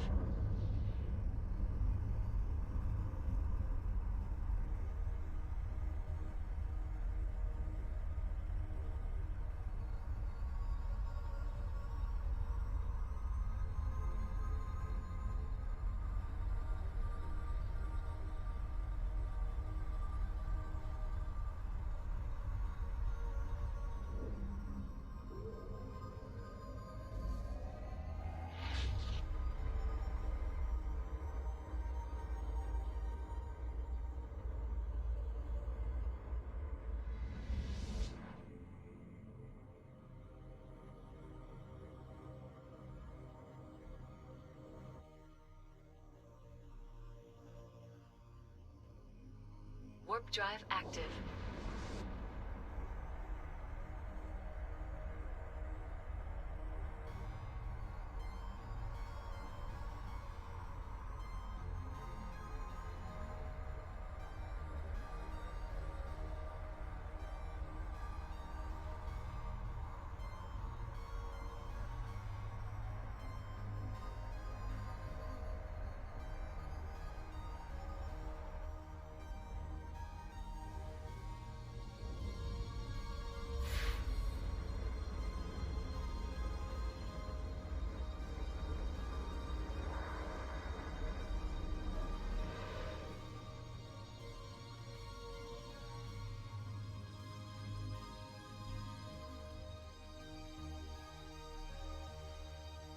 Warp drive active.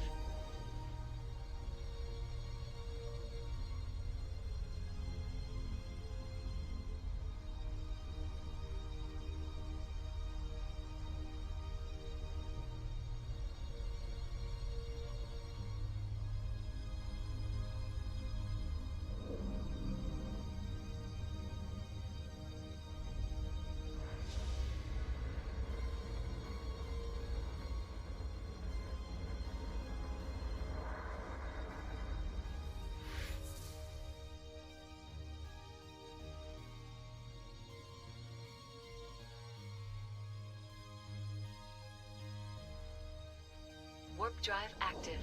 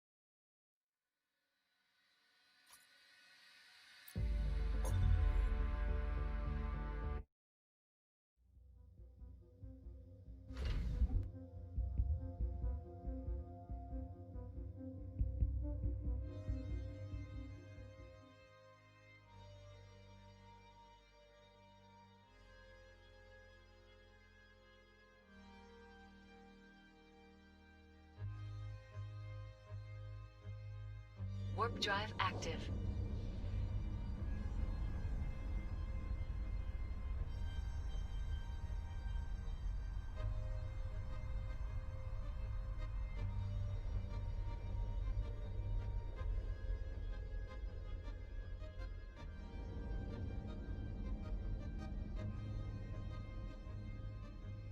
Warp drive active.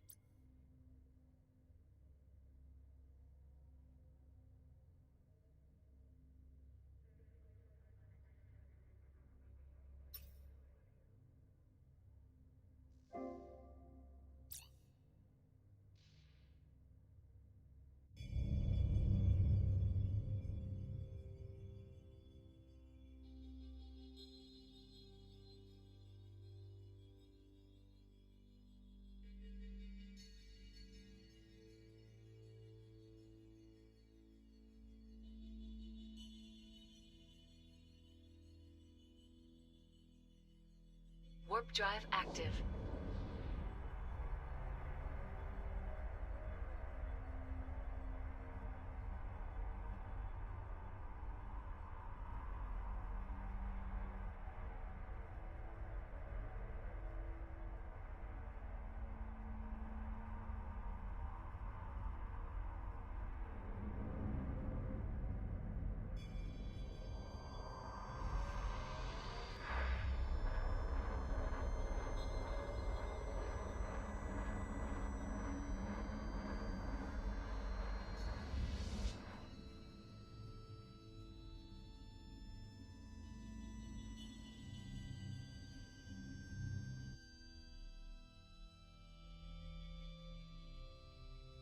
Warp drive active.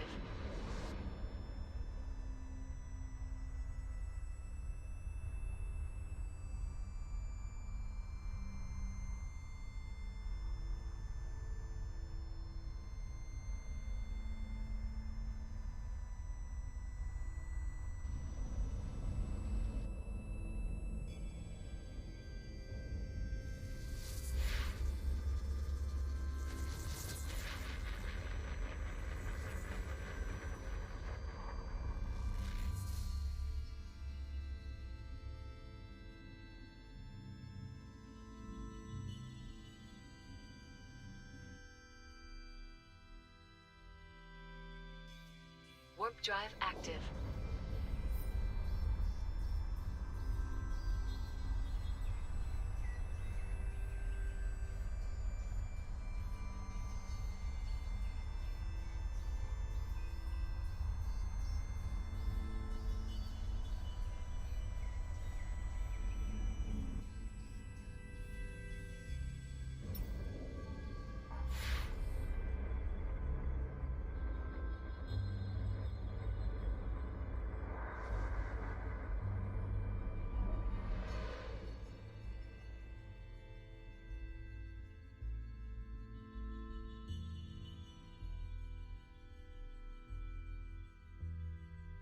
Warp drive active.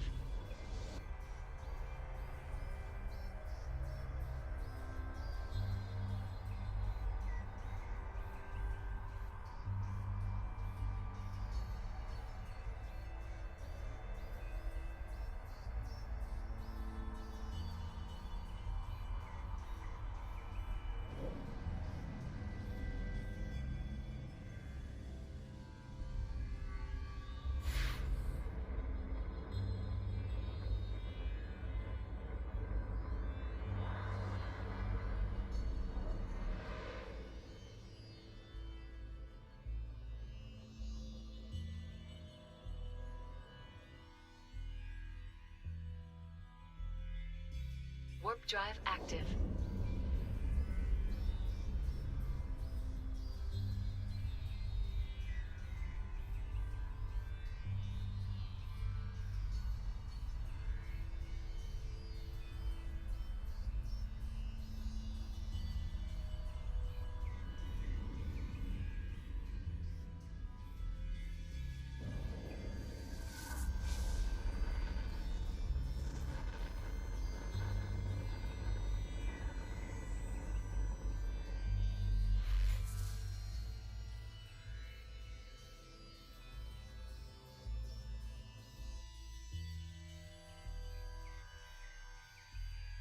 Warp drive active.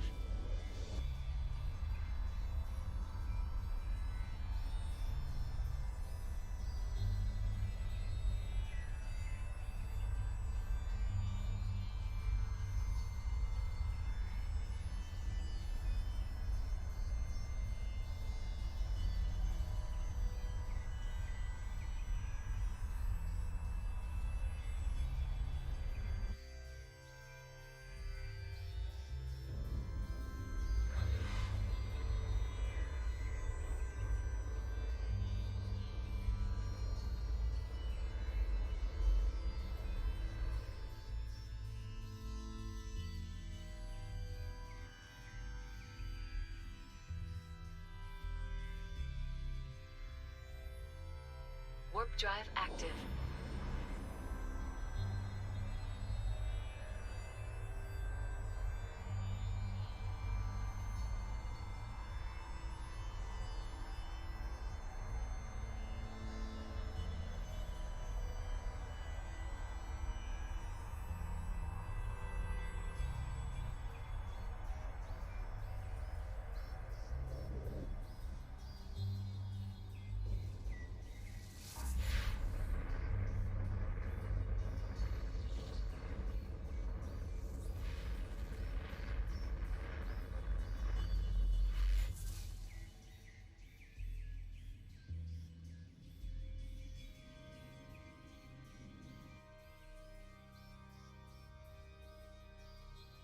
Warp drive active.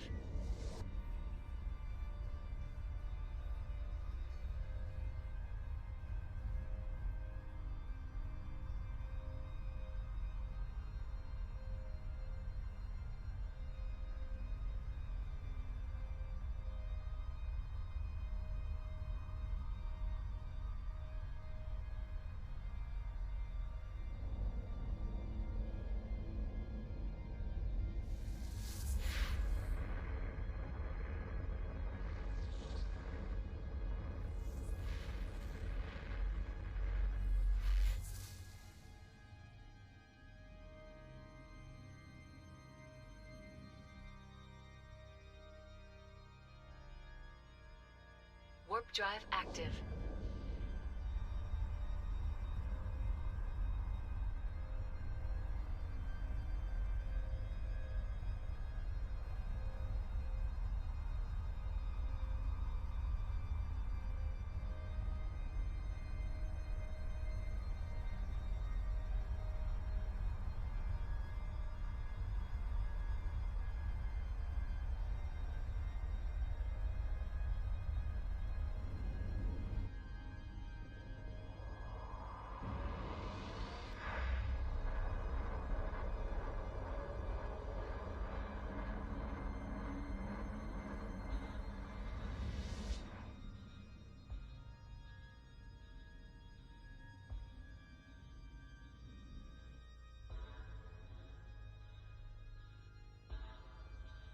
Warp drive active.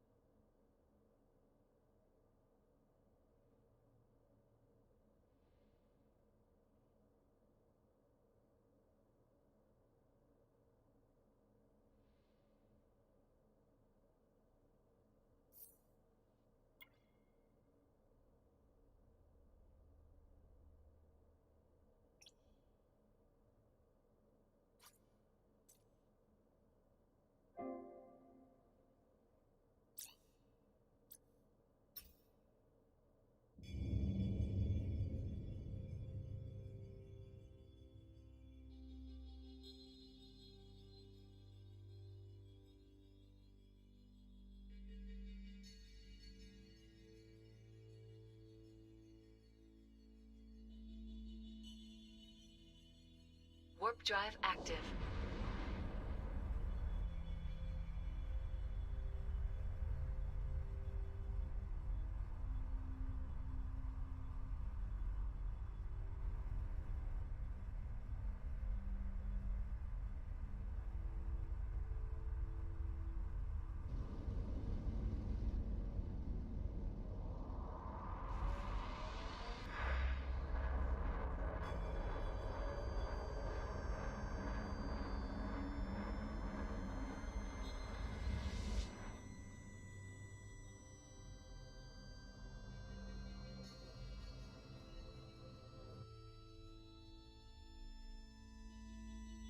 Warp drive active.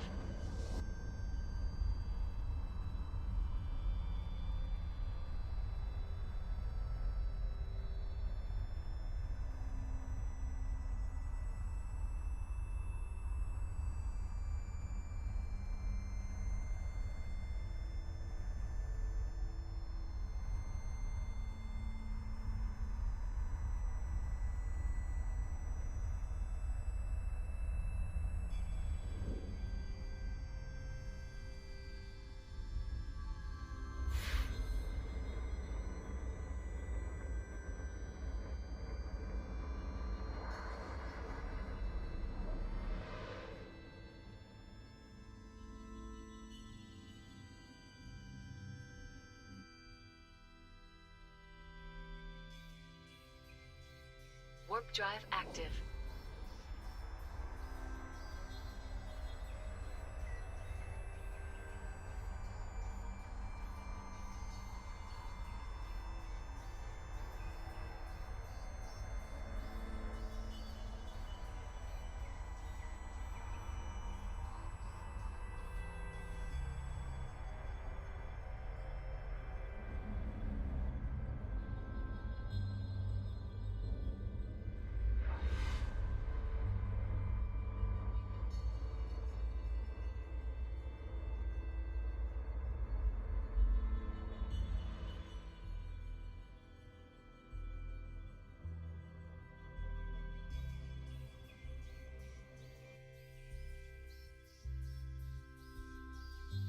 Warp drive active.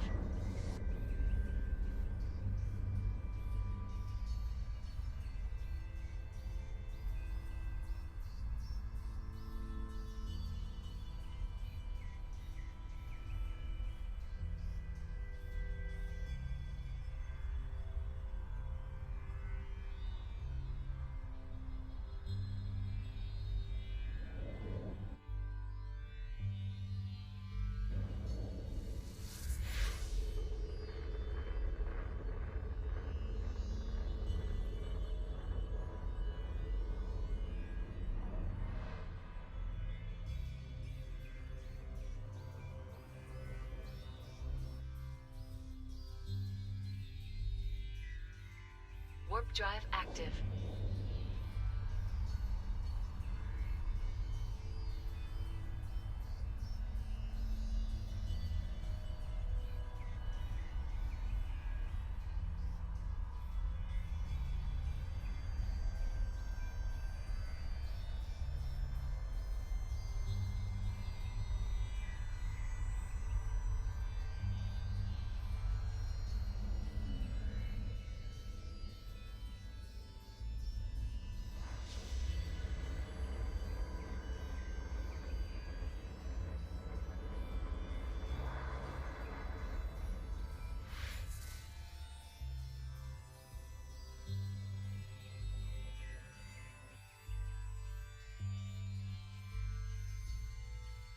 Warp drive active.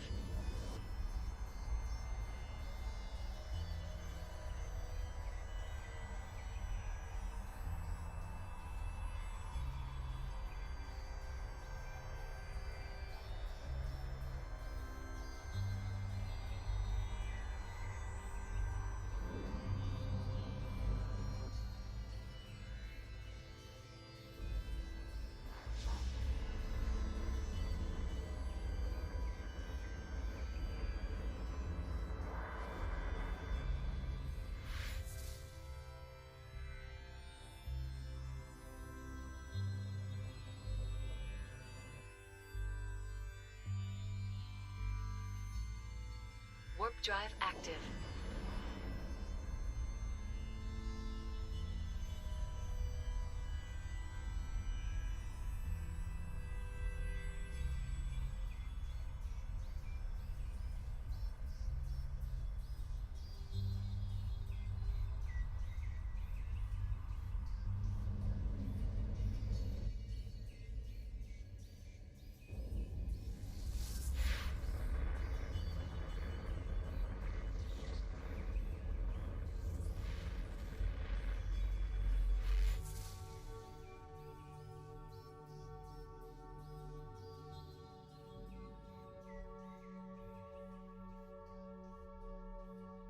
Warp drive active.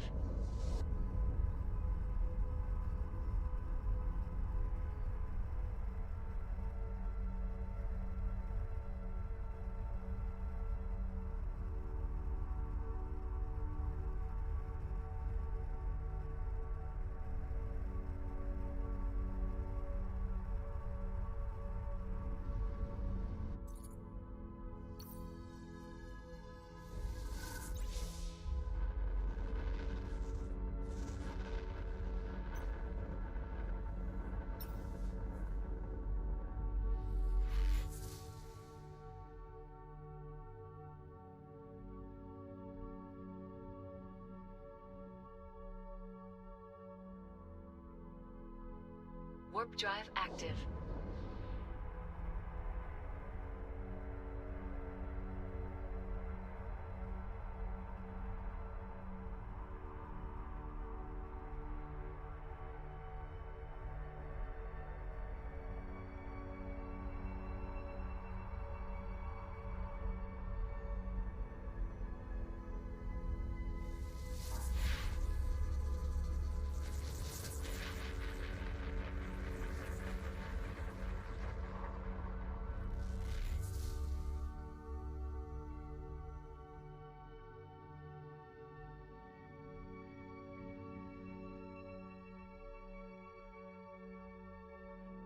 Warp drive active.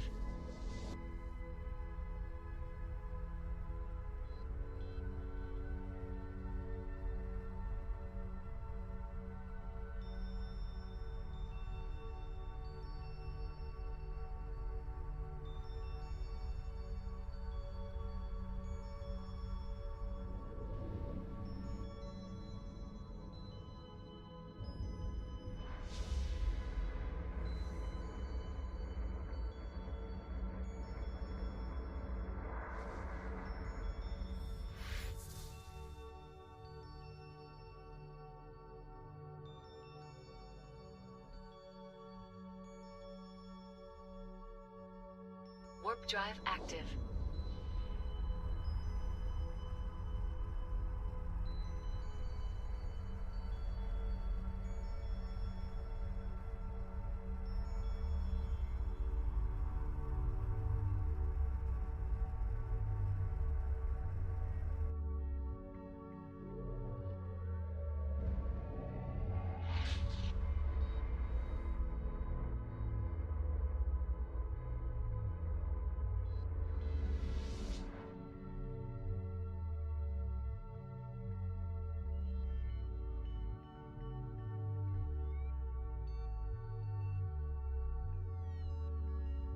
Warp drive active.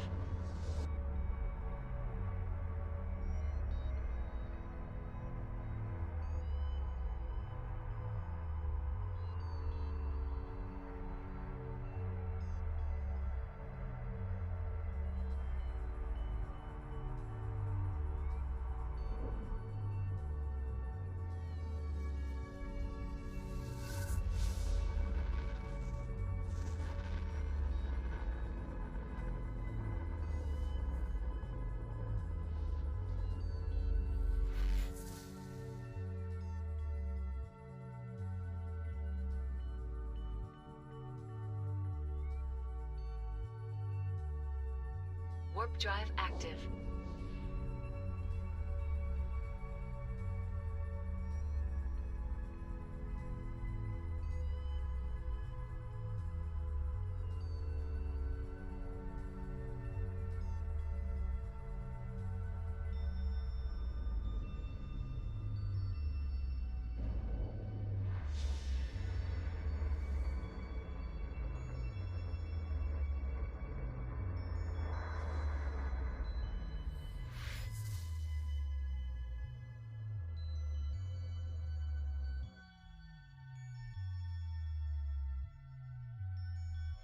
Warp drive active.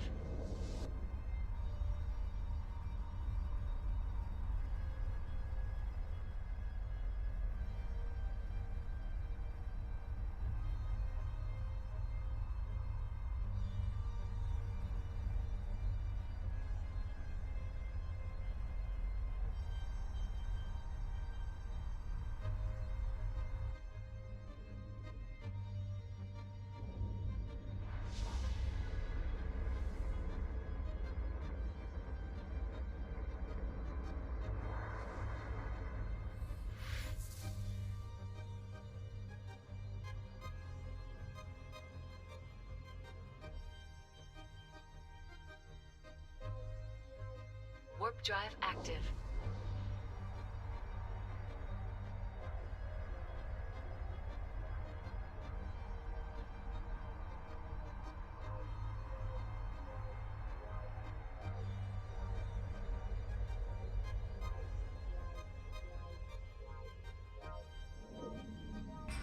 Yep, how's it going, Breezy? Yeah, I think I'm just going to run Modern World one more time and then I'm going to crash.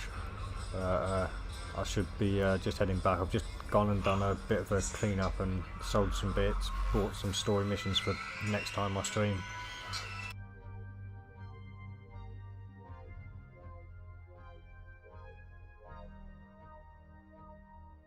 Warp drive active.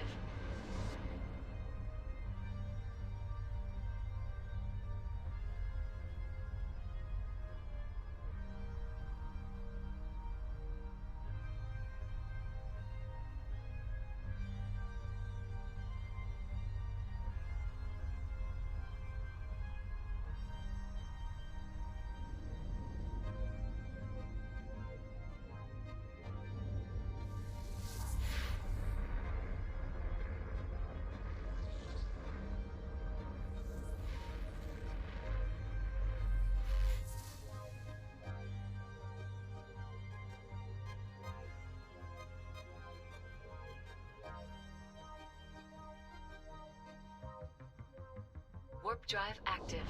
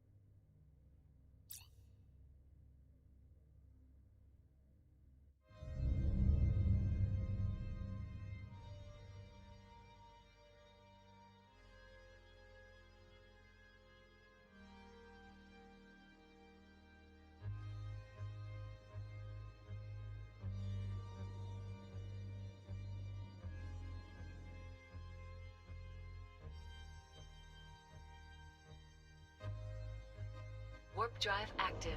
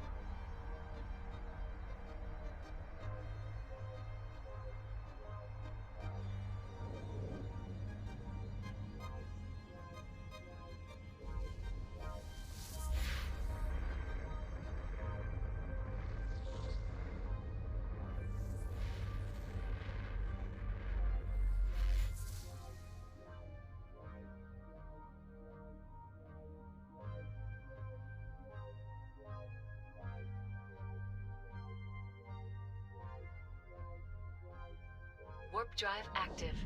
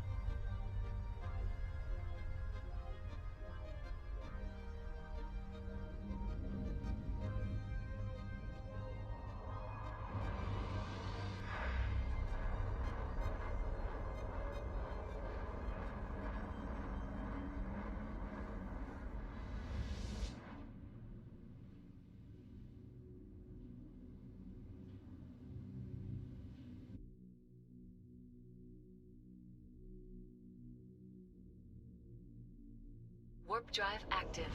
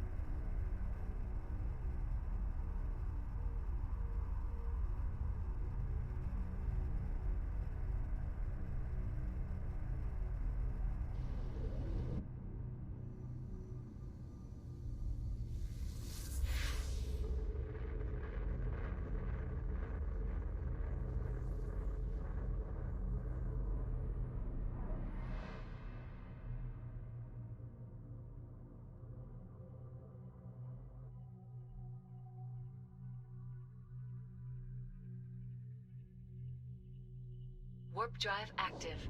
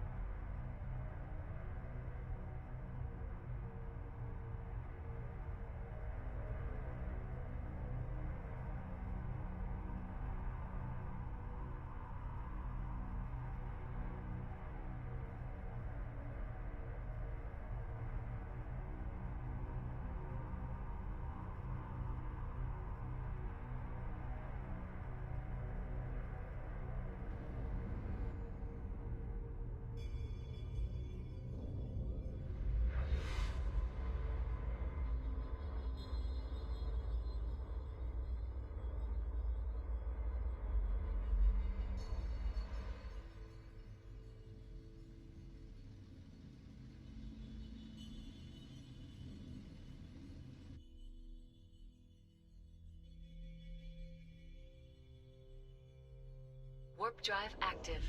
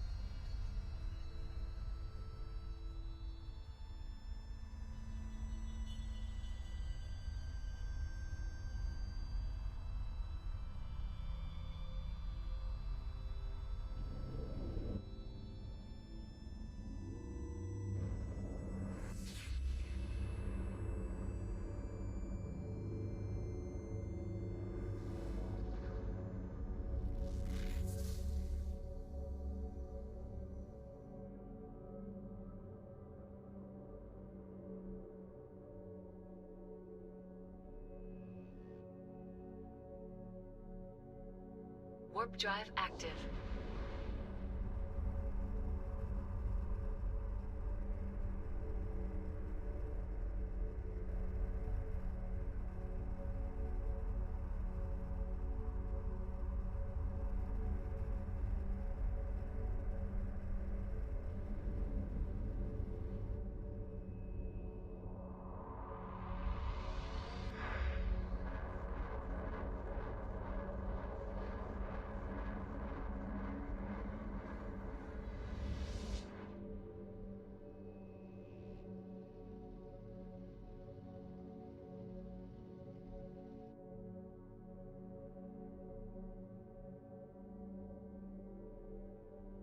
Warp drive active.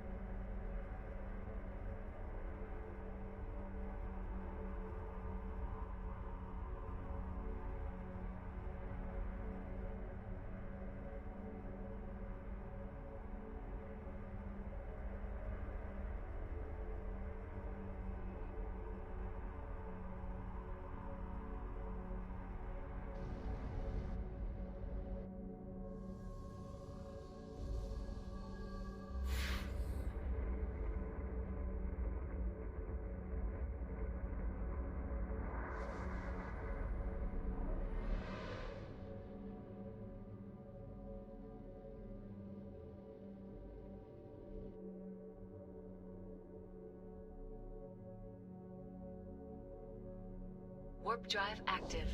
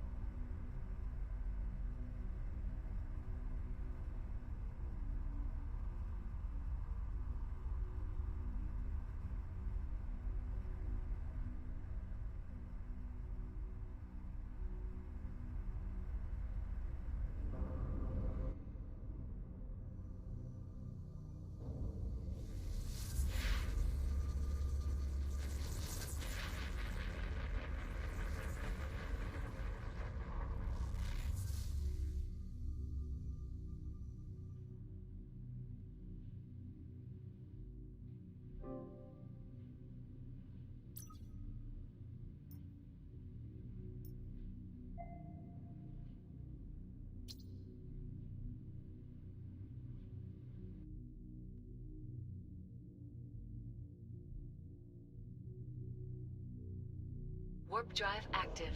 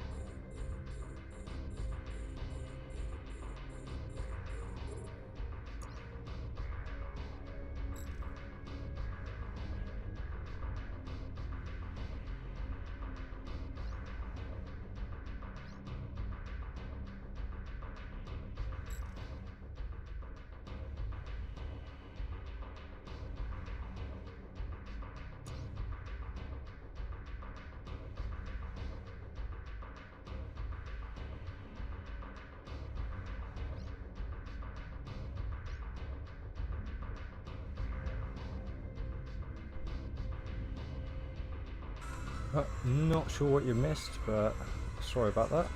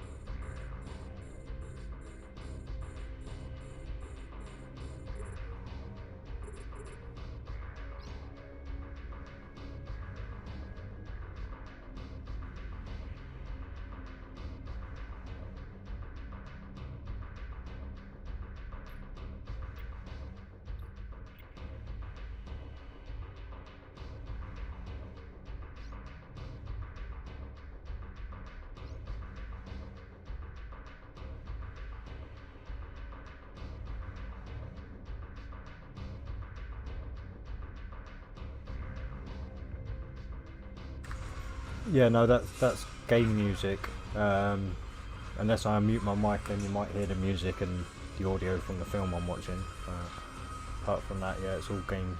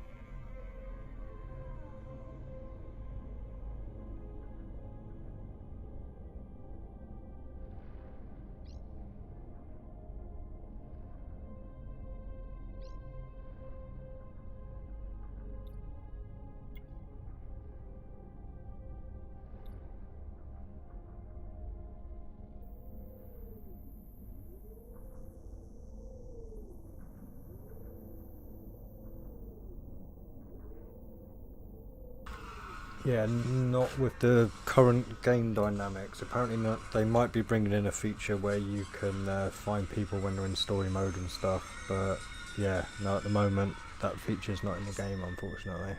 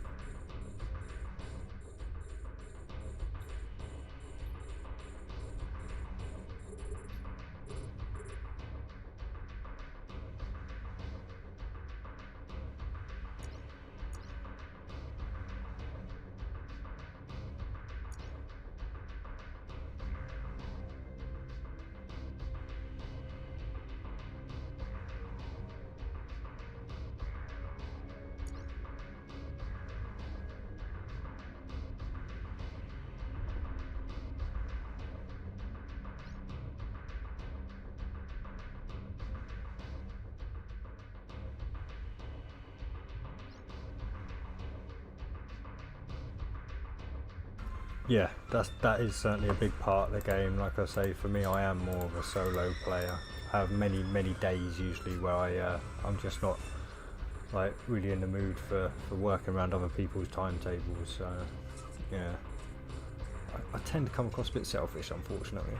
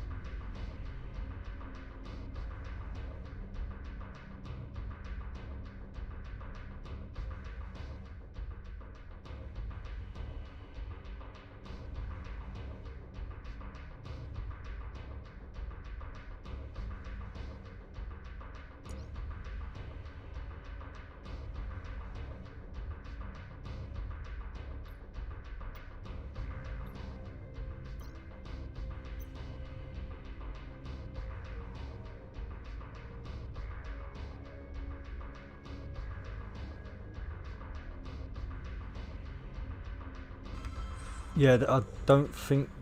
I mean, don't quote me because I've not tried it yet. But yeah, I don't think the story missions are affected by that. I think it's only the news missions that are affected. But I've got my news missions on advanced.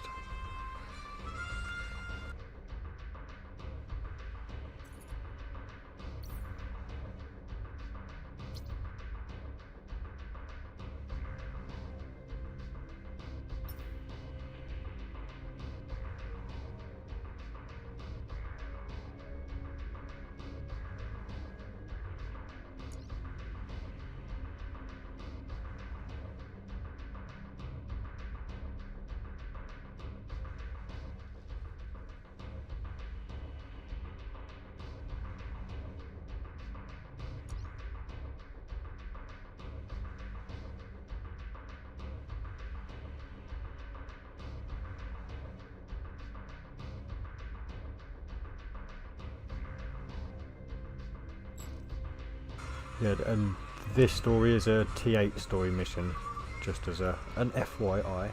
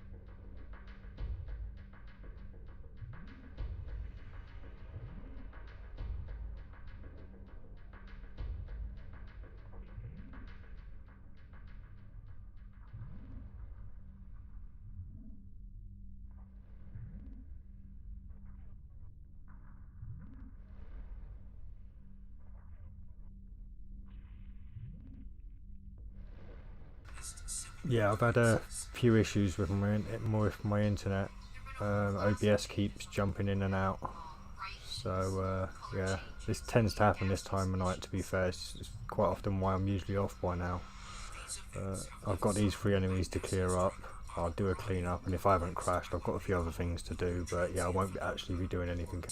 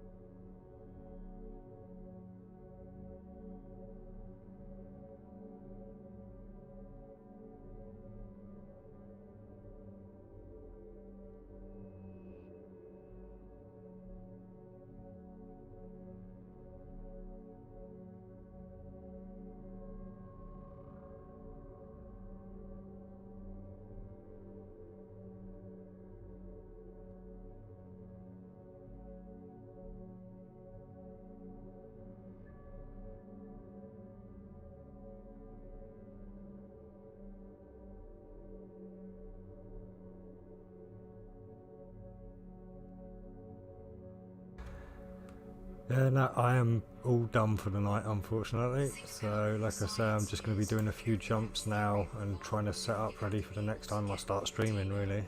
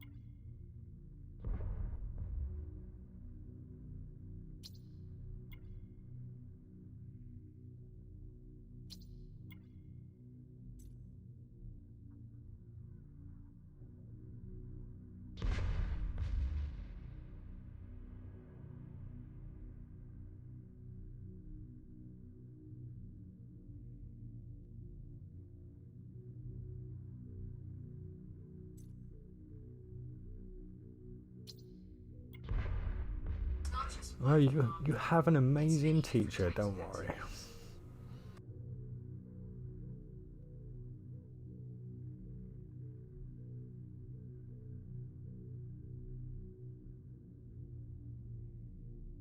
What? Big head? Me? Never.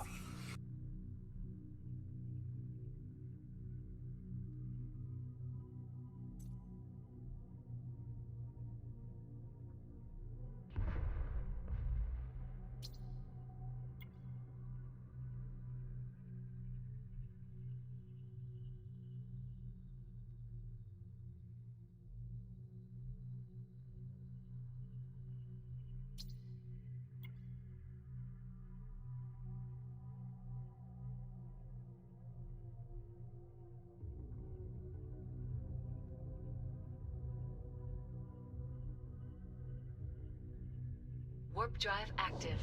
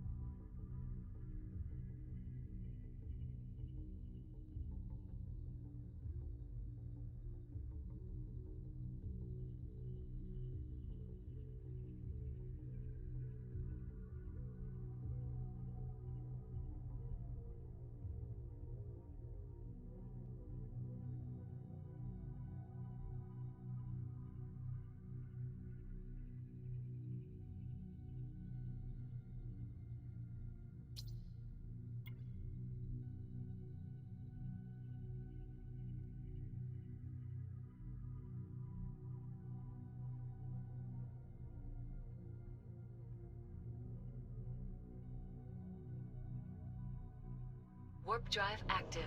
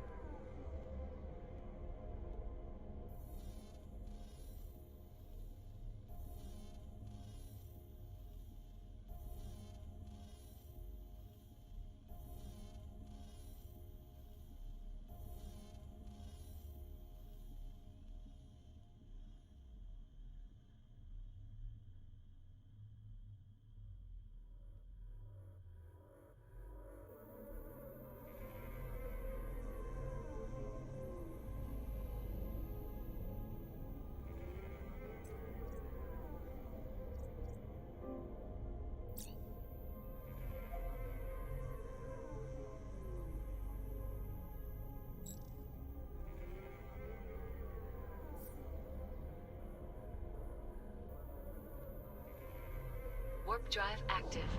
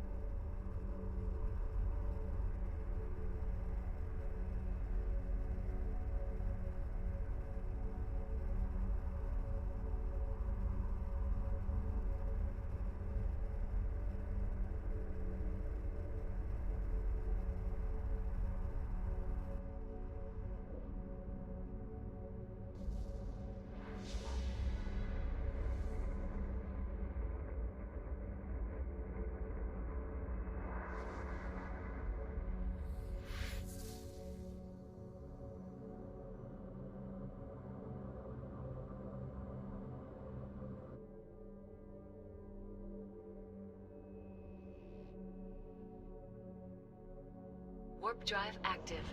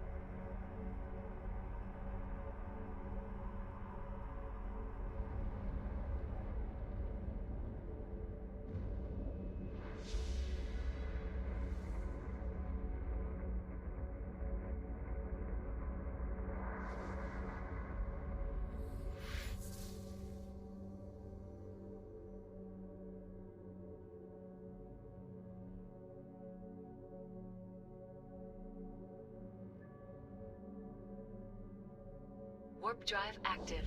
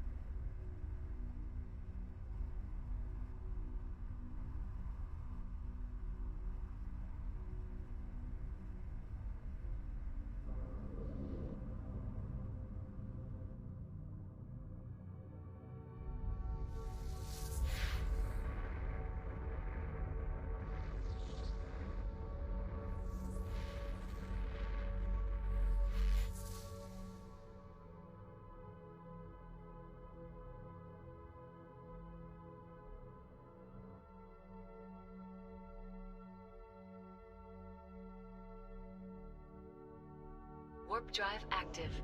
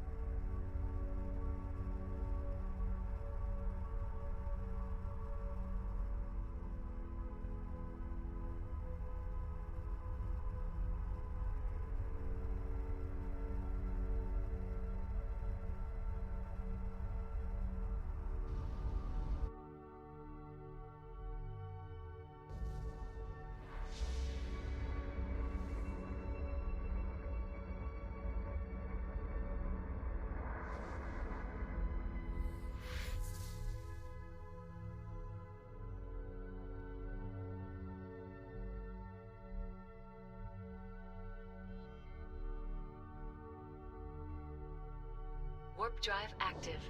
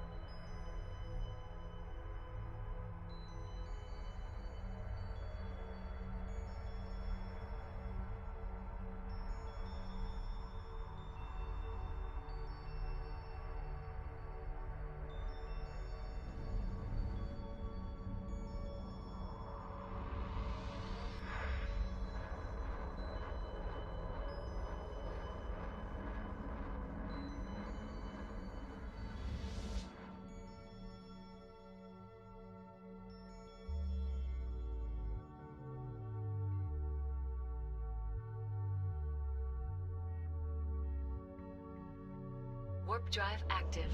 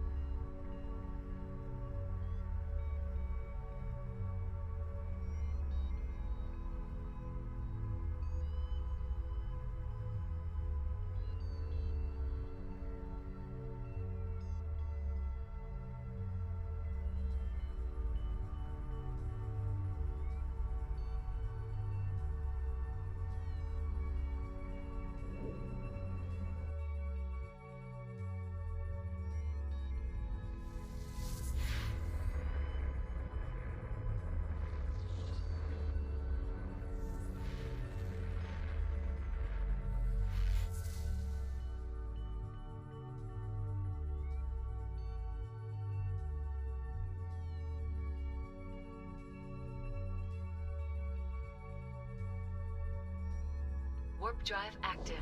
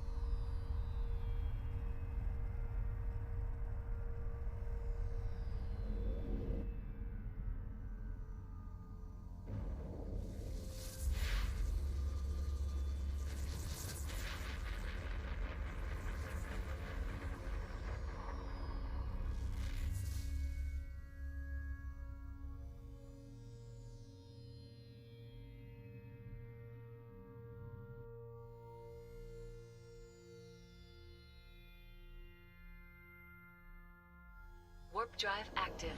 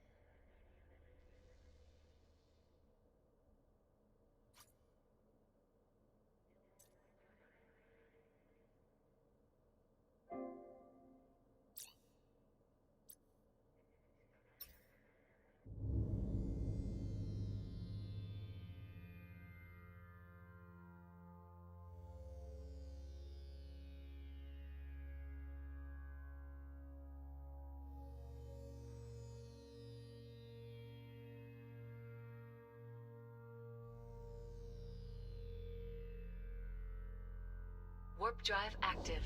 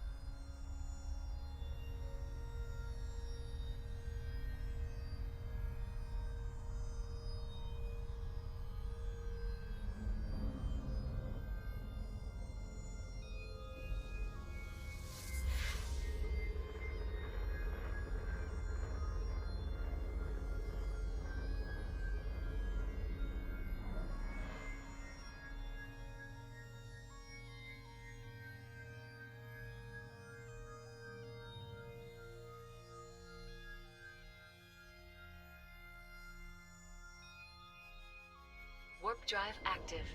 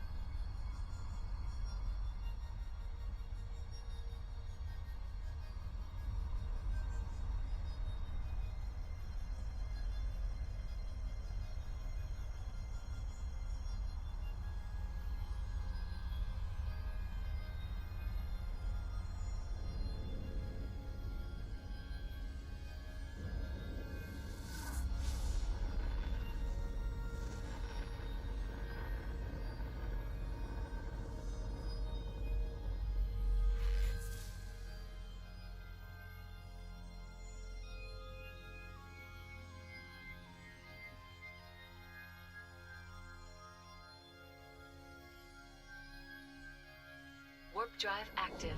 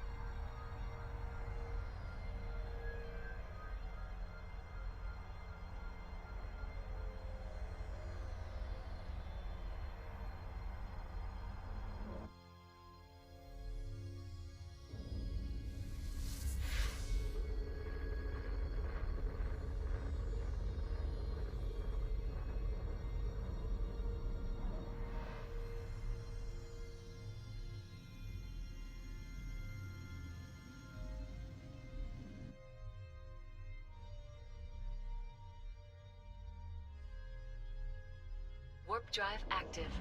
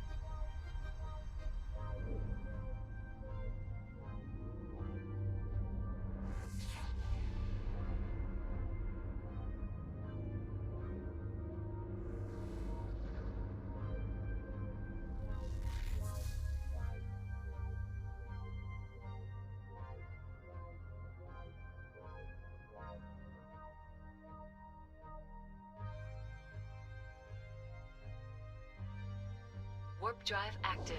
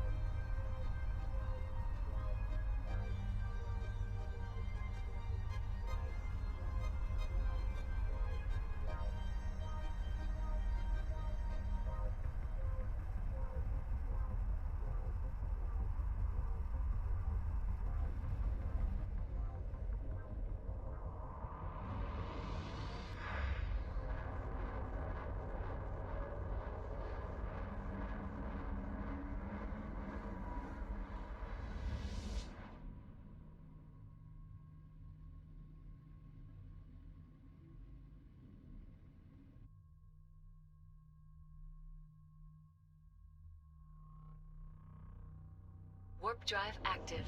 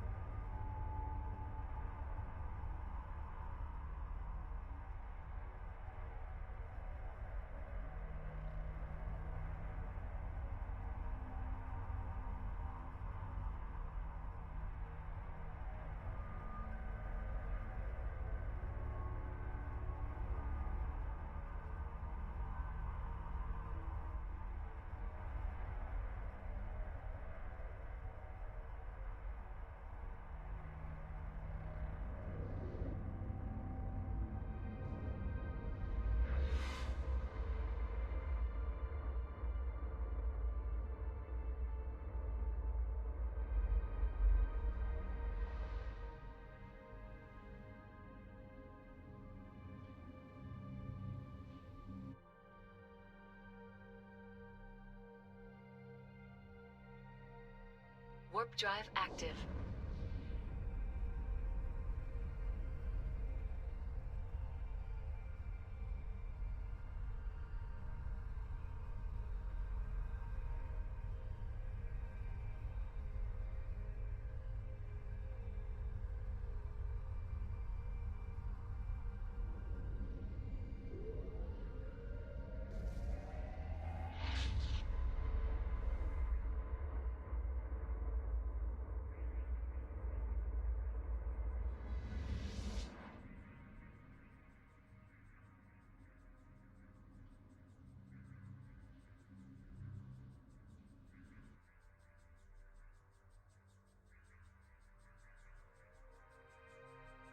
Warp drive active.